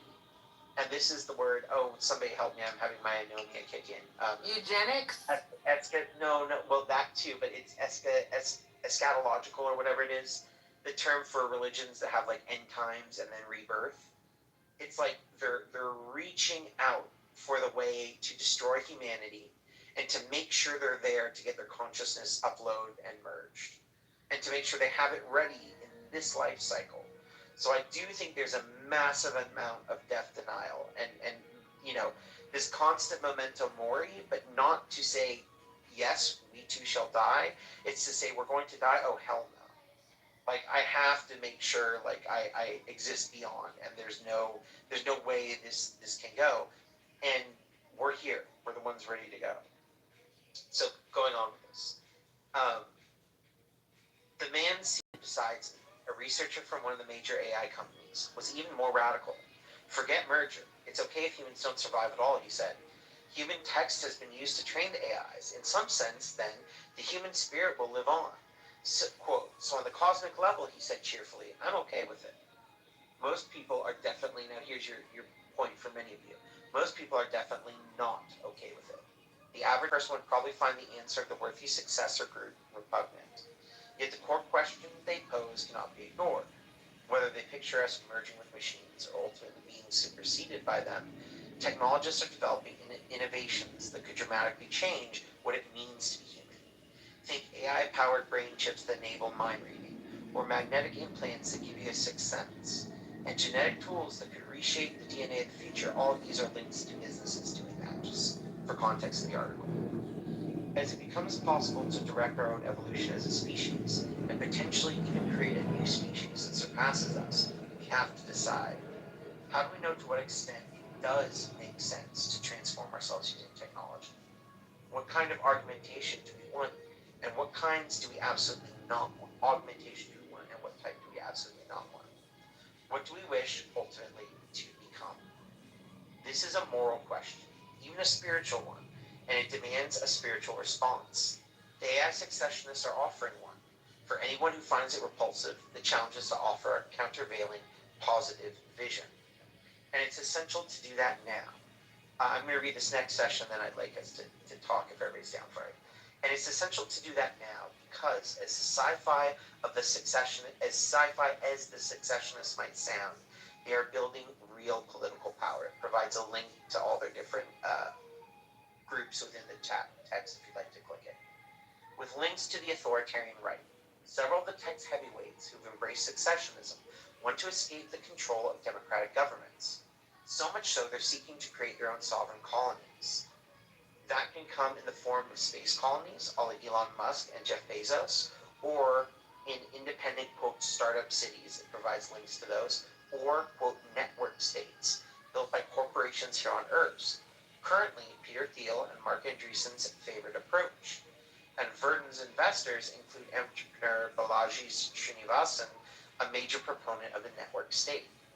These oligarchs have successfully cozied up to the Trump administration, clearing the way for their accelerationist vision. It has a link to the ways they've done this. They'll take the wheel unless we come up with alternative visions for the future. Now, they're going to provide what they think is the alternative. But what was interesting in reading this and hearing about these visions, seeing how these names connect and doing a little digging for me into their connections is, this is really moving forward. There was recently a city in California, and again, this is all me talking away from the article. There's a city in California where they were buying up all this land next to a military base. It's kind of out in a quasi-desert area. And all of a sudden, everybody was freaking out. Was it a foreign government or what? Well, it turns out it's a city being developed in California. It's planned to house 400,000 people, making, a significant sized city in U.S. scale. And it's going to be a super AI tech-forward startup city. There's a city called Prospera. I forget if it's in, if anybody wants to chime in with what country in Latin America. And it's had all sorts of issues. Started rebellions in the government. There was the whole seasteading initiative, which was huge with the initial Trump administration. It's in Honduras. Honduras, thanks. And there was the whole Seasteading Institute, tried to set up colonies on old oil rigs, and all of these failed. Because the whole idea was to create a group of people that could do radical self-interest and libertarian action. Libertarian in the choice of no restriction. And those people went. And put a bunch of those people together, and what do you think will happen? It's why there's a crazy quote from Elon Musk when he talked about colonizing Mars. He talks about maybe needing to put a kill switch or something, because all the people in Mars could rebel or something like that, and you have to have a way to turn them off. And so these moves are really happening. Nation states are involved. Money is going here. And these visions are shaping a public policy. Sam Altman is everywhere on the media right now. Elon Musk runs multiple of the largest platforms. And don't forget, Oracle, run by Ellison and those people who are building all the data centers and trading billions of dollars with these companies, they're buying up the media and CBS, and all of a sudden critics, people like Stephen Colbert and others, they're silenced. They're shut down. And it's not that they're permanently done, but when we want to talk about canceling, there's nothing more explicit than canceling a literal TV show and buying the whole damn network. So I think as much as this is something to, like, do you want to be afraid of or not, I don't want to talk about the internal emotional state. It's something that's causing real harm. It's rewriting our social landscape, our media landscape. It's rewriting our vernacular. Go onto the app and scroll down the rooms and watch how many AI rooms or reaction to AI rooms or rooms about these people who are funneling literally hundreds of millions of dollars to get these people elected so they can have billions to sink into SpaceX, which only profitable division is its AI division, which is a failure now. That's just, if y'all want to look this up, leasing their data centers to other AI companies. It's meaningful. It's powerful. It has causal effects on the real world that affect my life. And again, how we respond to that is all of our choice. And yeah, no one of us is going to be like, oh, you know what, I think AI companies might be kind of bad, and I think AI successionism shouldn't be a thing. But like the article's pointing out, they have, and this is my analysis, there is a religion-shaped hole in our society. And if anybody knows me on here in my day-to-day life, I'm not a part of any organized religion. I'm not trying to start up one, but there's this movement called meta-modernism that I really respect. And it says, like, throughout history, there was an area, a period of time we call antiquity, where religion and spiritualism and being grounded in nature defined humanity. And then modernism comes around. And this is the Enlightenment, and we move away from religion and away from authority and away from nature and towards technology and development and science and rationality and free markets and democracy. And then boom, the story of everything comes there. And then it's in this dialogue with postmodernism saying, hey, maybe not everything is good. Maybe burning up the planet to make profit isn't great. Maybe rationality has created bigger tools of war. And this comes out of World War II, where some of the smartest scientists were calculating how to best burn human bodies. And so, other people criticized it and said, you're just trying to destroy it. You're using all your, new age type language to try and deconstruct what's worked, and you don't even mean anything, and you're all inserting psychology and power struggles, and none of this counts. And then there's a movement that comes after this, and most people don't even acknowledge it. It's new, and I found it meaningful. It's called meta-modernism. And it says, look, antiquity and religion served a purpose. It got us here. Millions of years, not thousands. Who knows how many of that? There were stories, there were myths, there was community, there was nature. We were worried about sustainability. Wasn't a jargon, it was what a society needed. We planted different fields and foods because we knew we had to survive multiple seasons and couldn't just engineer our way out. And modernism gives rise to amazing things, medicine, technology. It starts to bring ideas about every person having a certain type of value. And then you get like this new idea is meta-modernism. It says, look, antiquity had a value. And modernism created this stuff that's useful. And then postmodernism has a lot of critique that's really accurate, but the other things were still valuable. And meta-modernism says, what we kind of need is all of them.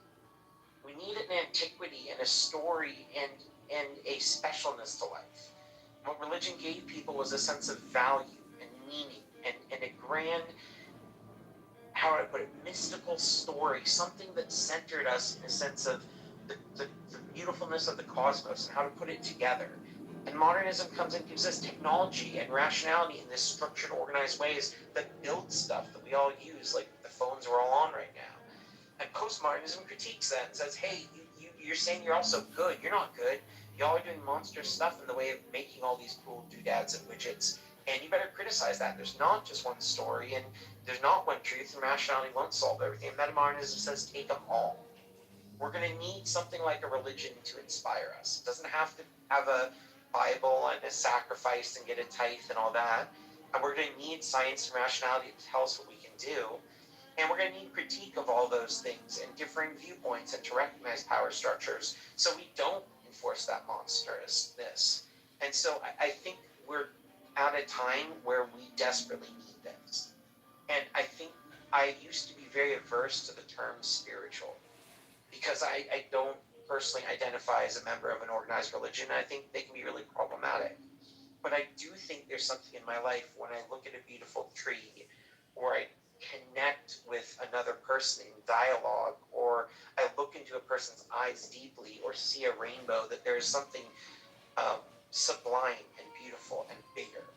And I think if we don't see that spiritualness in things, it leads us to look at an AI and somebody writing your loved one to write you a final letter before they die and say, they look really similar, they're both cows. And I think that's one of my fears, that I think is a very valid call for a renewed type of spiritualism, a new type of something that affirms life, and not just affirming it as a death, whether we're all going to die and be brought back, but affirms life as it is right now. So I know that was quite a viewpoint. That's my viewpoint on this article at this point. Just wanted to open it up if anybody wants to come up, because I see so many friends down there listening. Thanks for being here, and people on stage. Anybody want to chime in with thoughts on that? Oh, Scotty, if you want to speak on Spinoza's God for a second, you get a massive fist bump. No, I don't have anything to say, but that's more aligned to where I am. Yeah. It's all within us, all within nature, that kind of vibe. That's what I think about. Yes. And I trust Albert Einstein. If that was his God, then I'm like, all right, I think we're on some. For anybody who's not familiar with Spinoza's God, and yes, Einstein was a big fan, he thought God was literally the sum totality of the entire universe. Everything that thinks and feels, but also every star, every galaxy, all past, present, future. And to him, that literally was God, was just the sum totality of all reality, the greatest thing possible. And he didn't ascribe any mysticism or tradition or anything other than that just is what it is. And it's a very beautiful idea. And he did choose very consciously to use the term God. So yeah, I've always been a fan of Spinoza's God. I think it's a cool concept. I appreciate that, Scotty, for bringing that up. Anybody else? Yeah, anybody else have any thoughts or reflections?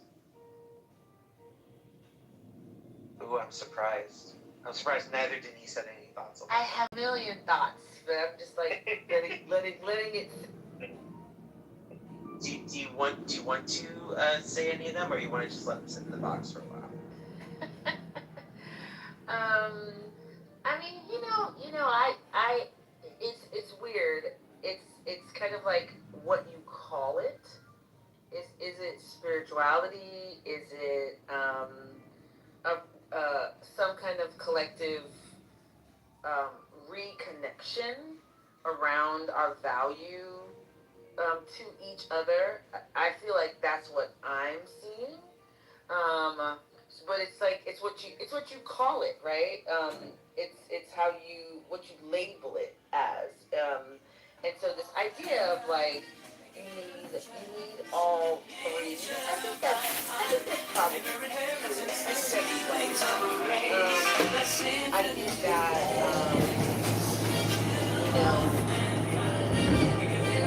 talk a lot about what technology gives us, and we are just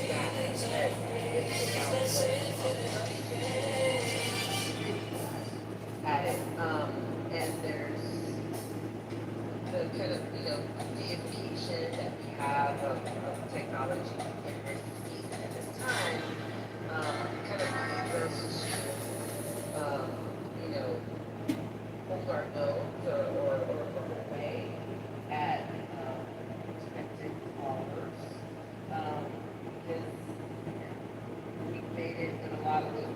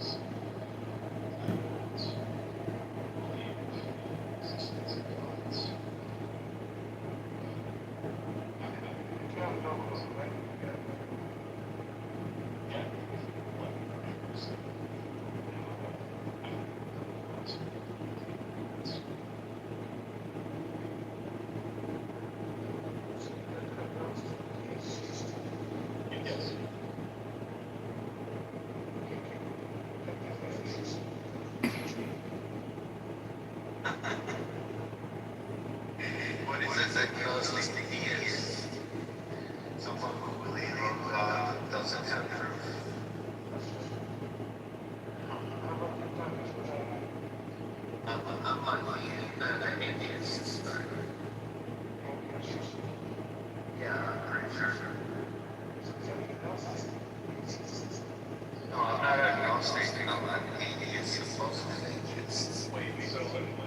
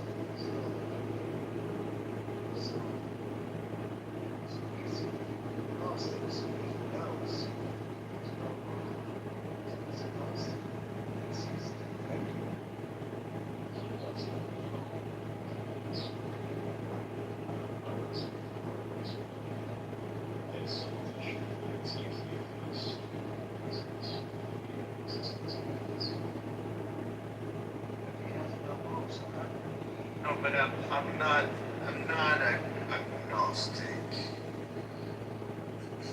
I am.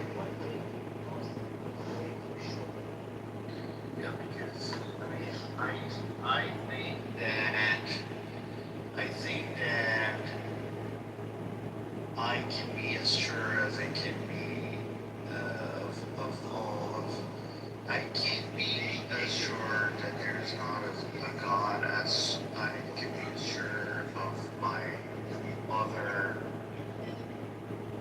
knowledgeable beings, right? Like I don't believe that there is, for example, a the votes have to pass any law that they're coming up with, fine, you know. But what happens if so there is a election budget? What happens if there is, some issue? Then what are you going to do? What happens if, people are just being misled? Like as happens, all over the world. You think that people cannot be misled? Like what happened in Brexit? There was a referendum, but the people took a really stupid decision. There were well-recognized stupid decisions. It's a good point, and it was not an informed decision. And that's one of the problems with referenda. So there's very few countries that rely on that as a primary mechanism for legislation. Switzerland's probably a good example of the exception, but they have a very good system, and it's a relatively small country and doable. But countries the size of France or the UK or US, it's just not practical. So it's like money. If he wants Sharia, Sharia law, go have a little commune where you live that way, right? Within the bounds of your commune. But don't think you're gonna run a whole country that way. This is crazy. There are better systems than democracy, right?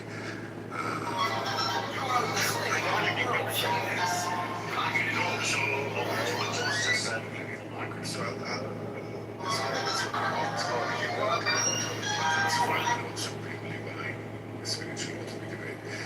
Laws are right to So all this is I just if you objectively ask the model of governance of Narnia, that is where you will see so it's not practical when you have a European version saying these are all the people who govern us and blah blah blah. I mean, Narnia is not here in this world, right? It's just like Islamic theocracy version of utopia, and everything is right and fair. What do we see around us? Where is this Islamic theocracy, Islamic governance model? It has never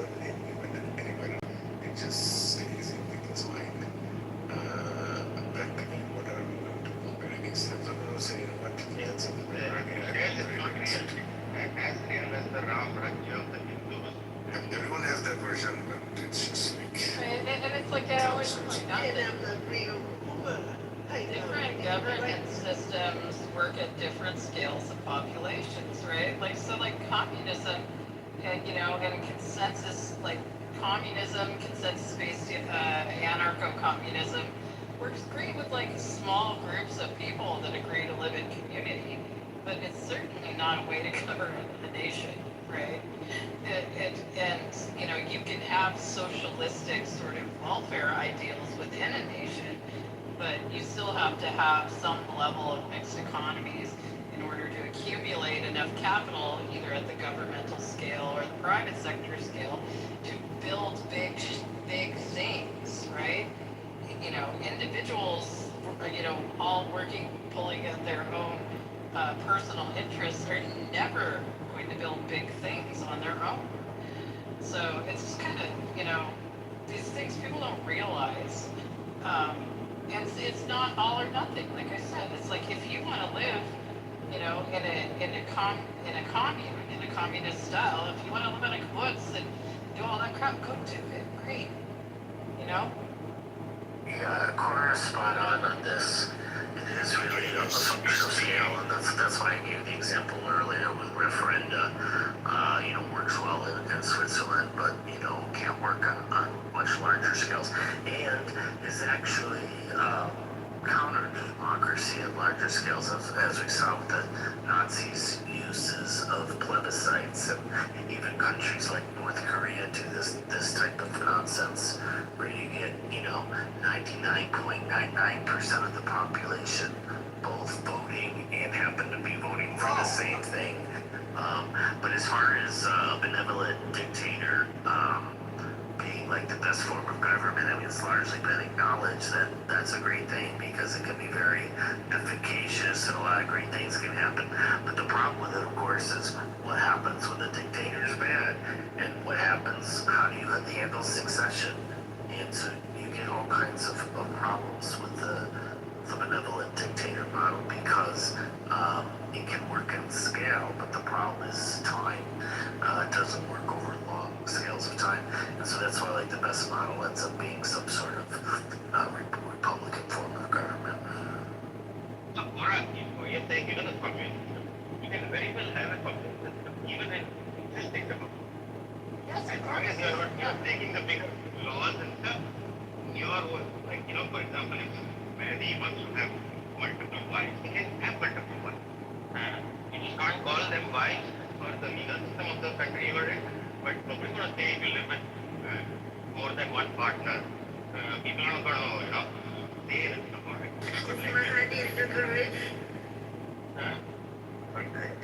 You have to have. Dude, my kid only get one wife, so I don't think we have anything to worry about there. No, I was saying that it can be a person you're assuming that he's heterosexual.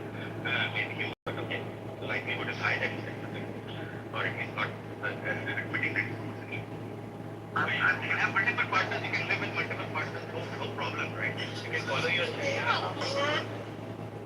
I'll take the Shahada if I can have all the husbands that are.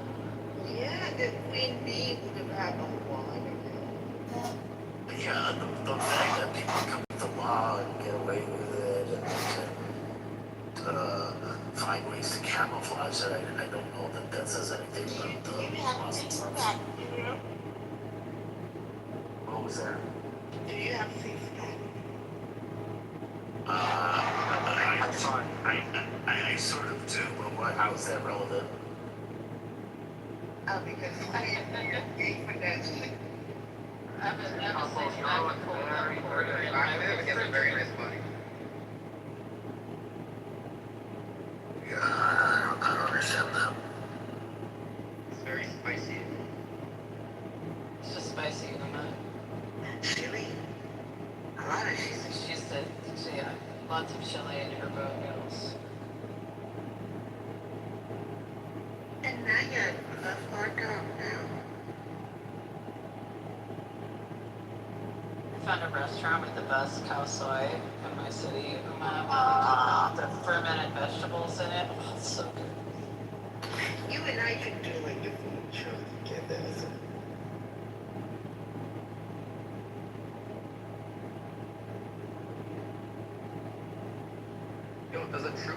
political system would exist, like a truly like democratic country or a truly like socialist country. I mean, like, complete and total democracy is like an absolute consensus-based like referendum system, but like that's like impossible at large scale. Like you have to move to some sort of representative, you know, within a democratic system where not everybody's weighing in on every single goddamn decision that's right. You know. Another problem with these referenda is that they are also affecting one the population. You know, like some countries have more referendums than others, and you know every time there's a referendum, you got to look it up, man. What are You start to become apathic, you get decision fatigue, you know, taking processes, like if you're trying to decide how your city's going to grow or whatever, or, you know, all of that is like just people just stop participating. They're like, fuck, I'm so tired of going through this. Well, it's just not reasonable to expect people to be experts on every subject, and so some decisions are very, you know, detailed, and that's why representative governments work best. Like I said, Switzerland is the closest probably example in the world of a direct democracy, and wait, aren't you a subject matter expert on everything, Euro? I thought you knew everything. well, if I'm saying something wrong, point it out. But I can guarantee you, I'm right on this because I'm fairly familiar with Switzerland. I live close to Are Switzerland. you and Matthew brothers? I get the feeling that you and Matthew are brothers. The perfume maker? You know the perfume maker? He's another know-it-all. Regularly vote on laws, constitutional changes, and popular initiatives, and that's the form of government. Yeah, you know what's happening in Switzerland? There was a referendum last Sunday about capping the Swiss population. I mean, when you have a system where such many things actually come into the referendum. Still following. I probably would if I still had mine. Yeah, I think they used to follow her. My issue with her is just like the whole house person and how she's been hanging out being on the verge of death for She's fucking crazy. Yeah. On this. And it's so weird. Terrorist organization such as Hezbollah attacking Israel, all the time. So Iran could say, well, look, somebody could say this is not Iranian business. They have no business to dictate what Israel can or cannot do in Lebanon and take that away off the negotiation. Why would they do that? Let me just finish this. The reason I'm pointing this out because you came across, as you were saying, that the Israelis are poo-pooing the deal or are making it very difficult because they're attacking Lebanon. So I'm turning the table around. I would say maybe Iran actually is the problem here. If they take their request for Israel not to just leave those two alone, then I think a deal can move forward without any problem. So in this case, I would say Iran is the country, the party actually insisting very strongly for Israel to leave, to move out of Lebanon. So what do you think about this, Ali? I think the Americans agreed to it.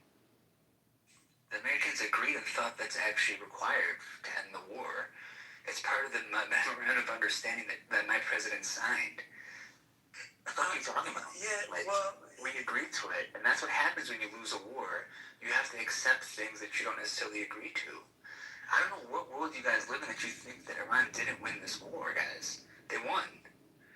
Well, yeah, you can tell yourself that and get drunk on that.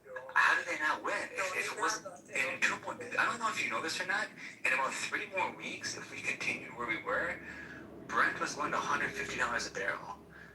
We're already seeing like the economic ramifications globally. Like this wouldn't have gone well if we continued. We were at a breaking point.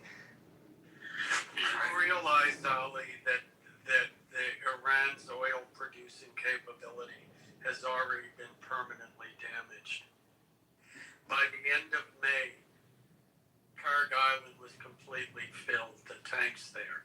So they had to wind down production, which produces I forget exactly, but it essentially causes like a waxy buildup. I know that sounds funny.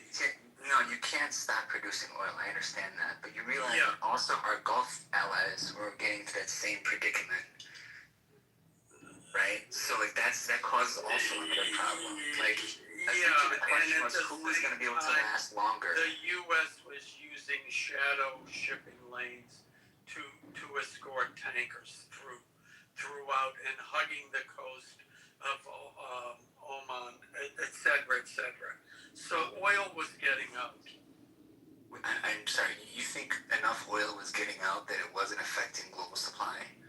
I think it was affecting global supply, but I think Iran was already hurting. You're right, they were hurting, but much more than any other country. Right, but this is also a fight for their existential survival. It's like a fight for existential survival for them. Yeah, I know everybody in the Middle East is fighting for their existence. But it wasn't an existential fight for the United States. Like, there's no reason for me to pay $5 a fucking gallon for oil. Yeah. So, like, he was getting significant domestic pressure. Yeah, but there were Indians who were worried about getting cooking gas. There was no significant pressure in the United States. Domestic pressure. None. Okay. Sure. So, let me go back to your. I mean, I can certainly tell you in California, the prices are higher here than anywhere else, and it's not because of the war in Iran. I can tell you my price is about $2 a gallon. I'll leave 1 second. Alan, first of all, hello. Hey, Ralph. Second of all, how are you? Good. You want to help out me a bit? You mind to help out? Help out how? Like this. Oh, Jesus. I'll go mad with power. I swear I can't control myself. We need a crazy Armenian. But what's it called? Where was I going with it? I think you sent me the article, or you sent me the thing that under Biden, that oil without any wars, gas without any wars was still higher than under Trump with the war. Was that you who corrected me one time, I think, in the back? No, I'm not saying, I just checked my messages to you. I didn't see anything, but that wouldn't surprise me if that was accurate. I mean, as soon as Biden came out with the war, funding in the war with Ukraine, prices in California went up to $700. $7 a gallon for premium, which I need. And the other thing, my 1 month's gas bill to heat my house, which was normally $230 in the winter, was $700. Oh, and I told you gotta sell that Mercedes. I know you're Armenians, you love those Mercedeses. Yeah, I know. We can't, look, I can't show my face to other Armenians if I'm not driving a G-Wagon. Come on, you know that. I know. It just matches your face, that square boxy look. Yeah, that's right. So, let me just finish my discussions with Ali. Ali, I just quickly looked up some elements in the MOU, and I think, let me just tell you what it says about the question of Lebanon. So there are a few items in here. This one is under the title of sovereignty, non-interference, and implementation. I think I said this correctly. So here's just one line in here. It says explicit language, but protecting Lebanon's sovereignty and territorial integrity is tied to the ceasefire on that front. So it is really vague about what the outcome of this kind of a language is, or what the expectations are, the Iranian expectation in terms of the sovereignty of Lebanon, whether that requires it for the Israelis to pull out completely, or strategically. So it's really vague. maybe you have something better than I have. That it basically says that American. I mean, I think territorial sovereignty usually means that there's not another country. Yeah, I fully understand that. Usually there's not an occupation. What I'm trying to tell you is really a vague language in here. That's what I'm trying to tell you. Now, I'm not quite sure. What was I going to say? So I'm not sure how it's going to unfold, to what extent. I would love to hear from the other Ali though, but Ali June, you and I Which know one are you talking about? how come your Are you talking about the handsome Ali or the handsome Ali? How come your opinion never actually ever mattered? I'm sorry, can you come again? It doesn't matter, like progressively, it doesn't matter. It's like your opinion.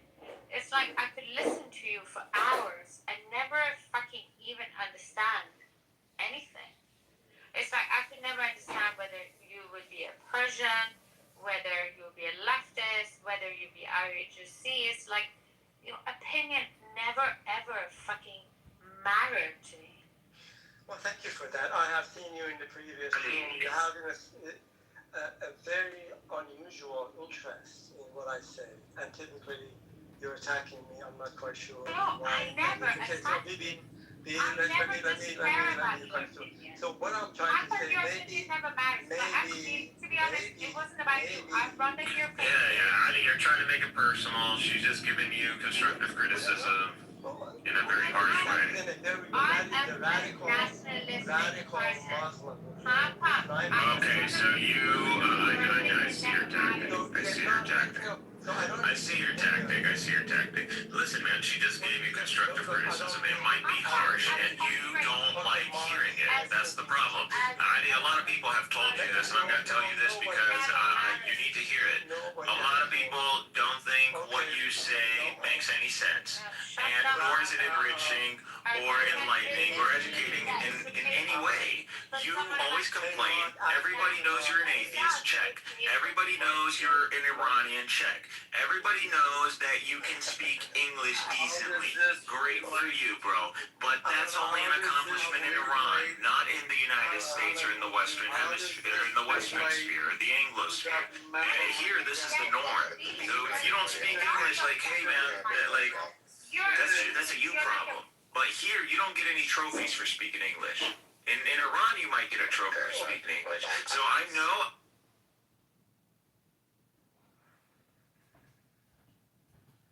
Who's muting? Who's muting, man? Alan's muting. 1 second, Alan's muting. Alan wants to say something. Yeah, how does this relate to the memorandum of understanding? Thank you. What memorandum of understanding? The one we're talking about between the United States and Iran? Yeah. Correct. Well, 60 days, it's going to be negotiated. There's no memorandum of understanding other than to stop the war. Yeah, okay. So, I'm sorry, but Ali's particular effectiveness with what he does or does not say is not related to that, nor our opinion about what he says or does not say. That's true. It's up the moderators to decide and moderate the room. That's their. We already know moderators moderate the room, Alan. Can we just not why are say... you talking about what Bibi said to him? Because being allowed to say that and people entertained it, Mr. Moderator. No, because Bibi is drunk. And so if moderators entertained it, that must be the topic of conversation. And now I just stopped. Okay, so you went back to, you reset the room, Alan. You could just say, I'm going to reset the room. Well, I could have said it that way. I said it my way instead. Which is no problem with that, but I just for further clarification. I'm building with you. I'm not being an antagonist to you. I know you're not. We're all good. Now I'm going to say something. You know, I looked it up. I looked up what are the points. I read the memorandum. Then I went to Google, and there was one of the things that said was, would you like to see how this compares to Obama's deal? And I said, okay, let me see that. And then I asked the question, is it fair to compare this to Obama's deal,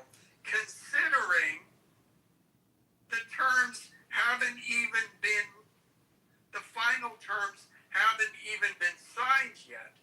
And it said, well, no, it's not fair or accurate because this is a ceasefire deal. Okay? I don't see how when two countries are warring and they come to some kind of understanding, how that can be seen as a failure. Now, I expect that both sides are going to say, ha ha, we won. But we have yet to see what's going to happen in the next 60 days. The only other thing we just completed a grueling 3-day records exam process, defending nearly 20,000 of our signatures. In the end, as I've been saying all along, we're well over the required 25,000 signatures. That people are saying, oh, we're giving it to Iran. 150 billion of that is from private investors, and the rest of it comes from various sources, including other Middle Eastern So before the breakdown, Alan, what are we trying to say? So you agree with me? So I don't that this is just a ceasefire. Maybe I You're an do, abortionist, Cynic, pro-legal but all I've alien heard you voice. say. You don't trust his That's why I lies. asked the question. So you agree with me that this is just a ceasefire? No, it's an MOU to get to a ceasefire. They're different. That's what it is. Ceasefire is to get to the conditions of the Marshall's modified conditions. Why the fuck am I here the other Do I give him the box then? Yes. Do I give him the box or what was the code, sir? HR10. He gave me the code. I mean, not a quick ticket out of the room, just so you know. That's fine, you know, did that ever matter to Cynic? Marshall, did that ever matter to Cynic? You could at least have a decent conversation. Marshall, but did that ever matter to me? Did I ever consider lesser intelligent law as a means to stifle freedom of speech? No, I'm an American, I want to get freedom of speech, and I believe in freedom of speech reason and intellect doesn't apply Marshall, you don't know what you don't actually understand what freedom of speech fucking means. All right, I can only take one person talking at a time. Now the point is, and this was the only point I was going to make, was that $300 billion is not coming from America, and it's contingent on Iran making itself investable, meaning if it's a war-torn, terrorist-inducing Surveillance video inside playmakers, games, cards, and collectibles in Hudsonville shows the This is where you'll find some of the best jibaritos in Chicago. A jibarito is a sandwich made with flattened fried green plantains instead of bread. It comes with garlic and a filling consisting of meat, cheese, lettuce, tomato, and more. This breakfast sandwich is very good. A jibarito was actually invented in 1996 in Chicago's Humboldt Park neighborhood, and you'll find some of the best ones. I appreciate you. I appreciate your knowledge because I believe that you have that, like, it belongs to you. You know, you grew up so, like, you could be Armenian, you could be whatever, but most in Chicago. Thank you, BB. And here's the thing. Cynic, I may be thinking but you're not smart enough. No, I'm cynic, no, BB, not you, cynic. Listen to me, BB. of you as stupid. I said the Marshall as stupid. No. I believe that whatever you say, it comes from somewhere a level. No, but also I believe it comes from a level of experience and also a level of honesty. I don't think you ever are dishonest, by the way. Well, thank you, BB.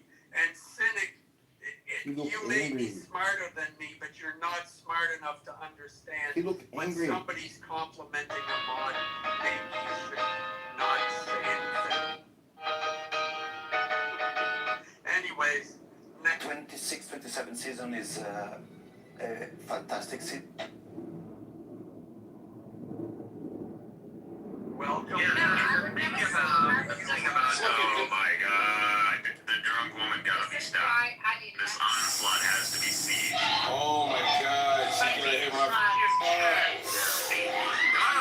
fuck up. Who is this Masha guy?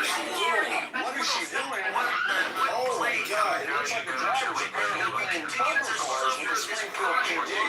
The officer's now trying to smash the window and pull her out. The driver speeds away.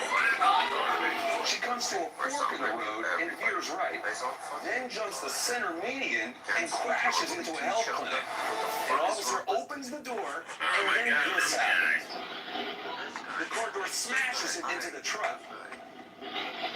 The car crashes again into the health center. She takes off. This time with the passenger side door wide open.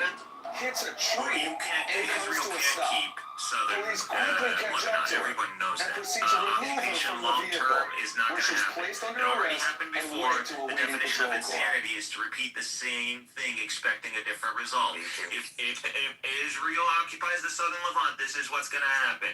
Within the next few years, they are going to coordinate the attacks against the permanent positioning of the IDF over there, and you're going to see high casualty events among the IDF, and then they're gonna post that online, and that's gonna be a psychological angle, and that's gonna be enforcing their base, and the Israelis are gonna continue asking, why are we there? Why are we losing troops? And even though we have no valid claim to occupy the land, and the international community isn't gonna recognize this territory as part of Israel. We're gonna keep it as a buffer zone. You're just gonna lose troops. You're in this high-tech loitering warfare battlefield that we have today. A bunch of drones from Hezbollah will cost millions, yet alone the human life, which is what we're already seeing. You might not be seeing the combat footage, but I keep up with this stuff.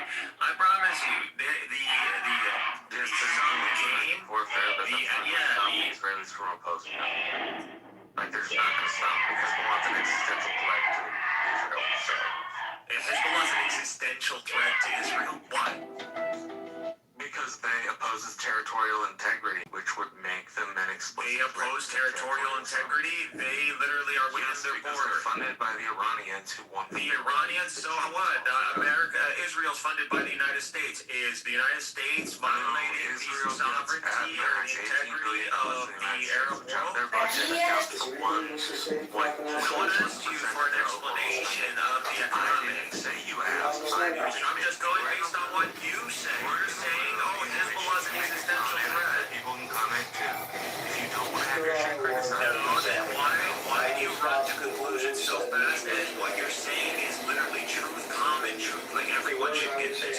No, it's not. You are fringe. You are fringe, Marshall. You're in goddamn Texas. You're Baptist. Bro, what are you talking about? Your views are nowhere normal. They're not normal. You are fringe. You are on the extreme right side of the aisle. You're an evangelical. You're an evangelical. You are not mainstream. You are not mainstream. Just say I'm not mainstream. Accept that you are not mainstream. Holy shit, this white guy can't accept that. He ain't mainstream. You were redneck. You were redneck. And you got the actual subject of the room, which again means you've lost the discussion. No, I'm not lost. Look at him setting himself up as judge, arbiter, and execution. You were talking about me, Sylvester Stallone. You were not talking about ideas. You were talking about Marshall Reagan personally. Which means you're nothing, bro. Like, pull your head out of your ass and actually be polite. It's not that difficult. I'm not gonna be polite to someone who continues to Otherwise, I'm gonna continue the shit I'm saying the entire time we're talking. Who's muting? Can we have our back and forth or what? Your motherfucking taught you. It's not that difficult. You don't have to try hard. Just you're a redneck. You're a redneck. Your views are not normal. You cannot justify your views. You just said Hezbollah is an existential threat to Israel. Justify that. You said, they violate Israeli territory integrity. Okay, both of you stop right now. Is Hezbollah? First of all, there will be no direct attacks on each other. You guys want to argue? Argue facts. Okay? Thank you. Argue fucking facts. No, No, you're the one that's arguing and getting emotional, Cynic. Because he is presenting things as if they were fact when they're not. And I'm telling him to justify them, and he cannot do. I literally justified them. You wouldn't shut your mouth long. Okay, go ahead. I'm gonna shut the fuck up. Justify them in a way that we can all realize them as fact. He is literally attacking the border on which a country exists. If you don't like that, take it up with the international relations. Okay, that doesn't mean an existential threat, you goddamn moron. That's exactly what it means. Okay, so go ahead. There you go. There you go. You just made a claim. I want you to back that up. I want a source. I want a source, Marshall, where it says violating another nation's territory integrity means you are an existential threat to them. I'm not giving you a source. You're not being that. You're such a fucking moron. You're such a moron. There you go. Take the put it up your ass. It's academically not required because it's a commonly agreed upon thing. Just eat the L. No. But you just got held. How are you not getting? You just got held. I just got somebody who got emotional and how can you can't justify it. Violating another thing. Okay, so the United States, Epic Fury, violation of Iranian territory. That does not mean the United States is an existential threat to the Persian people or Iran. That's crazy. You're crazy. Nick, are you Muslim? Say it right, woman. Say it right first. You know, you're not a white person. Masha, you're from goddamn Iran. You live closer to India than I do. If you don't believe that, take it up with the international relations community. I can't fucking help you. Marshall, you have things that are actually substantiating with evidence and your statements being backed by some reference. Things that are in the common parlance per the You need to show me under international law where violating another nation's sovereign territory means you're an existential threat. Yes, you can't find that because you just spoke out of your ass. Because it's common knowledge. It's common knowledge. Fallacy of authority. Fallacy of authority. Fallacy of authority. That's called a fallacy. That's what slavery is. You can wear all the glasses you want. You ain't gonna cover that hick accent. I can hear that accent, and I know you're a redneck. Yo, Mods, control this ship. Well, So how this titanium bar? You were talking more, Doctor, so I figured you were going to do it. I mean, let's put it. I mean, Cynic is a Muslim fuckhead. That's all. And I could figure out. Well, I'm honored to be a Muslim fuckhead. Mrs. Masha, you're an atheist, brain-dead camel, and Ellen is literally can't. He knows better. He knows where the hierarchy is. That's why he can laugh like that. He can call me a dickwad all he wants, but he knows who's making the intelligent, rational points. No, but so you said you're fucking. Hold on. You said you're fucking Muslim, and this is how you speak to a fucking woman. Well, oh my God, here we go. They want to pass judgment. Who are you and why do you believe you deserve? Oh, because you're a mod. Because you think some electronic green badge of hierarchy makes you somehow a judge. Dickhead. The hell on better manners. Marshall, you literally don't know manners because you clearly don't know reason. Your Muslim ass stinks so bad that all of us, not only Persians, including other nations, I don't know, I gotta say to everybody else, are just disgusted by how talkative you are and how disrespectful. It's not about your... Again, another opinion that is irrelevant to the conversation, that doesn't help us obtain a fact or verify a fact. Identity. That word that you're fucking Muslim and then you went and fucking attacked a woman. This is a serious question. Why are you Muslim men like this? Most of you, all the time. You just can't have a simple conversation. He's Muslim though. That's a fucking great way to describe that you're fucking Muslim. I just want to say hi. Really proud. I mean, I think there's a stereotype that's just not fitting. I mean, Cynic is Cynic. I mean, people have heard Cynic speak in other rooms. He's very opinionated and he attacks and he'll attack him back, regardless of the man or woman. But no, Muslim men by far and large are men are respectful woman. Dean, we've just endured 10 minutes of this fuckhead. Well, yes. Leave it alone. Helen, I don't know if he's still in the room, but Cynic is a different character. That's all I'm saying. So he's pretty intelligent. Something in terms of really on the marks and really on the mark. Intelligent, he shouldn't be doing Yeah, you could surprise me that he's Yeah, he should. I agree. Yeah, but Dean, saying he's intelligent, he might know some facts or may have read some newspaper accounts, but he's not intelligent. I mean, I've heard him speaking over time. Sometimes he's really on the mark, sometimes he's really off the mark. But I just Miguel's not. I understand what you're saying and why you say it, but intelligence, and I think you're intelligent enough to understand this, that intelligence encompasses many different things, and he is lacking in a number of things that actually matter. Specifically, the points he made about Lebanon and what would happen real estate there, those I thought were safe points. The problem is that everything else he said negated that and turned the entire room against him. Okay, yeah, I can't speak for that because I didn't hear that. That doesn't seem very intelligent to me. I mean, I can't listen. If he's a proud Muslim, don't tell me you're a proud Muslim and go attack a woman. It's not what we do. I'm sorry to say, it's disgusting.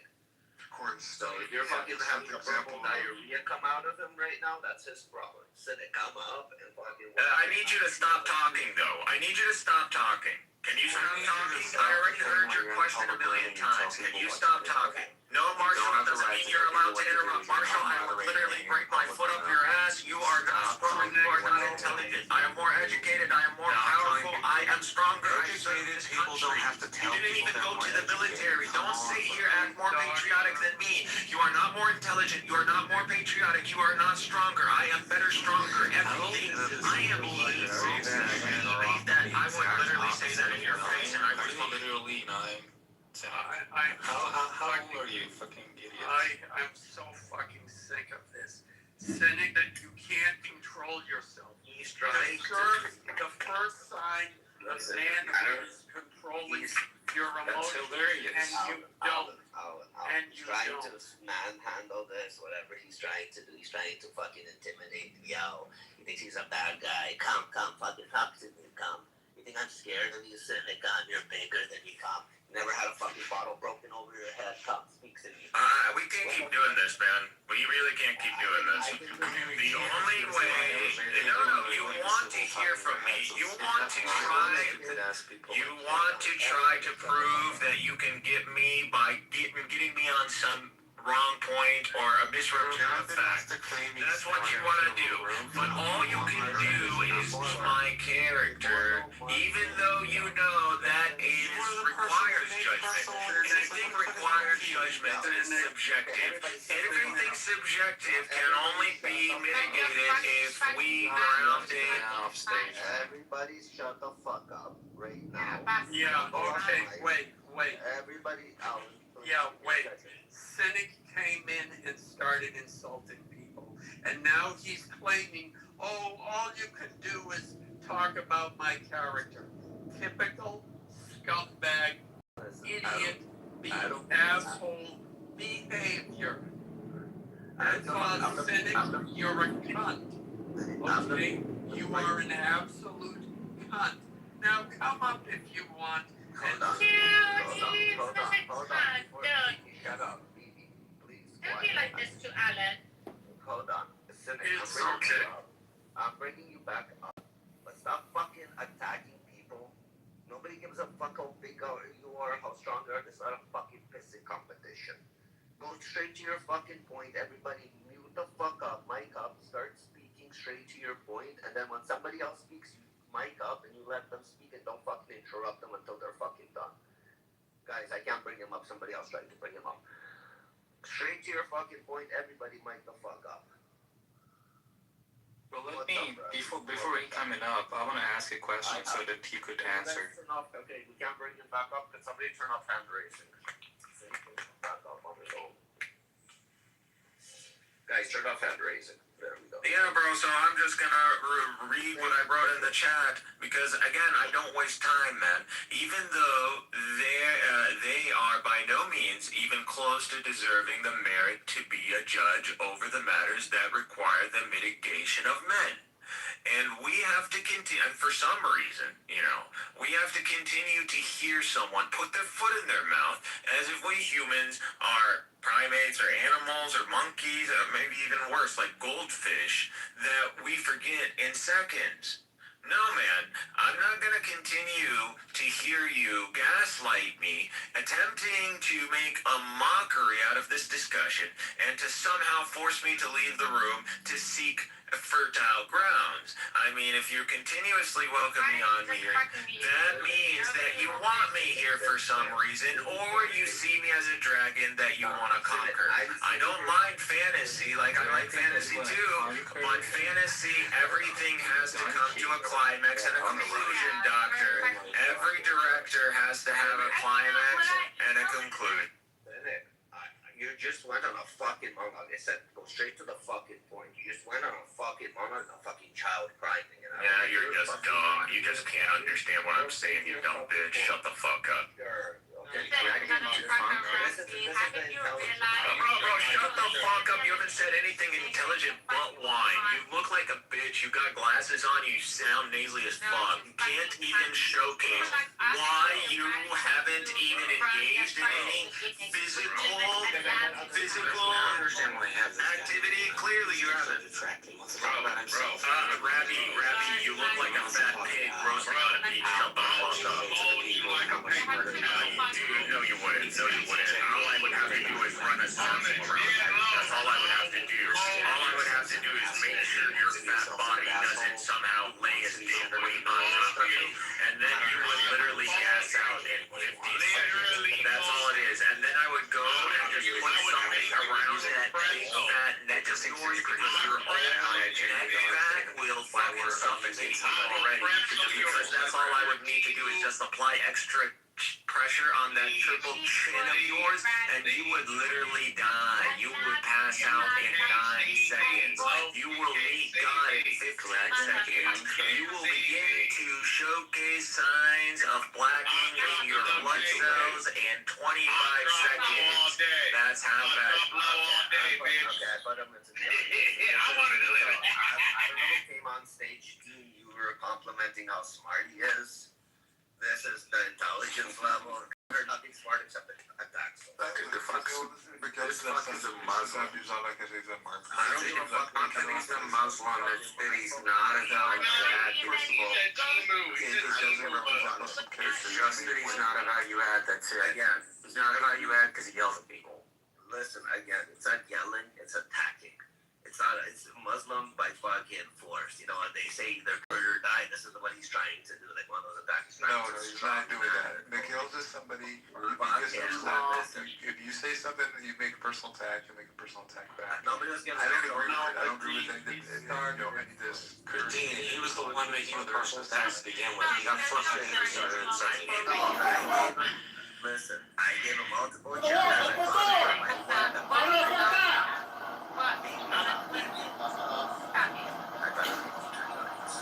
I told him to come on stage. Everybody get the fuck up. Everybody get the fuck up. What the fucking monologue? It's right again. Fucking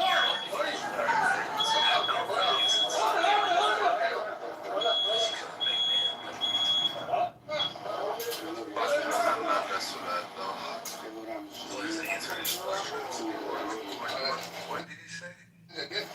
Oh, I just said that Muhammad, the Prophet, do you know him? Dean, do you know Muhammad the Prophet? Continue. Oh, so you do know him. I ended up having bruised eyes, a bruised nose. Oh, I just said fuck him. That's what I said. Alright, look, this is ridiculous. Okay. If you guys allow this type of, I wouldn't say that about Jesus, Moses, Abraham. I'm not of any religion. I would say that to any religion that would be stopping human beings from being It just shows your character. Right? It just shows your character. Don't become fucking. I mean, moderators, if this is the type of person I guess you're right. I mean, evaluate. You're right. Immortal, don't sing to fucking. Okay, so let me justify this. Look, You'll meet God in the day of judgment with that. there's a religion. Dean, now you have to just close your mic. There's a religion. I mean, you're the one. Now, if I'm speaking that, you're gonna be like your friend now. No, I won't be my friend. You're not a mod. Just a second.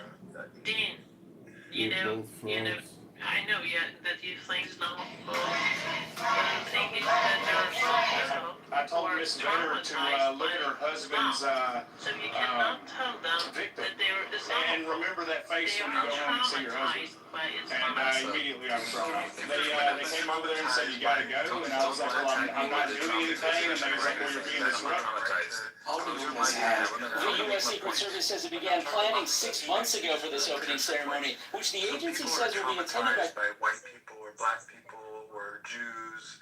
Does that give them a right to just say things of that similar? Well, we are not traumatized by the skin But color many of are. I'm someone. saying that We many are people are traumatized by Jews. by their beliefs, Yeah, okay. by so their Martha, religion. right. Their Many religion. people are traumatized by the Jewish religion. No, and just Jews. listen. Does that give them a right, though, Martha? Let me explain for you. There is this religion that has deprived me. Just a Listen, second. Dean's right. We're not gonna attack right now Islam religion. You guys wanna attack points? Attack fucking points. Okay, I wanna say my point now. No, I just have some Masa. I'm sorry, Mortal. I actually don't know. Apologies to you, Masa. By that rationale, if they take that approach, can some people are traumatized by Jews, killed by Jews, and have family members killed by Jews? Can they say similar things? Is that acceptable to you? Have Jews killed someone for not being Jew? Exactly. Have they done this? Have they called people infidel if they quit their religion? Hold on, Mortal. You can have your turn. I'm talking to Masa right now. Yes, of course they have. They've killed non-Jews. They've justified killing non-Jews. They've called them animals and trash and so forth. Isn't it their holy book? Is it something that they have as a rule? Like calling infidel? You know what is infidel? Not with you. If you're not giving enough information, then the information you're providing is biased, and you have to be reminded. I have respect for her. I have no respect for you. What do you mean I have respect for her? Hold on. No. Infidels, you are just neglecting the fact that Islam is calling people who quit their religion as infidel and would be able to kill them. Their blood is free to be spilled only because of changing your mind. You're trying to filibuster. You're trying to block me from making my point. I'm not going to let that happen. Right? I'm going to speak to Masa and just hold your horses. It changes how elections are funded, so clean candidates can win without selling in the name of religion out special interest. Non-Jews. I didn't say if they have killed non-Jews.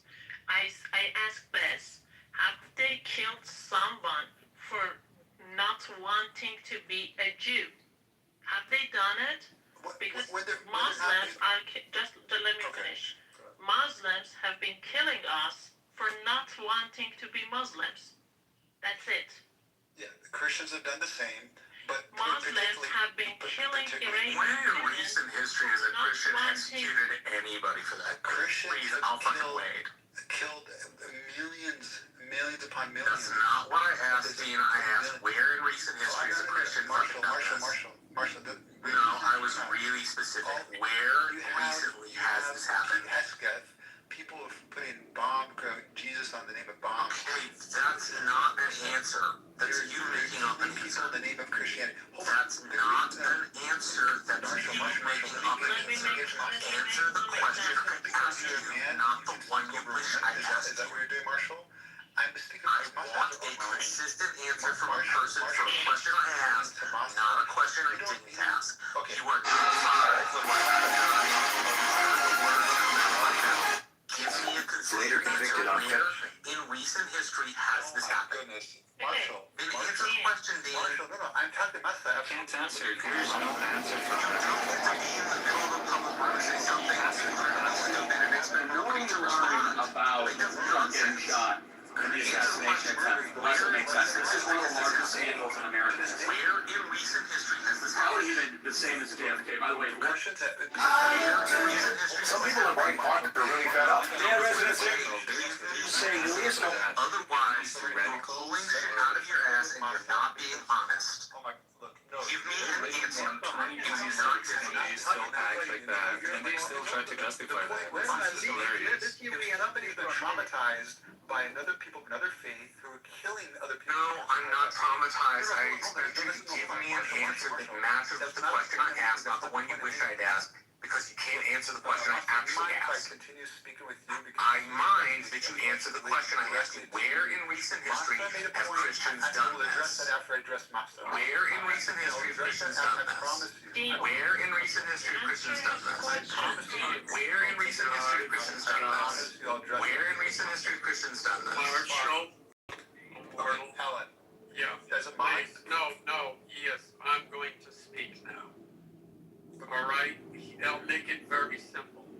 In 2020, in the war with Azerbaijan, Muslims killed Armenians, and Jews helped them. And yet here I am on a stage with both Jews and Muslims and Christians talking to all of you. If I can find it in my heart to listen to all the stupid shit you guys are saying and not be triggered and offended, I think everyone else can too. So let's leave the, I'm deeply offended by what people said, because as far as I'm concerned, you're all a bunch of fuckheads. Okay? So, but yet somehow I have the emotional maturity to continue this conversation. So, let's discuss some actual points, because Dean is not going to answer your question. Dean Marshall is not going to stop asking, and Immortal is not going to change his mind either. So I'm going to go on mute. It's up to the other mods. I am done. You guys can do whatever the hell you want. No, if he wants to obfuscate in front of everybody else, that says all it needs to say. No, I don't Marshall, have to say that's not anything the else. case. I simply asked because people have been traumatized by people of other faith because of being killed by that. No, you For your obfuscated. 60 I billion asked you dead that question. English You didn't give question me a and clear things. answer. It's But not you that know, difficult. will invested in Ben Johnson for fun. Now people have been No, you obfuscated, bro. You just admit you obfuscated. By the way, the fact that I'm Islamophobic is not because of being traumatized. I actually have never been traumatized by this fucking religion. It never hurt me, but the fact that it has continued. You just shut the fuck up when I'm speaking. The fact that it has done this over the history and still doing the same.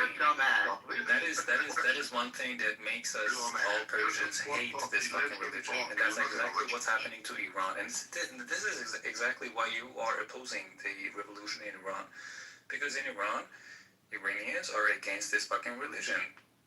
And you, as Muslims, hate the fact that Iranians, as a Muslim country, as a former Muslim country, are now against this. There's still by far tens of millions of Muslims. Your parents, or at least your grandparents and great-grandparents, were public practicing Muslims, praying and so forth. They love Allah and Muhammad. This is what that has been changing. That's your family. That's your family. I know. You You don't have to tell me. This has changed. Yeah. This has changed. This is something you There's only a cannot see. This petition is about something that you probably cannot the types comprehend of because liberal you're not an progressive Iranian. No, I've spoken to communists. many Iranians. Look, I understand. You spoke to many Iranian. I am an Iranian. You stupid bitch. Look, you need to stop that. First of all, you would I never don't know say what my they're face about. twice. He's an Like, idiot. that's it.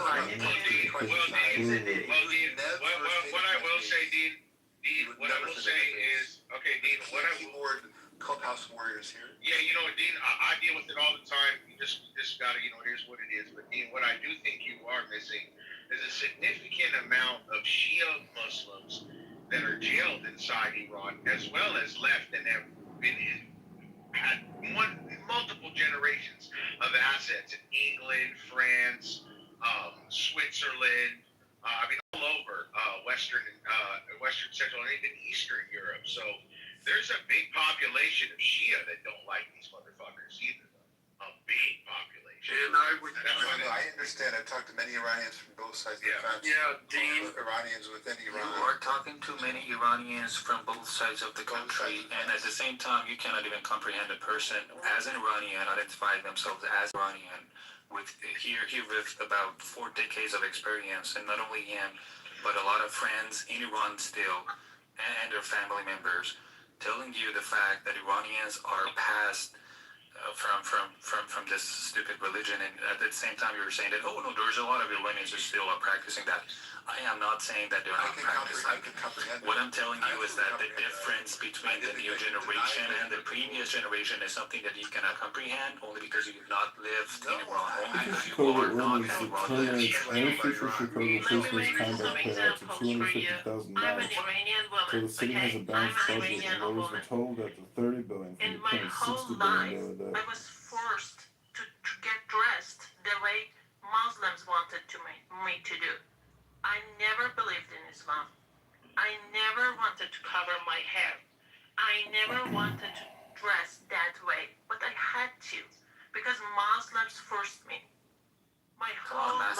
Let Dean tell us about his friends that are enjoying that hijab. Come on, Dean. Yeah. Just let her finish. Let her finish.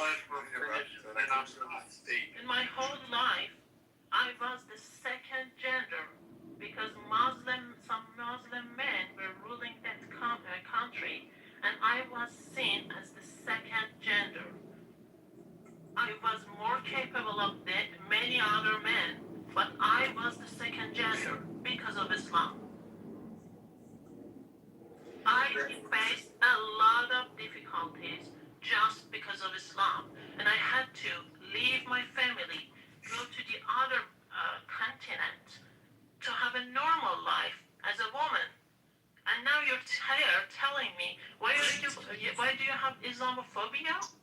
Fuck that. There are drafted an ordinance that prevents Obama from having unstreet nations to pay back Chicago and taxpayers for $300 million he stole to build his tower of lies and propaganda. You should be consistent because they have the right to feel that way about Jews and Judaism. No, people don't have to be consistent. This is the fact. There were 75,000 mosques in Iran. 50,000 of them have closed. Iran was always, while Persians were Muslim, it was also a secular country. And after the revolution, it became the crap fest it is today. And you may have spoken to a lot of people, Dean, who are pro-IRGC, and there are people like City Massa, Council, you should pay out settlement and maybe you Chicago haven't spoken to them, $250,000 but I to the city think as a that balanced budget. if the religion is thriving in a country, and that's all anecdotal evidence. Yeah, I think the fact that if a religion is flourishing in a country, 50,000 out of 75,000 of those places of worship do not close. I think the number's supposed to go up, not down. So I would tend to think that Massa's sentiment is more accurately reflective of the sentiment in Iran than the people you've spoken to. You can see that on my profile picture, Dean. Look at my profile picture. Just 32% of Iranians are identifying themselves as Shia Muslim. Just 32%. Okay? Other people in Iran don't consider themselves as Muslims. Do you understand that? They don't consider themselves because you have to add Muslims. city there, so it's 37%. So nearly 37 point something. There's about 40% or so. Yeah, and 60% are not Muslims. Right. The majority are not Muslims. I saw no this respectable Sunni and no respectable Sunni who prays to Mecca will ever support the IRGC or even look at them or their followers. Look, I never said I supported the IGC. I hear from both sides their reasons, their rationales. Dude, if we funded $30 billion to destroy the debt, how much is the monthly interest payments? Which ones are the primary recipients of the interest payments? It's complex. A lot of it's also brought in by sanctions. A lot of the frustrations, even if you had. Who says it's complex? It's very obvious. Just bring the points. You're 18. Look, if there's like 5 people against one here speaking, it's not going to be. No, it's not. It's supposed to be free. I'm going to say that, Robbie. I'm not saying that, but Immortal keeps interrupting me. Don't cry, Dan. Don't cry. Just say. I'm not crying. Just don't interrupt. Just chill. One mic at a time. Yeah, I've seen the survey results, and I know that if you had the best, I said 18 government, Masa, if you had your top 10 people you run in the government, or whatever, your administration, they would still have a lot of the same difficulties if they did not kowtow and bow down to Israel and the U.S. You would still face sanctions. You would still have crippling effects. Instead of producing 2.1 million barrels a day, you'd be producing 700,000. Your oil production would be cut by 2/3. People be starving. What's it have to do with the fact that Islam is calling Muslims infidels like Persian souls? I don't know. You know that before Islamic Revolution, Iran was a pretty normal country. We had a good life there. It was a good place to live in. Under the Revolution. Under the dictator, though, it was a good life. Under the guy that was oppressing the. Oh my God! You know the one that you're calling a dictator. Were you even there? Were you even there during that time? No, you were there. Were you there? No, you were there. She wasn't. But the funny thing is, she has so much to say about Iran, but yet she ran away from Iran. The propaganda they fed in the past half century. Do you know century. why I ran from that country? Because they were slaughtering our own people. Yeah, Do you understand that? Do you understand that? They were killing our people. It's a made-up story. It's not a made-up story, Harvey. Al Jazeera even wrote about it. Come on, dude. Fuck out of here. They slaughtered 40,000 people. They slaughtered 40,000 people. I'll give you that one, Harvey, for sure. In 2 days, they slaughtered 40,000 people. And now you're telling me why I ran out of that country? That's actually very disputed because of, first of all, Israel's there. They even said in the Mossad post that they're right with you. There's so many. I need my 2 minutes and I'm gone. Then I'll leave it for Dean and Harvey to continue their propaganda. Drop site, STO, and so forth, some reliable independent sources of news. Okay, can I get my 2 minutes now? You know what? I would like to give Immortal 2 minutes. I haven't heard him speak uninterrupted. Are we capable of that, folks? Alan, yeah, it's not fair because I'm not 120 seconds. You want 2 minutes, Dean? You can get it too. That's fine. Oh, come on, Dean. I would like to. If I get 2 minutes, that's fine. You already got 10 minutes. I only need 2. So here's a point. I understand that people like Dean, as Muslims, or Cynic, or other people who are wise Muslims, democratic ones. Those are not killing people because of their beliefs. Actually, they might have in the past, but right now they're a little bit more educated, so it's not happening in 21st century for people like Dean. But unfortunately, in Iran, it's still happening. Again, people say that, we have our own contacts. We call people from Iran. I have Iranian friends. I call them, and I hear from both sides. This corn can sell for up to $1,000, and in China some people even wear it as jewelry. At first glance it looks like it's made from colorful gemstones, but it's actually real corn. This special variety is called glass gem corn. Its incredible colors come from years of selective crossbreeding.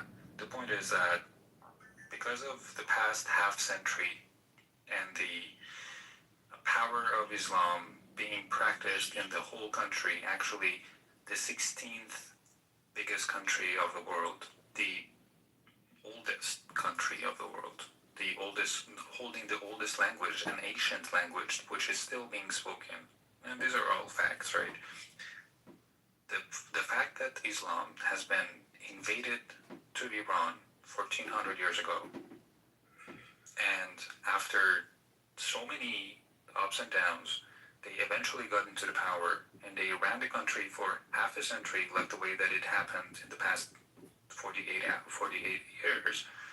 Iranians, they have changed. The generation Z has 100% changed. Other generation, Gen X, and even baby boomers are now changing. And this is not something that you would see. You would say that, oh, I still have friends in Iran who are, saying their practices, practice their religious, I don't know, things, and they do their prayers and stuff. But the fact is that they are a minority. I still have my parents as practicers, but they are a minority. The next generation is not gonna even throw a dime into this religion belief of killing people because of their beliefs, calling people infidel because of changing their opinions, or making women wear a scarf because of trying to make the society less toxic with the men and women relationship.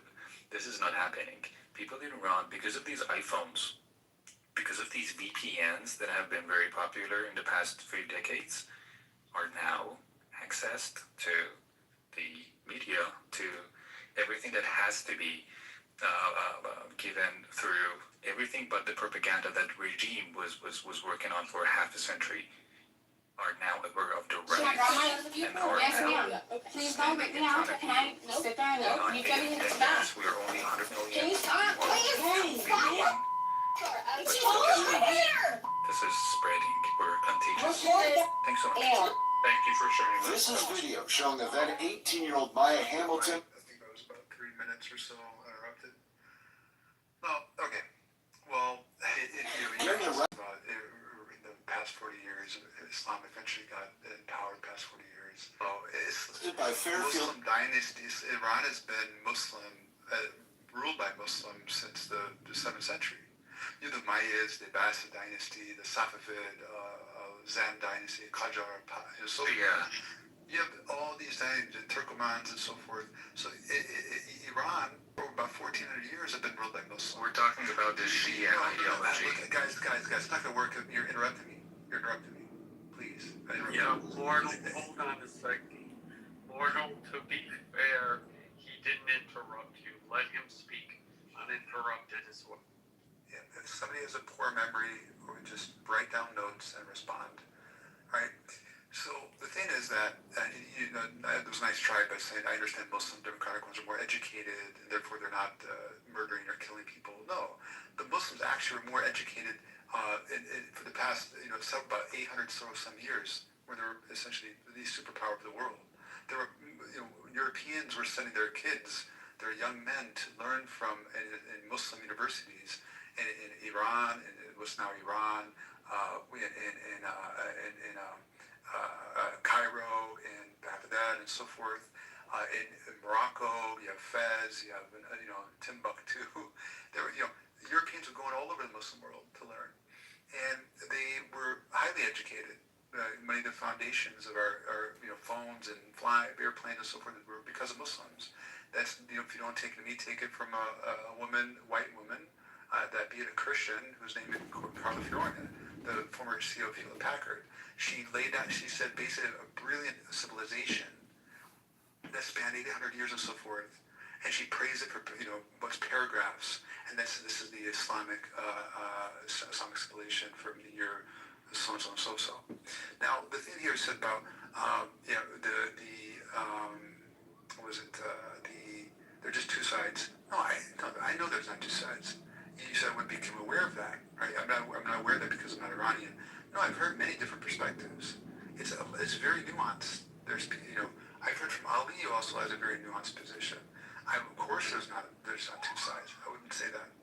And Iran, I think, is a very remarkable civilization. Never anything specific. Iranians have paved the way. Many of the world's best inventions have become Iranians. And when it comes to the best Sunni scholars came from Iran.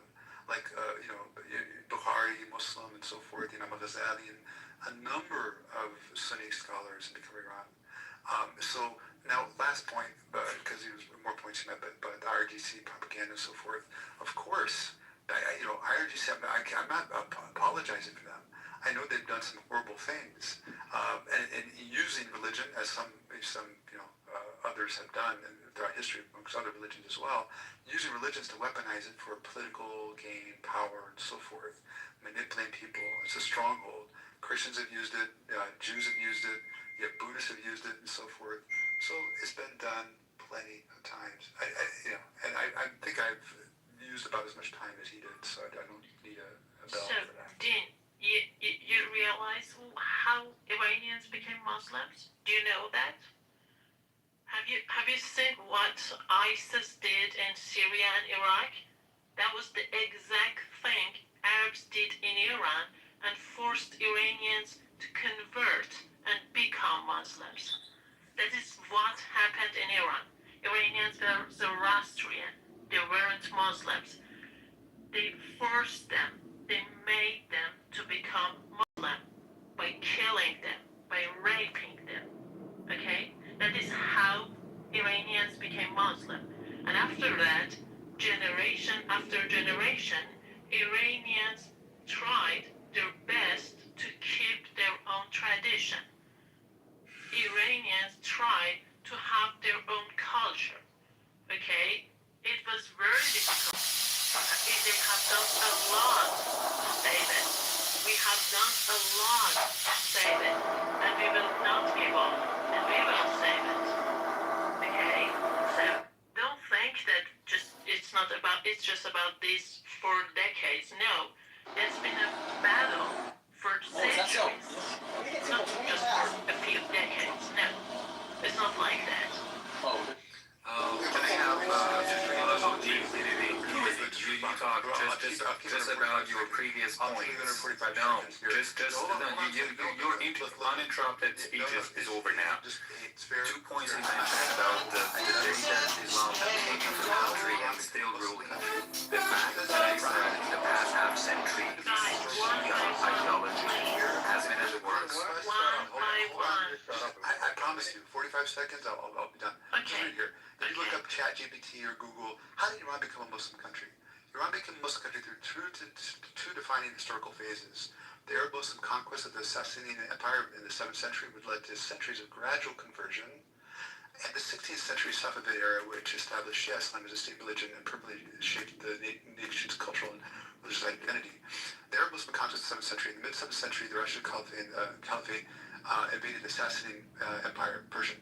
By 61 AD, the Sasanian state collapsed, bringing Muslim Arab rule to the region. However, conversion was not immediate. No, hold on. I'm almost done. The Iranian population retained their Zoroastrian faith, distinct language, and cultural traditions for centuries, gradually converting to Islam over a long period. By the 11th century, the vast majority of Persians had become Muslim, and it goes on. So this is actually this is actually all right. Okay, that's still like the fact that they invaded Iran is the actual reason of the presence of Islam in the country. And just for your information, for 200 years, okay, Iranians were banned from speaking Persian in Iran. So the fact that Iranians saved their language it shows that how much effort they dedicated for it. This is the oldest nation of this fucking planet. It is historical fact that Arabs forced Iranians to speak Arabic for 200 years. Okay, just one last thing. I mean, the point that he said that I said that Islam is only 47 years old in Iran. I was meant to say this Shia ideology of working out the Holy Book of Quran, holy in your opinion, satanic to mine, as the law of the country, and to regulate everything around it, including hijab, including the blood, the price of the blood of the women is like 1/3 to the men, as in the trains. they locate women in the front at the very end of the train because of any collisions possibly, you would have less pay into the insurances. And not only that, but there are so many other rules that are against the identity of not only women but also those people that are not identifying themselves as men or women, because Islam didn't have it at that time, probably. So oblivious. Okay, so, But Immortal, when did women get to vote in the U.S.? I believe 21, 18, 19, something like that.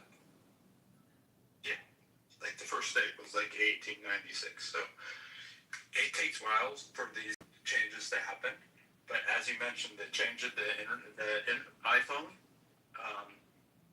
letting people see what exists in the West has caused massive and quick changes throughout the world. And now we have the counter change in the U.S. where we're trying to pretend like science doesn't exist anymore, trying to take us back to pre-1920. That was also just a metaphor of telling you how the propaganda of the regime, how the Science doesn't exist.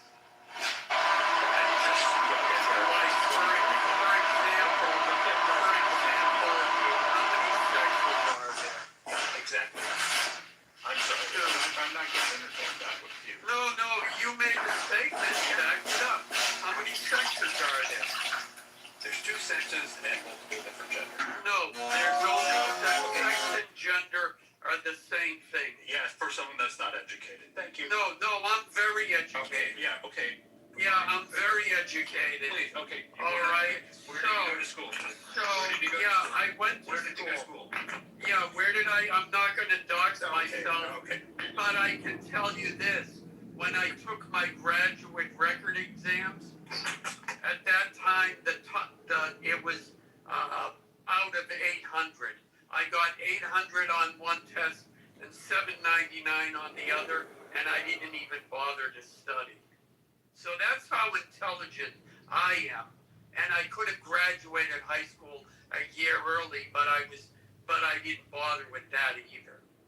That's how intelligent I am. So to claim, and this is a typical, we're done with this, by the way, this is a typical leftist bullshit argument. Yeah, right. If you don't agree with me, you must be uneducated, because only educated people... only educated people. So we're not going to entertain... When's the last time you read the scientific journals on gender? I did. And then tell me, why did they outlaw gender-affirming therapy? Yes, ma'am. Some people in writing bark, it changes how election. Because the numbers are proving, first of all, number one, there is no targeting of transgender people. That's a lie. Number two, transgender people are not being murdered. That's another lie. Number three, if you do nothing with transgender teens, it will resolve by the age of 21. Those are the facts. Okay, but they didn't outlaw it. They outlawed it for a certain age group, and that's fine. I think. I have no. That's not my. Yeah. In any event. Yeah. But. Why they take gender dysphoria out of the DSM-5? You and I can argue this another day. Let's let the Muslims fight each other. Yes, Stan. Why did they remove gender dysphoria from the DSM-5? It's funded. What Immortal said, that Iran just essentially became a Shia nation 4 years ago, is this faction correct? Iran, just look this up, Iran officially became a Shia nation over 500 years ago. In 1501, when the Shah Ismail, the founder of the Safavid dynasty, declared 12 Shias as a state religion. Prior to this, Iran was a predominantly Sunni Muslim religion for centuries, and we established that ISIS did not force them to convert, just like, back then, Arabs did not do what ISIS did and just force them to convert. The Iranic, again, quote, the Iranian population retained their Zoroastrian faith, distinct language, and cultural traditions for centuries, gradually converting to Islam over a long period. Right? No, No, this is actually referenced. I'm actually looking at reference ChatGPT. You can look up in Google. There's references, and this historically happened. Hey, Dean, do you think this all came about? Dean, do you think this all came about because the Sunnis got tired of reading all the dirty hadiths about Prophet Muhammad? And then they're like, yeah, we're just going to throw all these out. They throw out hadiths downstairs. There's no dirty, well, I can't say, there's no... Sunan Abi Dawud 47:17 is graded Sahih. It says, and for the woman who buries alive her newborn daughter, the mother and the baby both go to Jahannam. But that goes for the father, too. They go to hell. No. It's a mother. It says, and for the woman who buries alive her newborn daughter, the mother and the baby both go to Jahannam.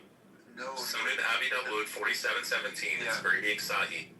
Right. It's al-Albani. Particularly, no, the scholars address this, and the babies don't go to hellfire. Yeah, I know, because the Quran says that they're innocent. Yeah, I know. No, yeah, exactly.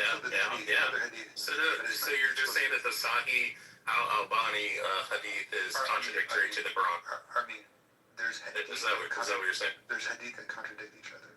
So they contradict the Quran. This is because look, if you They want to learn, can't contradict the Quran. The Quran. Yeah, it does. Yeah, it contradicts the Quran. No. So Because then the hadith contradicts the Quran. Actually, that contradicts the hadith isn't. Yeah, I just said the hadith contradicts the Quran. The Quran says the baby's innocent. The hadith of al-Albani says that the baby goes to hellfire. Okay. What is a hadith? There's 15. It's a writing. Okay, just listen a moment so you can understand. Yes, there's the hadith that contradicts the Quran. Hadiths have different grades. They go from Sahih, Hasan, just hold on. How many criteria used are needed to grade a hadith? I don't know. I just know it's graded Sahih. So is Sahih strong chain of narration or no? Very Swiss cheese understand. Dean, let me ask you a question. Is Sahih strong chain of narration? Hold on, listen. I know. I'm just asking a question. Just listen to me. Can you give me clarification on that so we can proceed? You can teach me about whatever you know better than I do. That's fine. But if you want to learn, Dean, if it's graded Sahih, does that mean strong chain of narration? Actually, there's many grades to hadith. Even the ones that are fabricated, known to be lies, are preserved. Yeah, from like all the way from fabrication to the most authentic gradation. And each one of the class Da'if, Hasan, and so forth, and Sahih have different grades. There's 15 criteria that are established to grade a hadith. Now, sometimes hadith do contradict the Quran, and happen predominantly to be the ones that are lesser grades. The ones that are higher graded hadiths that don't any hadith that contradicts the Quran is not accepted, at least either in full or in part. Okay, can you explain why this is graded Sahih? Yeah, I know, but Dean, you're saying why is this graded Sahih then? So, do you want it in the chat? There's other. There's Abu Dawud. Abu Dawud is a scholar of hadith. There's other hadith scholars who. Alright, it's in the chat. Can you just click on the name? Hold on.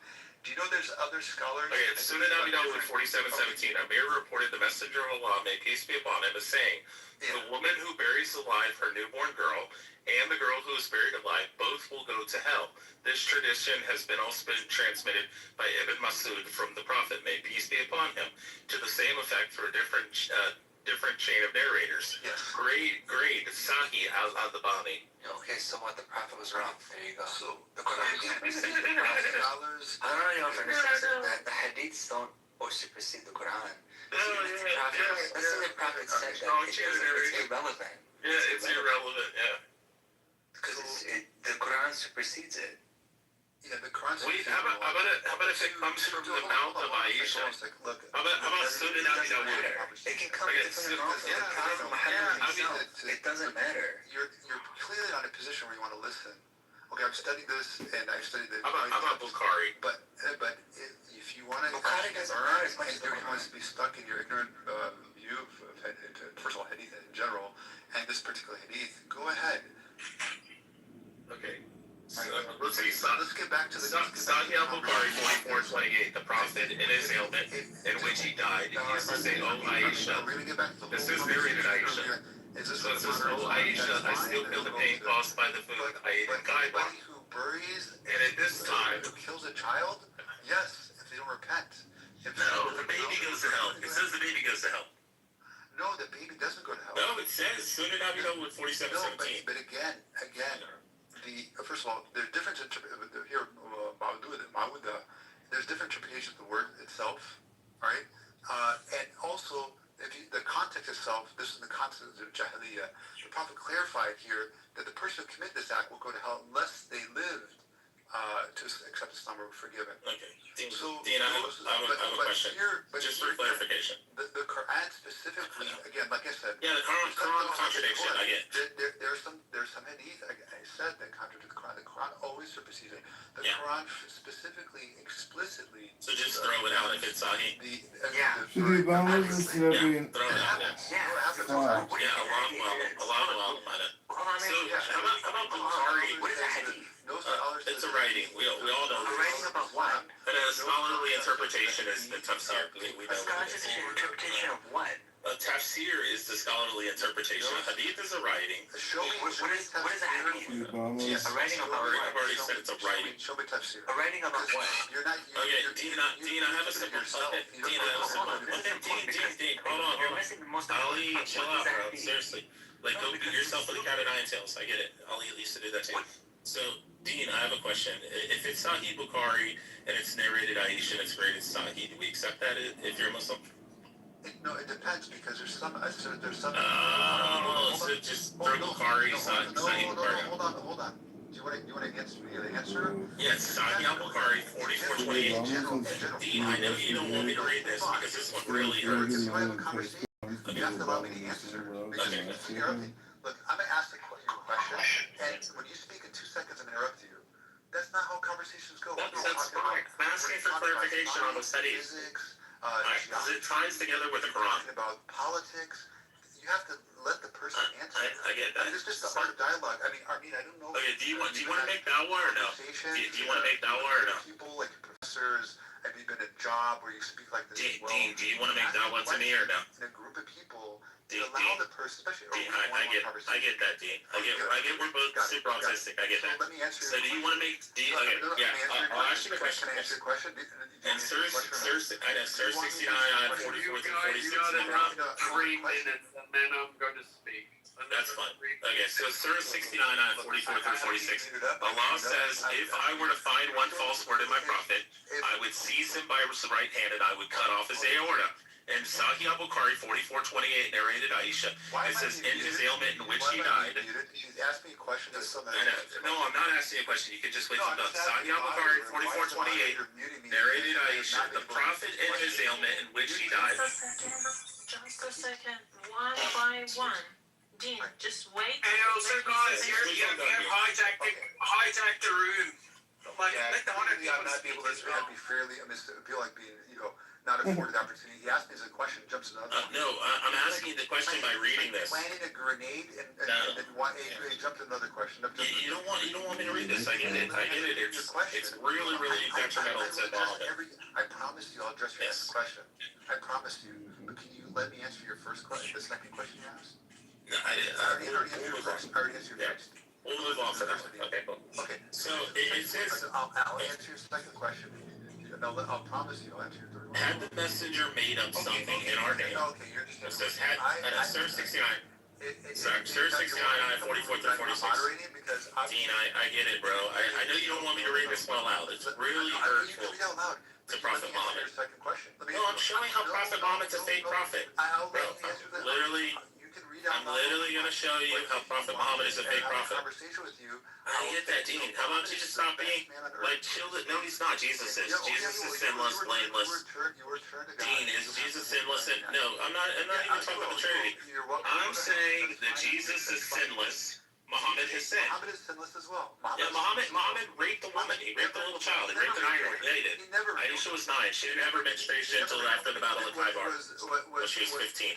So did God impregnate Mary when she was 12? Are you saying that Aisha was lying when she said that she didn't have her menstruation until after the Battle of Kitover?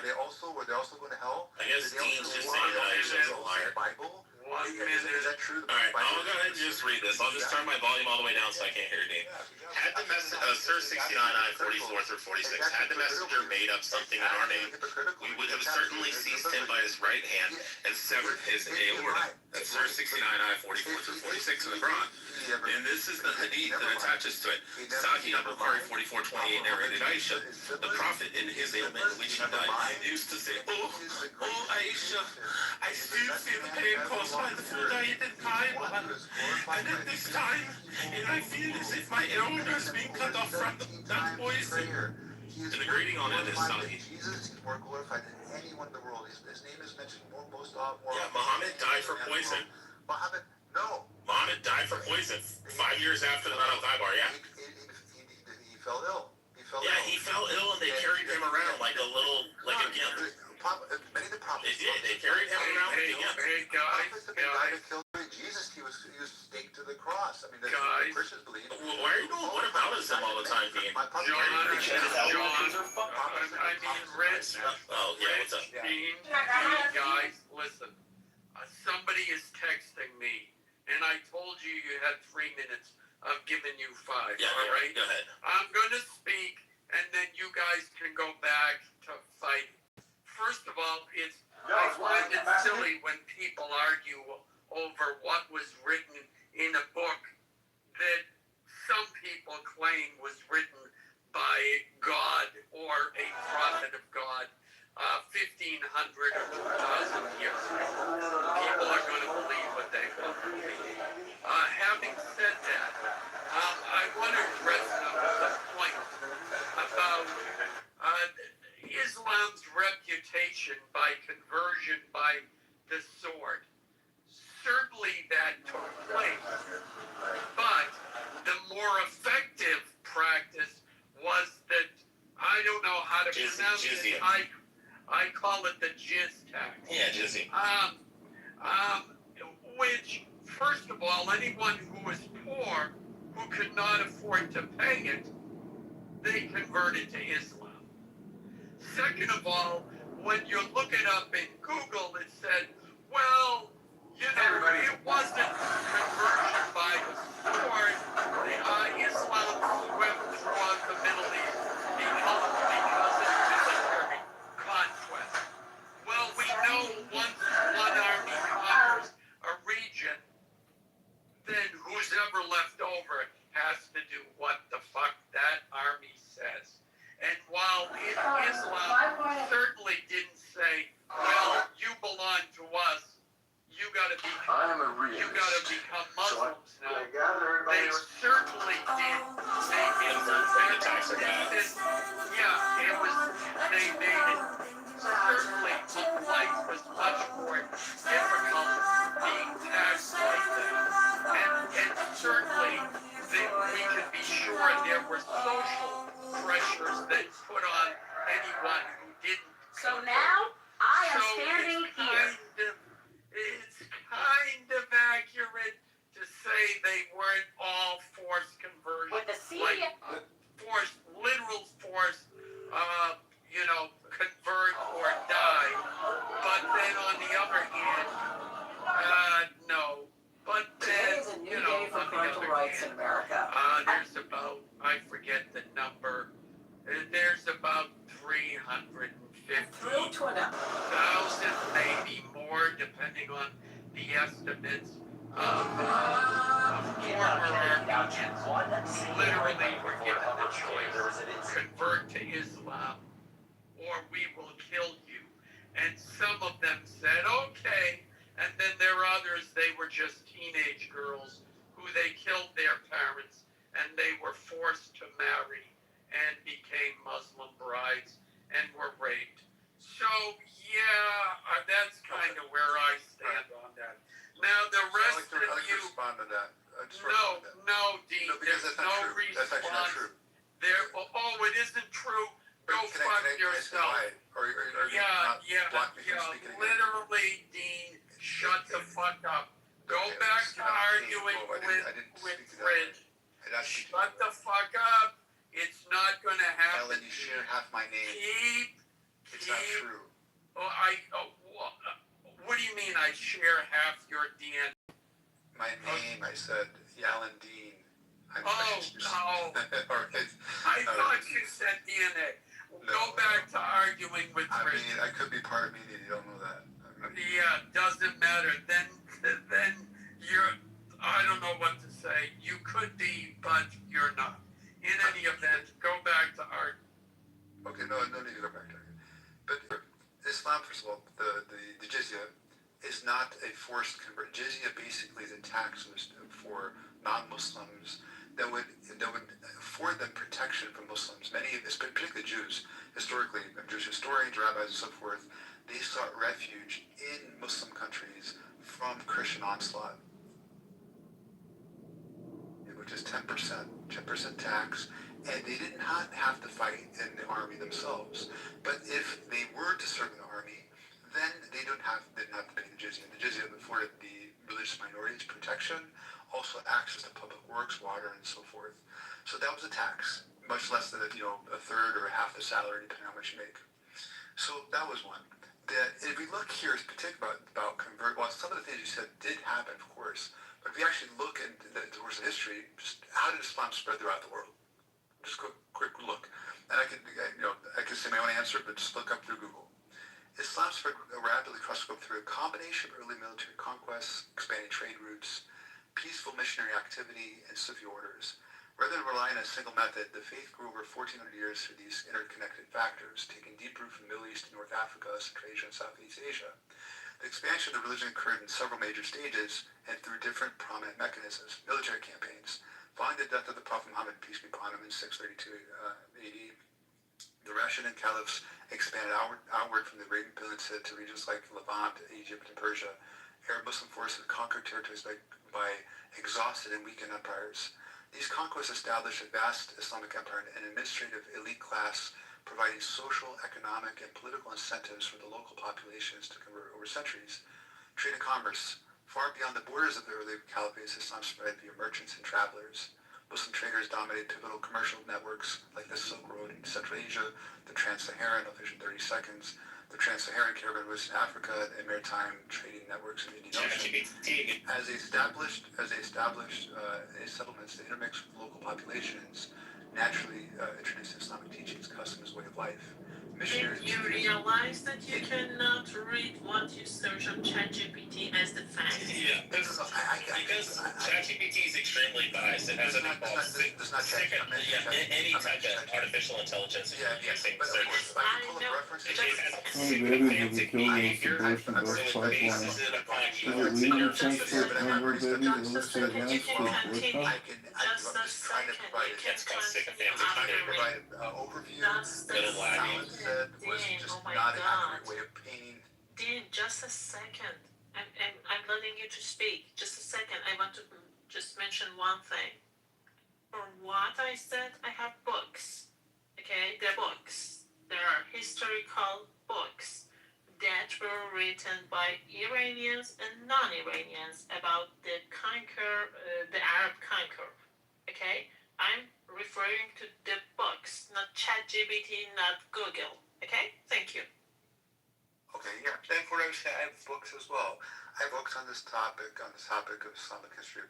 I've read articles. I've researched this. There's papers from universities from the west to the east. So they're all referenced. I'm just providing an overview. Dean, what was the highest percentage of jizya combined with property taxes? Oh, there's some places they charge higher. They charge like 80%. 40%. Yeah, under the Mughal India, it was 80%. Land and jizya tax combined, implemented by the Muslim. How much did Mughal India? Yeah. All right, let's look at it. It says Mughal India, the combined burden of jizya tax, land tax, said to exceed 20% in the farm produce. Some extreme later accounts even mentioned as high as 33 to 80%.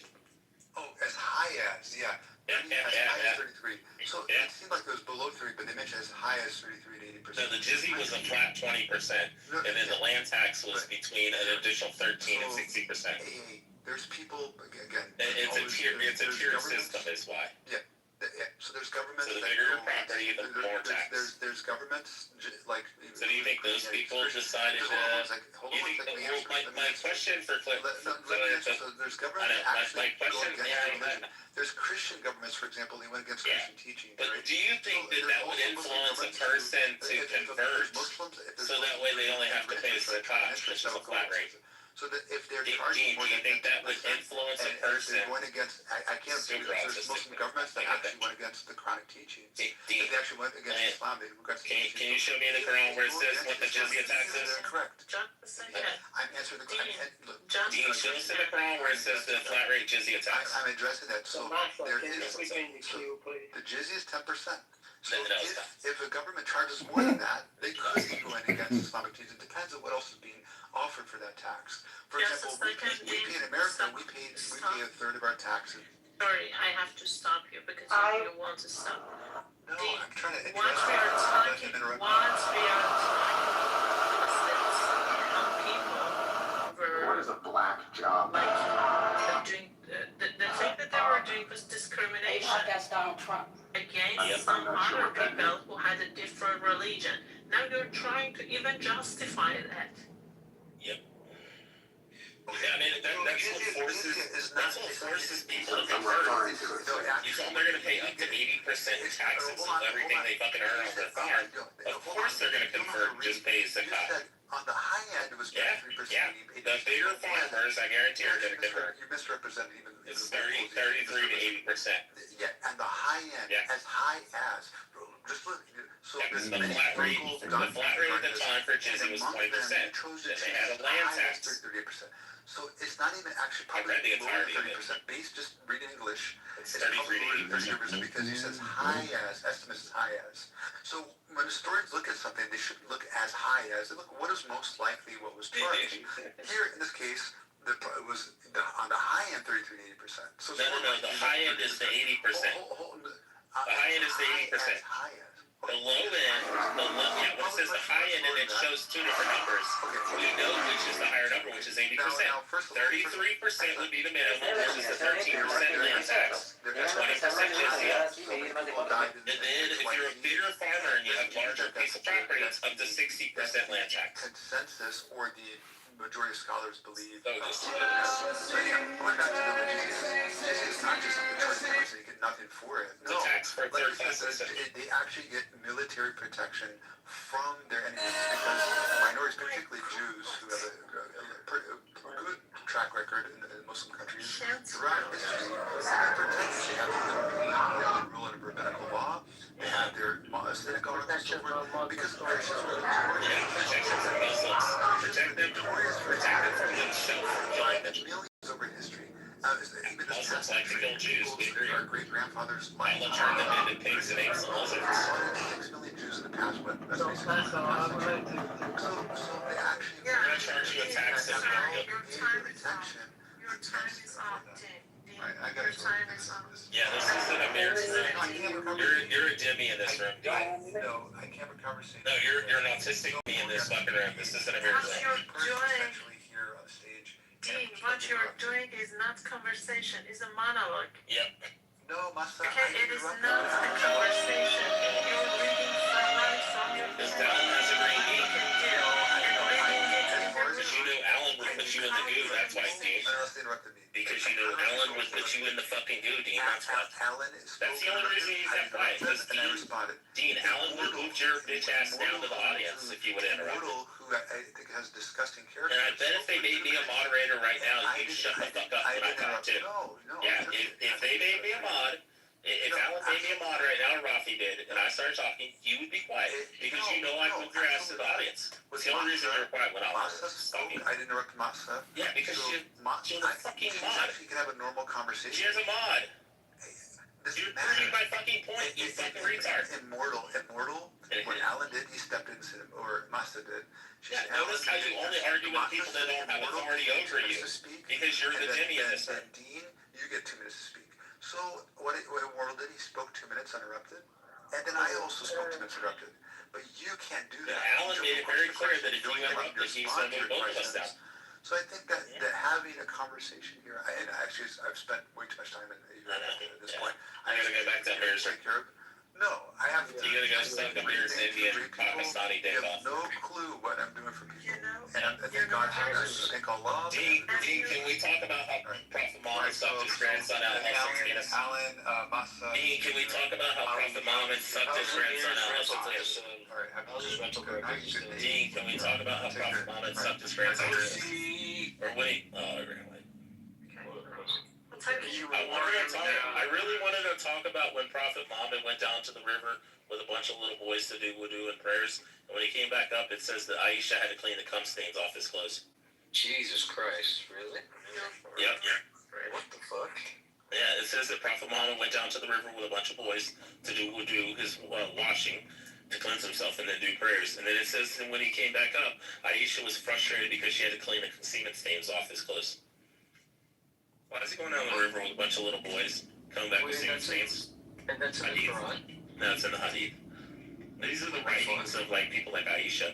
This is why all the Shias reject all the Sunni shit, because they open it up and they read about like the book of Suckling. They read like the book of Suckling that says that if a man and a woman aren't related or they're not married, that the man and woman should be put to death if they're alone together. So Aisha goes and she's on a caravan and she goes behind a rock to go pee, and when she comes back out, the caravan's gone. And this young, strapping, like 18, 19-year-old dude rides up on a horse and he picks her up and he brings her back to her hometown. When she gets there, everybody starts screaming, kill them, we have to stun them to death. Well, Muhammad shows up the next day and he's like, what's going on? And they're like, oh, we're going to have a trial. We're going to put these two to death because they were alone together. And he's not her husband. And then Muhammad magically wakes up the next morning and says, Allah says that if a woman breastfeeds a man 9 times, he becomes like her child. And then they're allowed to be together. And then they aggregate it to 6 times. And the book of Suckling was actually destroyed after Prophet Muhammad died. And it says that a baby goat went into Aisha's bed and went underneath the bed and ate the book of Suckling. You want to know what really happened? Muhammad died. He was actually begging for a pen and paper, even though he was illiterate. And he wanted to write shit down. They told him no. And then after Muhammad dies, where he died from poison, it says that what I guarantee happened is they picked up this book and they're like, bro, what the fuck is this? And the book of Suckling, he breastfeed a man 6 times, and then he becomes like her child, and then they're allowed to be together because family is allowed to be together. And then I guarantee they just put shit in the fucking fire. They're like, bro, we gotta fucking destroy this shit. So there's also another example of another guy named Zayn who was his adopted son, and he had this beautiful wife named Zainab. And he comes to her and he says, oh, Prophet, I'm not happy with my wife. Her and I are fighting, and I'm just not happy with her. I want to divorce her. Well, he instructs him, go ahead and divorce her. And then Muhammad turns around and immediately marries her. And then he realizes that Zayn cannot be around Zainab. I mean, this is my interpretation on it. So he then abrogates and removes adoption, because he was his adopted son, which would make him like his son, his blood son, through adoption. Then Zayn, who's his adopted son, would be the stepson of Zainab, which is his ex-wife, which means he could still be around her. Now, what's going to happen when the husband leaves his wife and then he's still around? You know they're still going to have feelings and they're still going to fuck. So Muhammad says the only way I can get out of this is to abrogate all adoption. So in Turkey, a couple years ago, they had the big earthquake where all those people died and shit. All those kids are not allowed to be adopted. They're not allowed to take your last name. They're not allowed to call you father. They're not allowed to accept any of your inheritance. They're just pretty much like lucky people who live in your house. So imagine, Lucian, you're a kid. You're 10 years old. Your mom and dad died in an earthquake in Turkey. And the family comes along and they say, hey, we're going to take you out of our house. We're going to raise you as our child. And you say, you're 10 years old. They want to call you for your mom and dad. And you want to call this person, you want to call me your father. I would tell you and instruct you, hey, Lucian, you're not allowed to call me your father because I'm not actually adopting you. And you can't have my last name, nor can you have any of my fucking inheritance. And it all happened because Muhammad stole his fucking adopted son's wife away. He's a total piece of shit. He just literally made shit up as he was fucking going along. He would just wake up the next day and be like, oh shit, I need to like change this whole shit. And on the top of that, actually, he forgets his own verses that actually he heard in the cave, and he cannot remember them. Now, note that actually he got the word of God being given to him by Archangel Gabriel, and was not a fly on the wall to tell you exactly what happened with that kid. The man was losing. And also he claimed that times is the spoken to Satan. So satanic verses, and I can go into more detail with this. So the point is this, yes, he's just, let me just wrap this Islamic. Quran, the book, does not have a single thing of value in it that has not been thought about, written, behaved, and practiced by others way before Muhammad. But it is full of menacing ideas, fatwas, Sharia laws, honor killings, and killing the apostates and the rest of it. And the litany of the horribly, horribly bad ideas is in there. So and then on the top of that, shamelessly steals the stories in the Old Testament and New Testament, and changes some of the ending, beginning, or the middle of the stories, and to fit the narratives of the tribes and the culture around Muhammad. Thank you, Ali. Okay. I appreciate you for saying that. No, finish. Okay, that's fine. I accept the shame. That's fine. If that's what you meant. No. I appreciate you for separating. You're in trouble. Okay, sorry. No, that's okay. I mean, I like to hear what you have to say, but you just have to finish it here. No, I was saying. That's fine. So what I'm trying to say is, in order to bring credibility to this nonsensical, barbaric, horribly badly written book, Muhammad and his friends around him, they kind of shamelessly copy the stories from the Old Testament and New Testament to bring credibility to the book itself. Without that, there's nothing in it of value. That's kind of one point that I wanted to make. And second, I wanted to talk, looks like being left. The point that I think I'm trying to make, and perhaps others are trying to make, that when you mix a potion, that is, the ingredients are religion and the government, and the results are horrifically bad. This is particularly true in the case of Islam.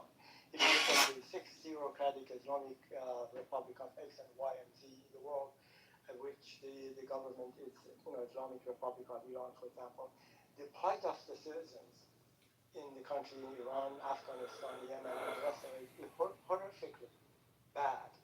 And particularly the women and the children, they get the brunt of this, barbaric religion. The problem is, I think somebody mentioned it. For example, Quran, actually the beginning of it starts with a verse from the Quran, the Constitution of Iran, and then immediately pretty much incorporates most of the Sharia laws into the Constitution of Iran.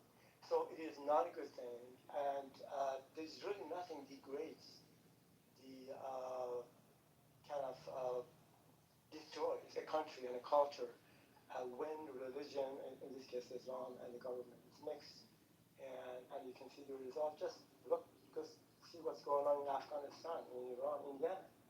I don't have to tell anyone here what's happening to the people under the Islamic Republic of different countries. The last point that I wanted to make is, I forgot. So I just started again. So, please go ahead.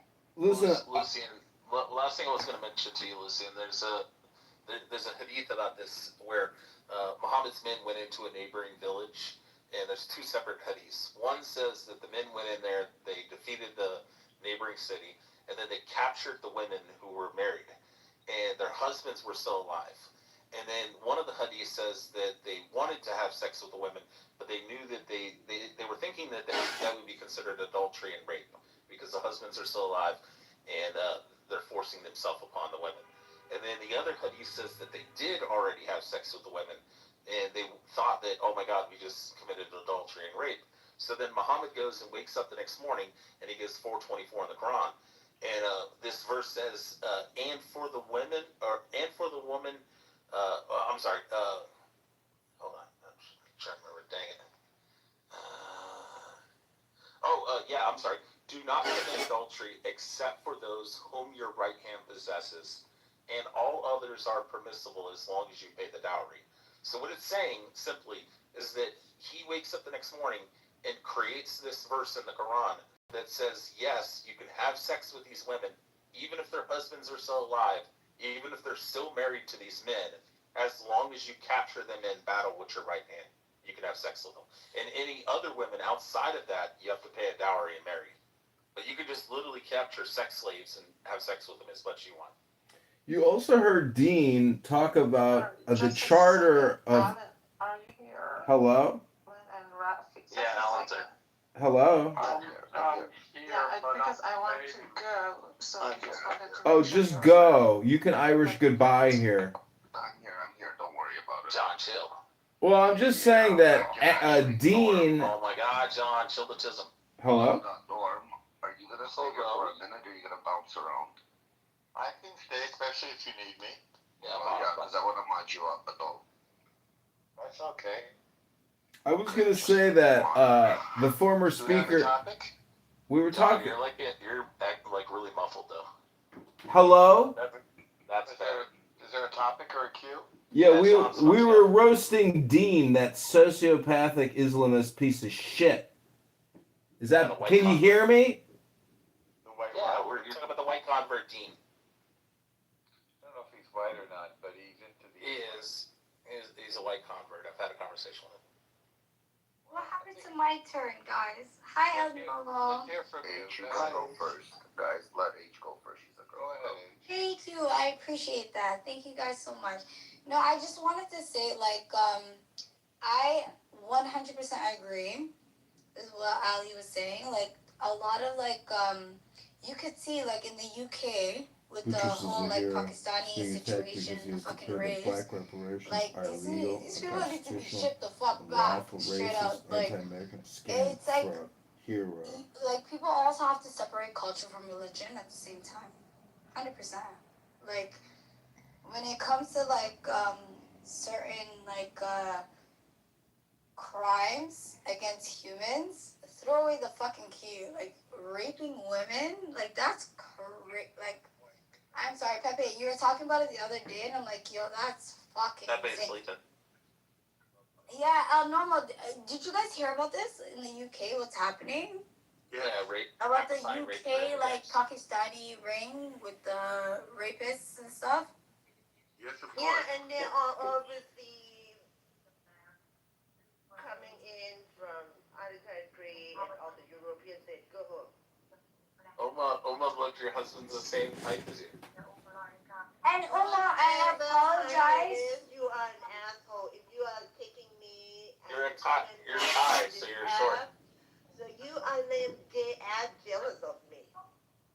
But Oma, can I say something? Okay, I apologize for not responding to you. No, you cannot say something to me. Say it in the back channel, baby. Okay, but you came from me. I just wanted to tell you, I didn't. I'm a lady boy, so what the fuck are you? Oh God, oh my God. Anyways, how's everybody doing tonight? How are you, Ali? How are you, Abnormal? American on this ass. Some of us are saner than others. You can't control for that. American on this ass, my asshole, gay ass, stop lying. Factor for Okay. So I wanted to make a last comment here. Norm, is that okay? I was making a couple of comments, and this is the last one I wanted to make, and I forgot to make it. Oh, hi. Dean actually was saying that, and Muslims do this all the time. They said, look, don't blame it on Islam. Just blame it on people who are using Islam as a political tool or mechanism to lead people. And so, in a sense, they are saying, the Islamic Republic of Iran and Hezbollahs and Houthis and ISIS, these are bad actors. These are people, they're not good Muslims, they're bad Muslims. And then the point is, always ask them, as a matter of fact, if you talk to, for example, a Hezbollah leader, if you talk to an ISIS leader, if you talk to a Houthi Yemeni, they will tell you, actually, tell the Muslim that their interpretation of Islam is not correct. So we're always left with the silly answer that the bad actors, they had a wrong interpretation of Islam. And so they can never answer this. This is the first kind of point that they go to in terms of defending the question that I just made. And actually, Dean made the same comment. Anyway, it just never works because every one of these groups that I've mentioned, they think they have the correct interpretation of Islam, and they blame others for either being too soft, well, typically all the time being too soft, and not being a good, strong Muslim as they should be. That's my third comment. But Ali, if you look on the basis of the Quran, the Hadith, and Tafsirs, the ISIS terrorists and the Hamas fighters are actually fulfilling what the Quran and the Hadith and Tafsirs instruct them to do. No, they make their own religion. Brother, No, I am it's a not. Muslim. They make their own religion. There's like 99 sectors of Islam. They're like fucking psychopaths. I'm gonna be honest with you. Yo, like, how you telling me I'm Muslim? There's Shia Muslims, Sunni Muslims, there's 99 sectors. The truest of Sunni Muslims are ISIS fighters. There's 99 sectors of Islam. And there's like psychopaths. It's the same way. It's like me saying, no, can I be honest with you? Hey, buddy. Wrong, and the one are right, which is ISIS. ISIS are actually fulfilling. And a bitch ain't one. Yeah. Thank you, Al Normal. Ain't a bitch ain't one. Fact. No, there's like a lot of like psychopaths that think like they have to separate culture from religion, right? Like I came like from where I come from, they fucking circumcise women, and I'm like, oh shit, and they try to tie that shit to religion, and it was like a cultural, it's a cultural thing. And I'm looking at these motherfuckers like they try to tie that shit to religion. I'm like, yo, you guys are fucking retarded, 100%. Like these people are barbaric. You know who Waris Geary is? Yes, of course. Wait, H, can you show me what ISIS does that goes against the Quran, Hadith, or Tafsir? Me with Waris 100%. Like they're extremists. They're like. No, I'm saying, can you show me like an example of what ISIS does that goes against the teaching? Yeah. Oh wow! Like first of all, from what I know, what I was taught, the Islam that I know is respect thy religion. We believe in the Old Testament. That's not true. Yes, we do. You believe that Jesus was God? Wait, you believe Jesus was God? No, I believe Jesus as prophet. Do you believe that the Old Testament prophets and everything like that? Yeah, we believe the same story. Alright, you know what? I'm not a strong believer, but like to me it's all different stories, but they're all Abrahamic like religions, right? But for me, like in Islam, like this is factual. I'm sorry, but like Islam believes in the Old Testament. I can swear on the Bible. Bet you didn't know that, buddy. See, there's a lot.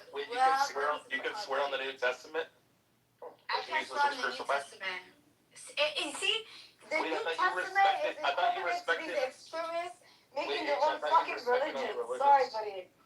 Wait, H, I thought you respected Shut the fuck up, you fucking overweight piece of shit. Nah, like, you know what's crazy? You want me to swear to the New Testament. It's equivalent to me swearing to these fucking retards that are like making their own religion. That's all I'm saying. To me, I'll swear by the Old Testament. PTR, that's me with Waris Geary. Thank you, Al Normal. And Al Normal, you're a fucking goof. Remember? How's that? But Al Normal's not a goof. He's actually very educated. He's a very...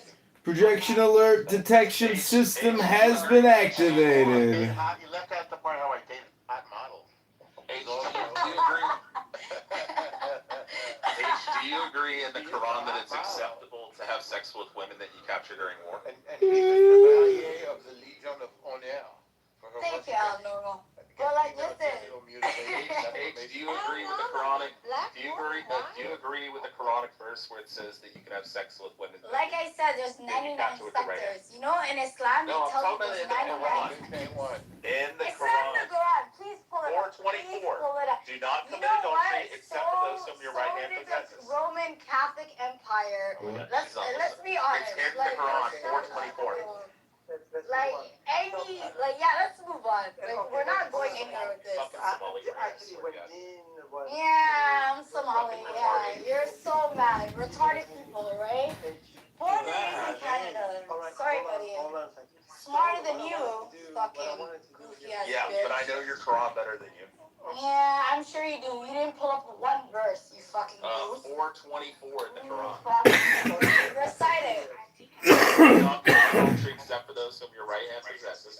Yeah, and recite it from the Old Testament, you fucking goofy. She's also putting her fucking Quran. Yeah. Hold on. So what I wanted to do... Go ahead, Ali. I wanted... Something is on here.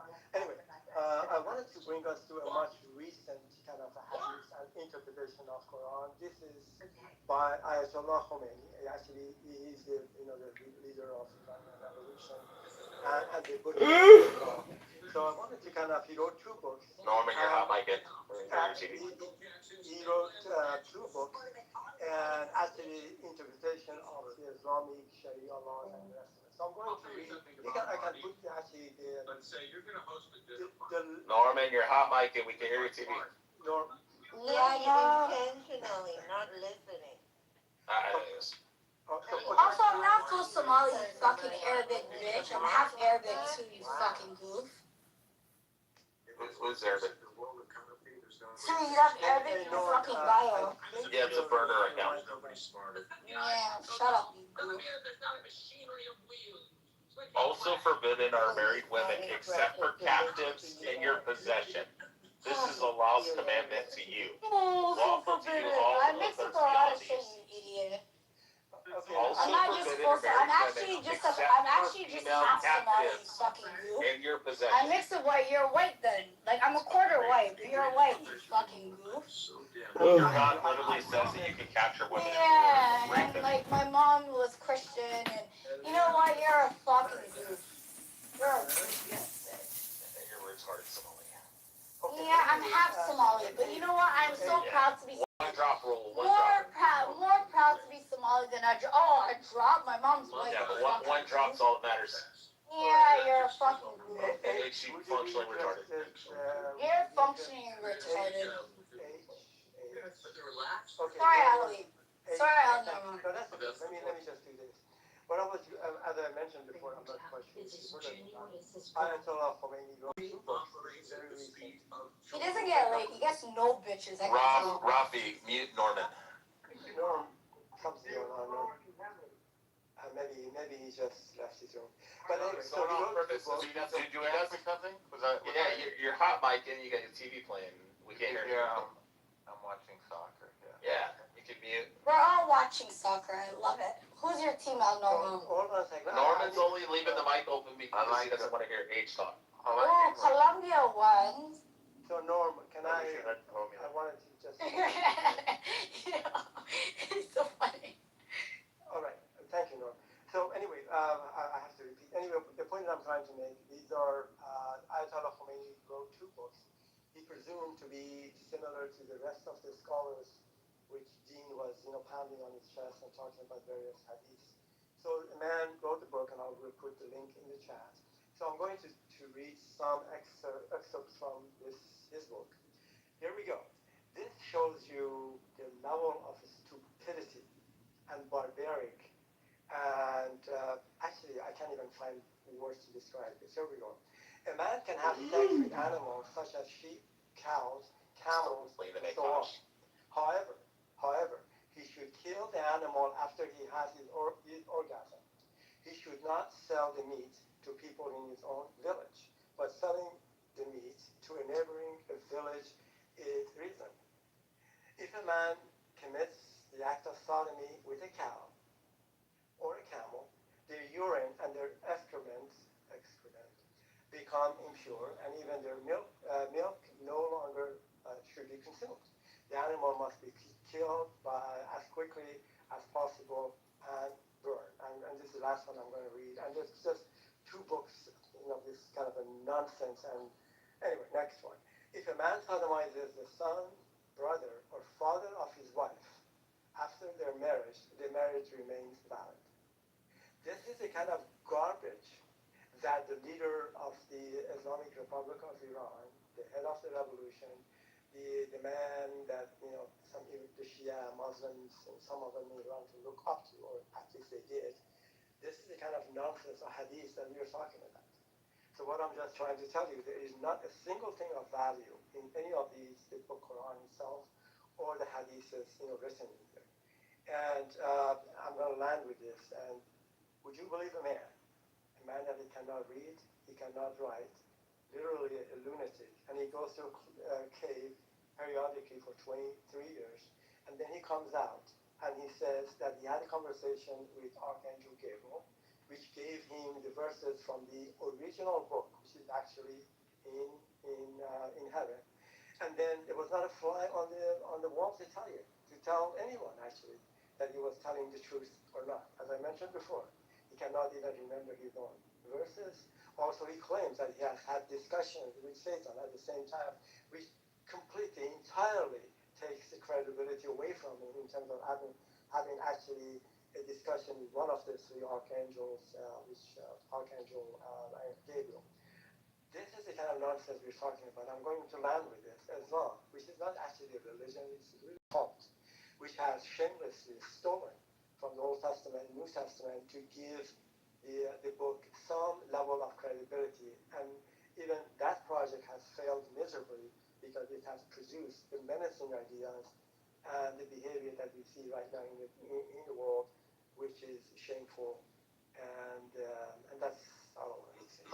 Norman, can you bring BB, please? Thank you. I'm complete.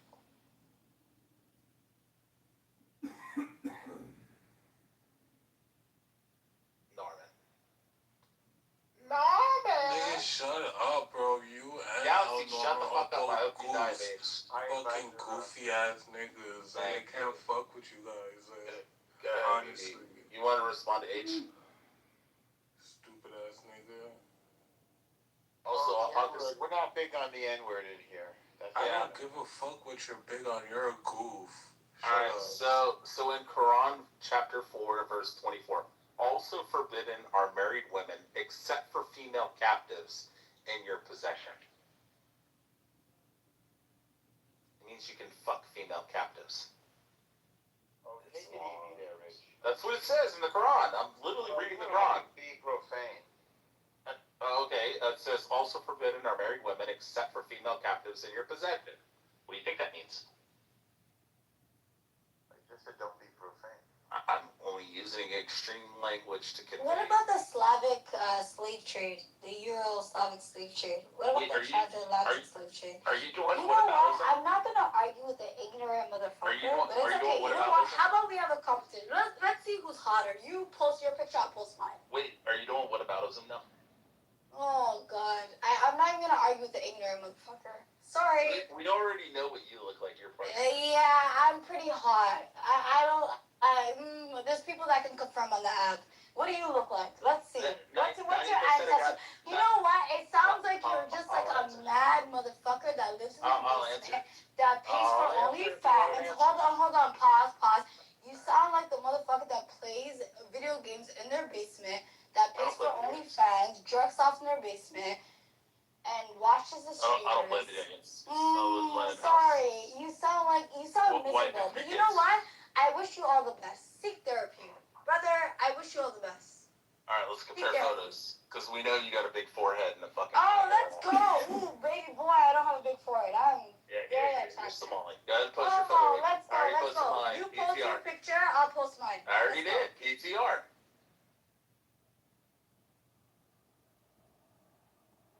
Go ahead. Alright, let's go. I'm gonna post my real picture. Is that your real picture? I already put my photo. Yeah, that's me. Alright, so swear to your mom. Swear on my mother's wife, yeah. No, you swear on your mother's life? That's you? I swear on my grandmother's grave. I swear on my mom's life. I swear on my kid's life. I swear on my wife's life. I swear on my... Okay, awesome. So I'm gonna post mine. Let's see who looks better. Why is it everybody thinks... Is my picture attractive enough that everybody thinks that it's not me? They're like, that's not you. It's not attractive at all, but it's... Yeah, right. Uh-huh. I don't know. You look like a school shooter. Uh-huh. You do look like a school shooter. A little bit. But you're like cute. I'm not a hater. I'm not a hater. Put your Somali picture. You're like a cute school shooter. Put up your I am the captain photo. Alright, see you less. I'm gonna post my picture. Did you say less?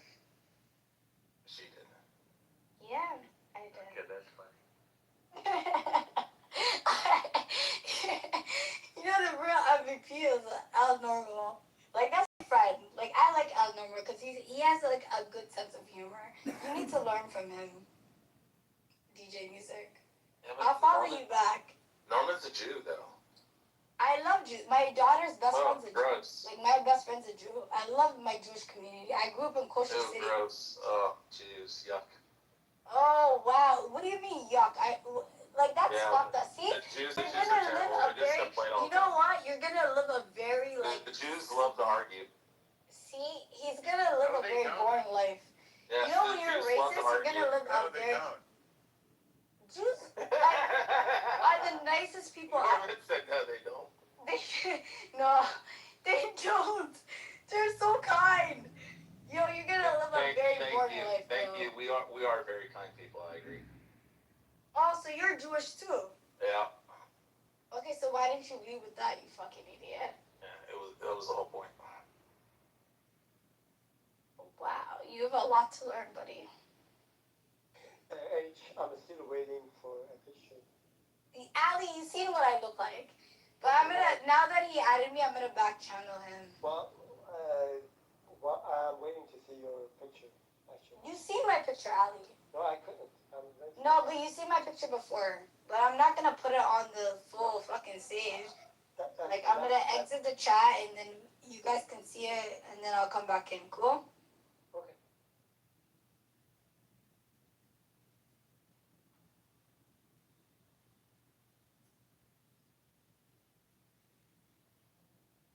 Everybody always says that. Listen, that's not you.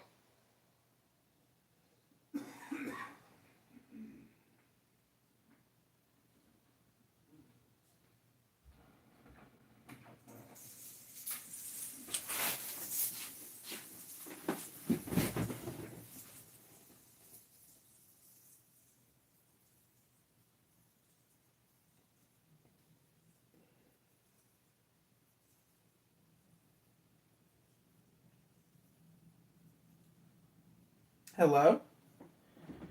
Hello, Norman left.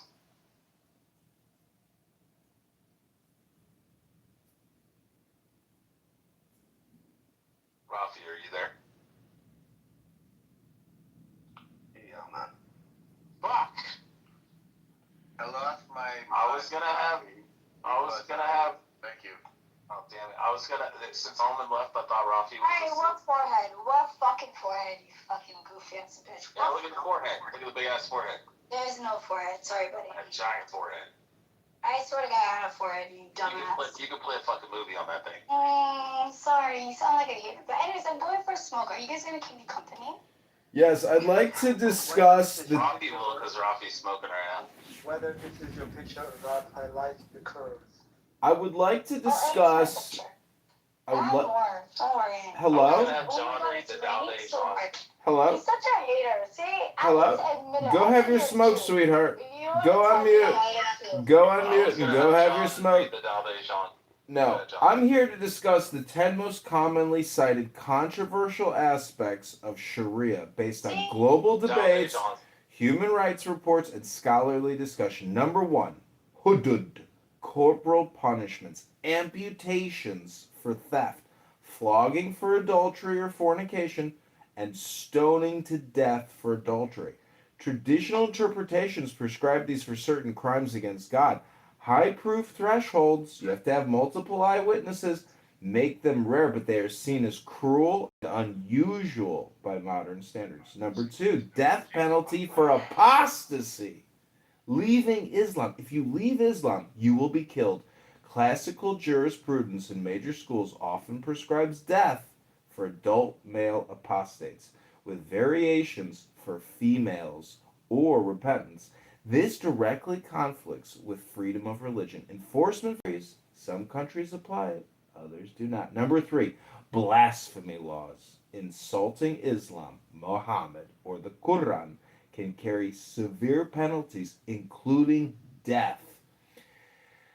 This restricts freedom of speech and expression. Number 4, gender inequality in family and testimony law. Women often receive half the inheritance of male siblings. A woman's testimony may be worth half a man's. Show me Uzbekistan versus Colombia. FIFA.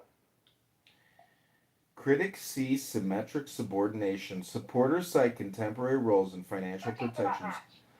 I told you look out there on FIFA 2026, but I'm not. I told you should have done the Dow Day Jump. This Colombia game right now. You almost did done. The Dao De Dong. Number 5, male guardianship and mobility restrictions in strict application. Saudi Arabia historically, Afghanistan under Taliban. Women may need a male guardian's approval for travel or work or marriage or certain medical decisions, limiting autonomy, education, and employment. Basically, women are slaves. Number 6, harsh. Oh no, that's propaganda. I was in the Middle East. I went to Saudi Arabia. I was partying. I could show you videos. Okay. From Somalia, he's reading. Please hold your comments till we're finished. Go smoke your cigarette. Number 6, harsh treatment of LGBTQ plus individuals. Same-sex acts are criminalized with severe punishments, including death if you suck a dick or put a dick in your booty hole. I've seen a guy Under traditional interpretations, viewing them as sinful. Number 7, child marriage and restrictions on women's divorce. Permissibility of marriage to prepubescent girls based on Aisha's marriage in Hadith. And barriers for women initiating divorce contribute to concerns over consent, child rights, and gender-based violence. Number 8, discrimination against non-Muslims. Historical dhimmi status involves special taxes, jizya, restrictions on building places of worship, and unequal legal. Smoke your cigarette, honey. Go on mute. Modern applications vary, but critics point to second-class citizenship. Number 9, jihad as armed struggle. While jihad broadly means striving, including personal improvement, rules for offensive, defensive, holy war, and classical fiqh are controversial in the context of modern international law and terrorism justifications. This is the last one, number 10. Overall supremacy and incompatibility with secular law and democracy. Some interpretations hold Sharia as divine and superior to man-made laws, including leading to debates over integration in pluralistic societies, theocratic governance, and conflicts with constitutions or human rights treaties. Important context. Many Muslims and reformers advocate contextual, modernistic interpretations aligned with human rights, emphasizing justice and mercy over literalism. Harsh penalties are often not enforced due to evidentiary bars of secular reform. Public opinion among Muslims... Where are you reading this from? I'm reading it from Uranus. Please finish smoking your cigarette and go on mute. I finished smoking, but where are you reading this from? All jokes aside. I just told you I'm currently on the planet Uranus.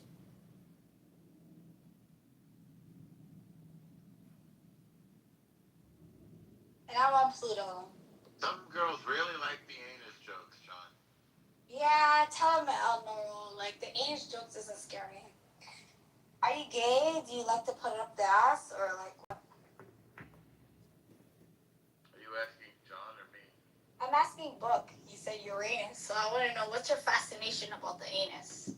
Oh, there's no fascination. We're into astronomy. Oh, is it being serious? It's a planet. Oh, I see it as Uranus, like, you know, your actual anus. So you're obsessed with anus. Hey, man, I'm obsessed with whatever. I hear you. Well, you know... Some women can derive great pleasure from that. El Normal, you know what they say? If she smokes, You know what, she they have pokes. nerves over there, and I can see why men are into it, and they fight with their sexuality, like Book. Just say you want to fuck a bitch in the ass. Just say that. Well, if she smokes, she pokes. I don't smoke weed, buddy. I know. It only takes a cigarette to poke. Right. Whatever you say, Book. Well, all communication is projection, so without further ado, if she smokes, she pokes. And hypnosis. Don't forget, all communication is spam. We're living in the worst communication spam epidemic we've ever seen. Every single day, The Democrat industrial complex puts out 100,000 tons of lies and propaganda and spam. It's so unbelievable. I'm 100% convinced that politicians are just video creators. They don't actually do anything. They lead nothing. All they do is create spam videos all day, every day, and they release it on a calendar, on a schedule, all day, every day. It's nothing but spam, and it's destroying us. Every day. Well, it takes one to know one. It takes one to know one. That's one thing I'll agree. The politicians are like fucking retarded. Like whoever listens to them are like super retarded. And there's like people that are super passionate. They're like, yeah, Republican this, Republican that. They're all in bed together. Sorry to break it down to you guys. Trump's the greatest president of all time. Trump is iconic. The man wants to be on the $200 American bill. I rate that. Actually, his signature is going to be on all U.S. currency. Iconic. Did you see we have a new Federal Reserve chairman? Chairman Powell is no longer with us. BB,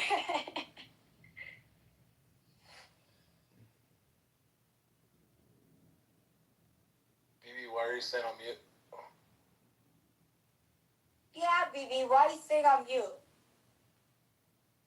BB's being a coward. Super cowardly. It's because she's the IRGC. Talk your shit. No, it's not cowardly. I'm fucking sleeping. I just hit my vape pen. I got a migraine. Leave me alone. You guys are stupid. What's the point of so much without a You have to say wow. You have to say wow. Can I hear a wow? Yeah, but how's it gonna make a difference whether I'm writing or if I'm talking? I thought this wasn't. Never mind. BB, how do you feel about Somalia? I do not give a fuck about Somalia. Honey, can you get me another glass of gin? So, my question is, if we think that separation of state and church is a good idea, why don't we think that separation of state and economy is a good idea? Because, for example, in Chicago, we're $60 billion in debt, but the mayor is passing out billion-dollar tax subsidies. Hello? What state are you in? I'm in Chicago. It's next to Uranus. It's next to Uranus. How did you feel about the Knicks winning? The rack? Oh, I don't follow the basketball. People are very excited, so I'm happy for them.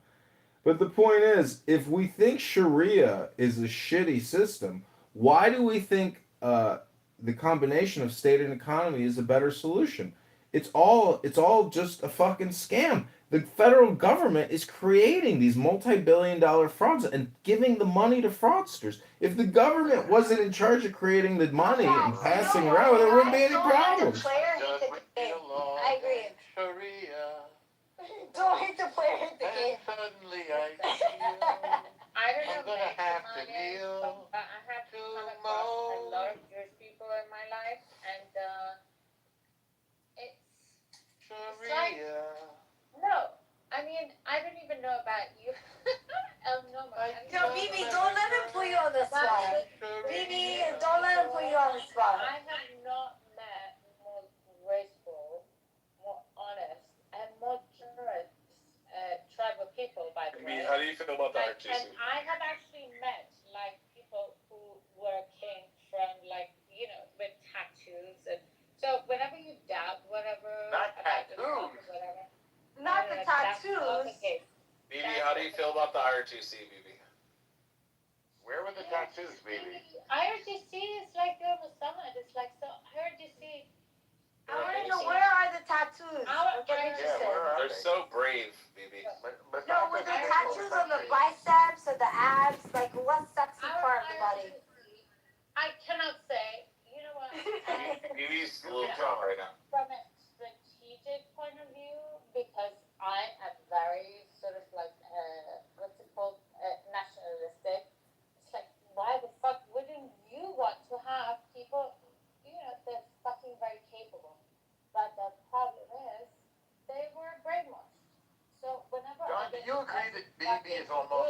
find this out where they are different kind of persons. Mama, what happened to my compliment? It is not about the truth. It's about imagine all that talent, all that brilliance. It's like Could have actually been utilized. Baby, I think you're almost as pretty. I just want to say you're welcome to everybody that I got BB started. No, BB sounds like she's pretty cool. Pretty drunk. She's almost as pretty as Lisa, isn't she? Oh, where is Issa? You guys, I haven't talked to Lisa in like forever. It just means everybody is talking about everybody Issa. are not like degenerates. I don't think. I mean, I think the IRGC as degenerate by the way they've been like somehow conditioned. They could have been like. They could have also been like super brilliant. Jews also, they're not conditioned to think like everybody's against them. They could also just, benefit but also so with the Jews, they choose a host and then they like benefit like full on, but they benefit because they think for whatever reason they're going to get something back and, it's not paying attention over it. But for me as a Persian, I'm like, you can fucking do that on your fucking own. And now you fucking have your own fucking country. I believe in you. I don't believe that there is anything bad. In you. Anyway, it might not. But I say the same thing. I believe I'm like, in you. Okay, wait, let her finish. Ali, be nice. Oh, come on. She'll be finished tomorrow. Yes, Elle. Okay, Al Novo. Your picture is still one thing that I find peculiar about you. Your picture is so funny. I find very peculiar about you. She's like, party. He likes to party. What is he? What is she, Ghanaian? What you ask me? No, but what is she, Ghanaian? She's Somali. It's kind of like your dichotomy. But she's a famous Somali model and chevalier of the Legion of Honneur en France. But whenever you do, which mostly... Yeah, look at her forehead. If we do go through... Oh, God. Like, she is... Like, how much you fucking benefited. It's like... pick whatever people from the village from. Somehow lies within. Ali, nice try. You did it. I don't have a forehead. Your forehead is probably bigger than mine. But you were always bigger smarter than everybody else. No, but I was telling Ali his forehead's probably bigger than mine. No, it's I thought you were talking about something I just wish that liberation. And I think you could be as smart as you deserve ever to be within that liberation. And whoever is going to give that to Drunk you, and incoherent. Obviously. You could go for a 5-mile run and come back and we'd still But be going. hopefully, like... No, you guys let her finish. Let her finish. She won't be finished until 2027. You can't... But then if everybody Moshiach will come before she's has finished. to have that self-awareness about themselves, then you also will be demanded that. Norman, do you think that her, what smells like alcohol? It's almost like that. You don't want me to be vulgar, so I'm not. He said, does her pussy smell like alcohol? Yeah, it does. I guarantee it Will you does. now behave? She sweats it out. Music, be nice. It smells like vodka at the end. No, you're the one who said it, H. I heard you. You fucking don't drag me into this shit. And I'm You're making pussy songs.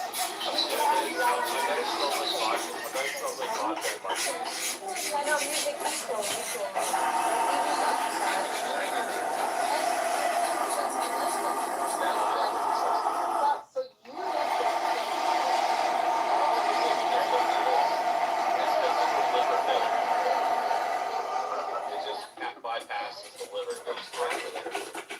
Only be nice. It smells like rubbing alcohol. What do you guys think of the flat earthers?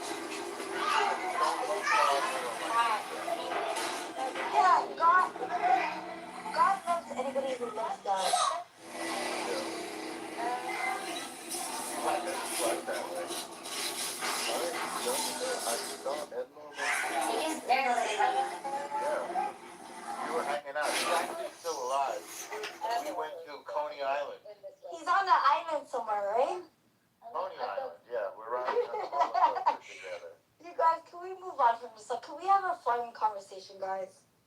Yeah, they was probably touching each other arse, you know? They're, Oh, yeah. No, let's move on. Like, this But is we were thinking of boring. yours, though. Yeah, hello, well, how do you feel about losing the war? Oh my God, can we talk about science? The people you No, are I hope we don't, but I'm happy in the that we way did it. that you can actually broker that and The get somewhere IRGC with really these needed to people get its ass kicked, that and I'm kind of when glad that we were the ones if to do you it. actually manage to do Yeah, that, hello, Can we, you you manage guys? to do that because it is not only about you, it's not Something to only be about very them, proud of. Don't you agree? it's about something. Yeah, and You guys, can we move on from this? Can we like have like an actual fun conversation? I'm having And by the fun. time, but that is a fucking major responsibility. And, Right, Go back to pussies that smell like vodka. and it's got nothing to Yep. do. It does. Oh my It smells like rubbing God! alcohol. You guys wanna blame me for saying it? You guys are fucking Norman, awesome. imagine putting your face down there. It smells like rubbing alcohol. Dude, you're getting very graphic. Some Right? level of How else are you gonna smell it, Norman? What? How else are you gonna smell it? Oh my God! Can we have a fun conversation?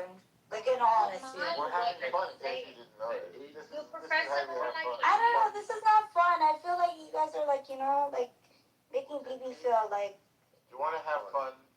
All right. Maybe, can you tell us about when the IRGC beat the bottom of your feet? Oh my God! She Music. was at a party or something. Phoebe likes it when we talk about Issa. That's her secret crush. Let's talk about Issa. Okay, anyway, Which team do you think Issa likes in soccer? Celebrate, guys, celebrate Which team do you think Issa likes in soccer? Switzerland? Either Spain, Switzerland, or where the fuck she from? Or Guatemala? Guatemala, yeah. Yeah, if you say what's from, you can say it's Panama. immediately. Colombia. Guatemala, yeah. Yeah, Israel is the most what the fuck country ever. It's a great, yeah, what the fuck? It's so amazing, I agree. Yeah. Like, what the fuck, man? I can't believe this place is so amazing. It's not that I don't like it because it's more that I don't like it because I don't like it for myself. Israel is the second greatest country on earth beside the U.S. You guys, can we have a different conversation? Because this conversation is turning people.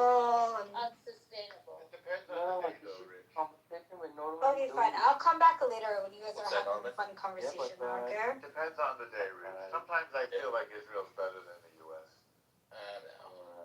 Come on. Music, I'm American normal, Yeah, but this Ali, BB. Yeah. country We ever. all be cool. We're the coolest. Yeah, Ali, can you see the We all Iran have a normal conversation. We're the cool cats of Clubhouse. Yeah, but between Ali and I mean, we'll disagree around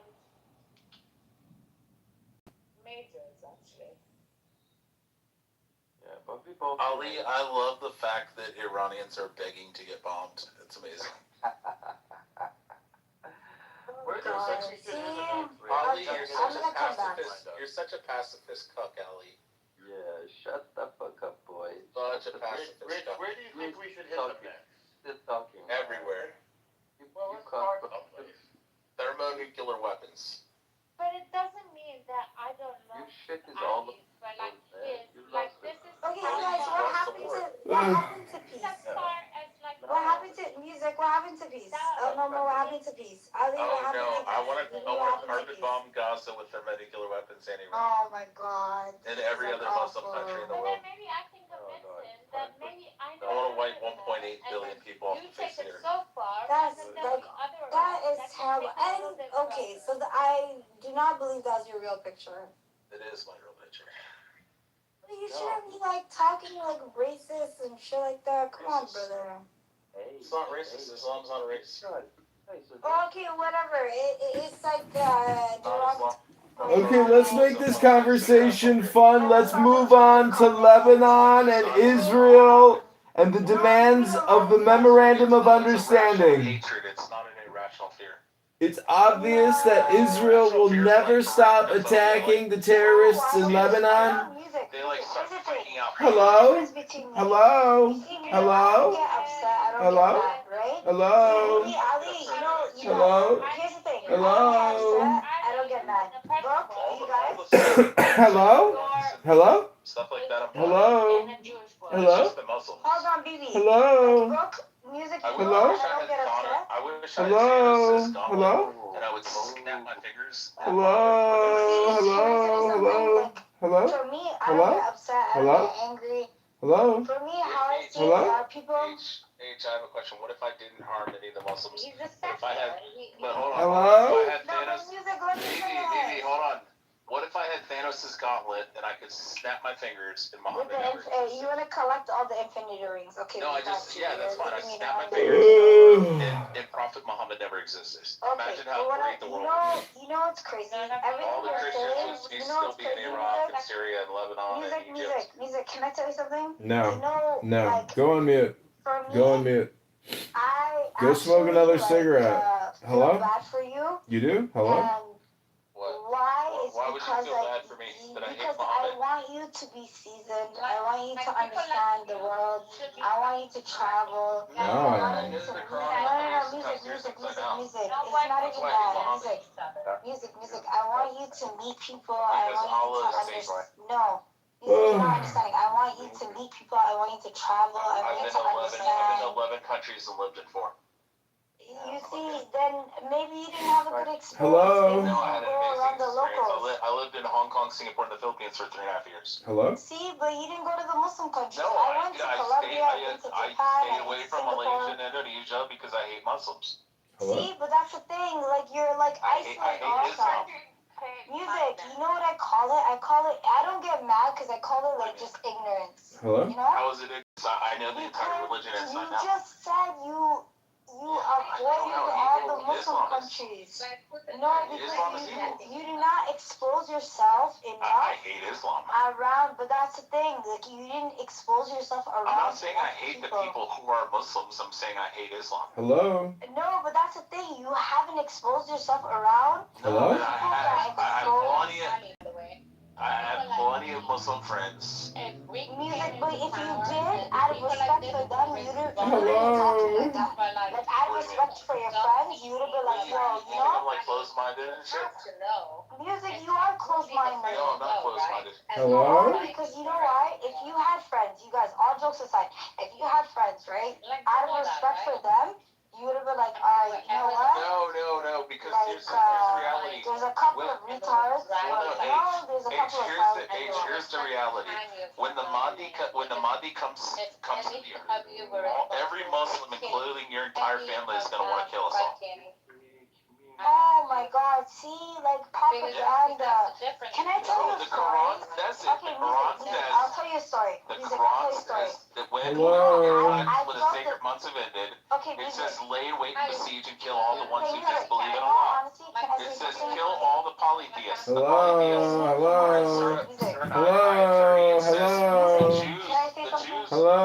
Hello? Oh my God, Rich, here we go again. Get a fucking life. Get a fucking life. Get a fucking life. Get a fucking life. Do something with your life. This is not fun. This is a waste of time. Oh my God. Hello? Hello? Hello? Between the points of the pentagram, starting at upper right, the words below are arced in a circle.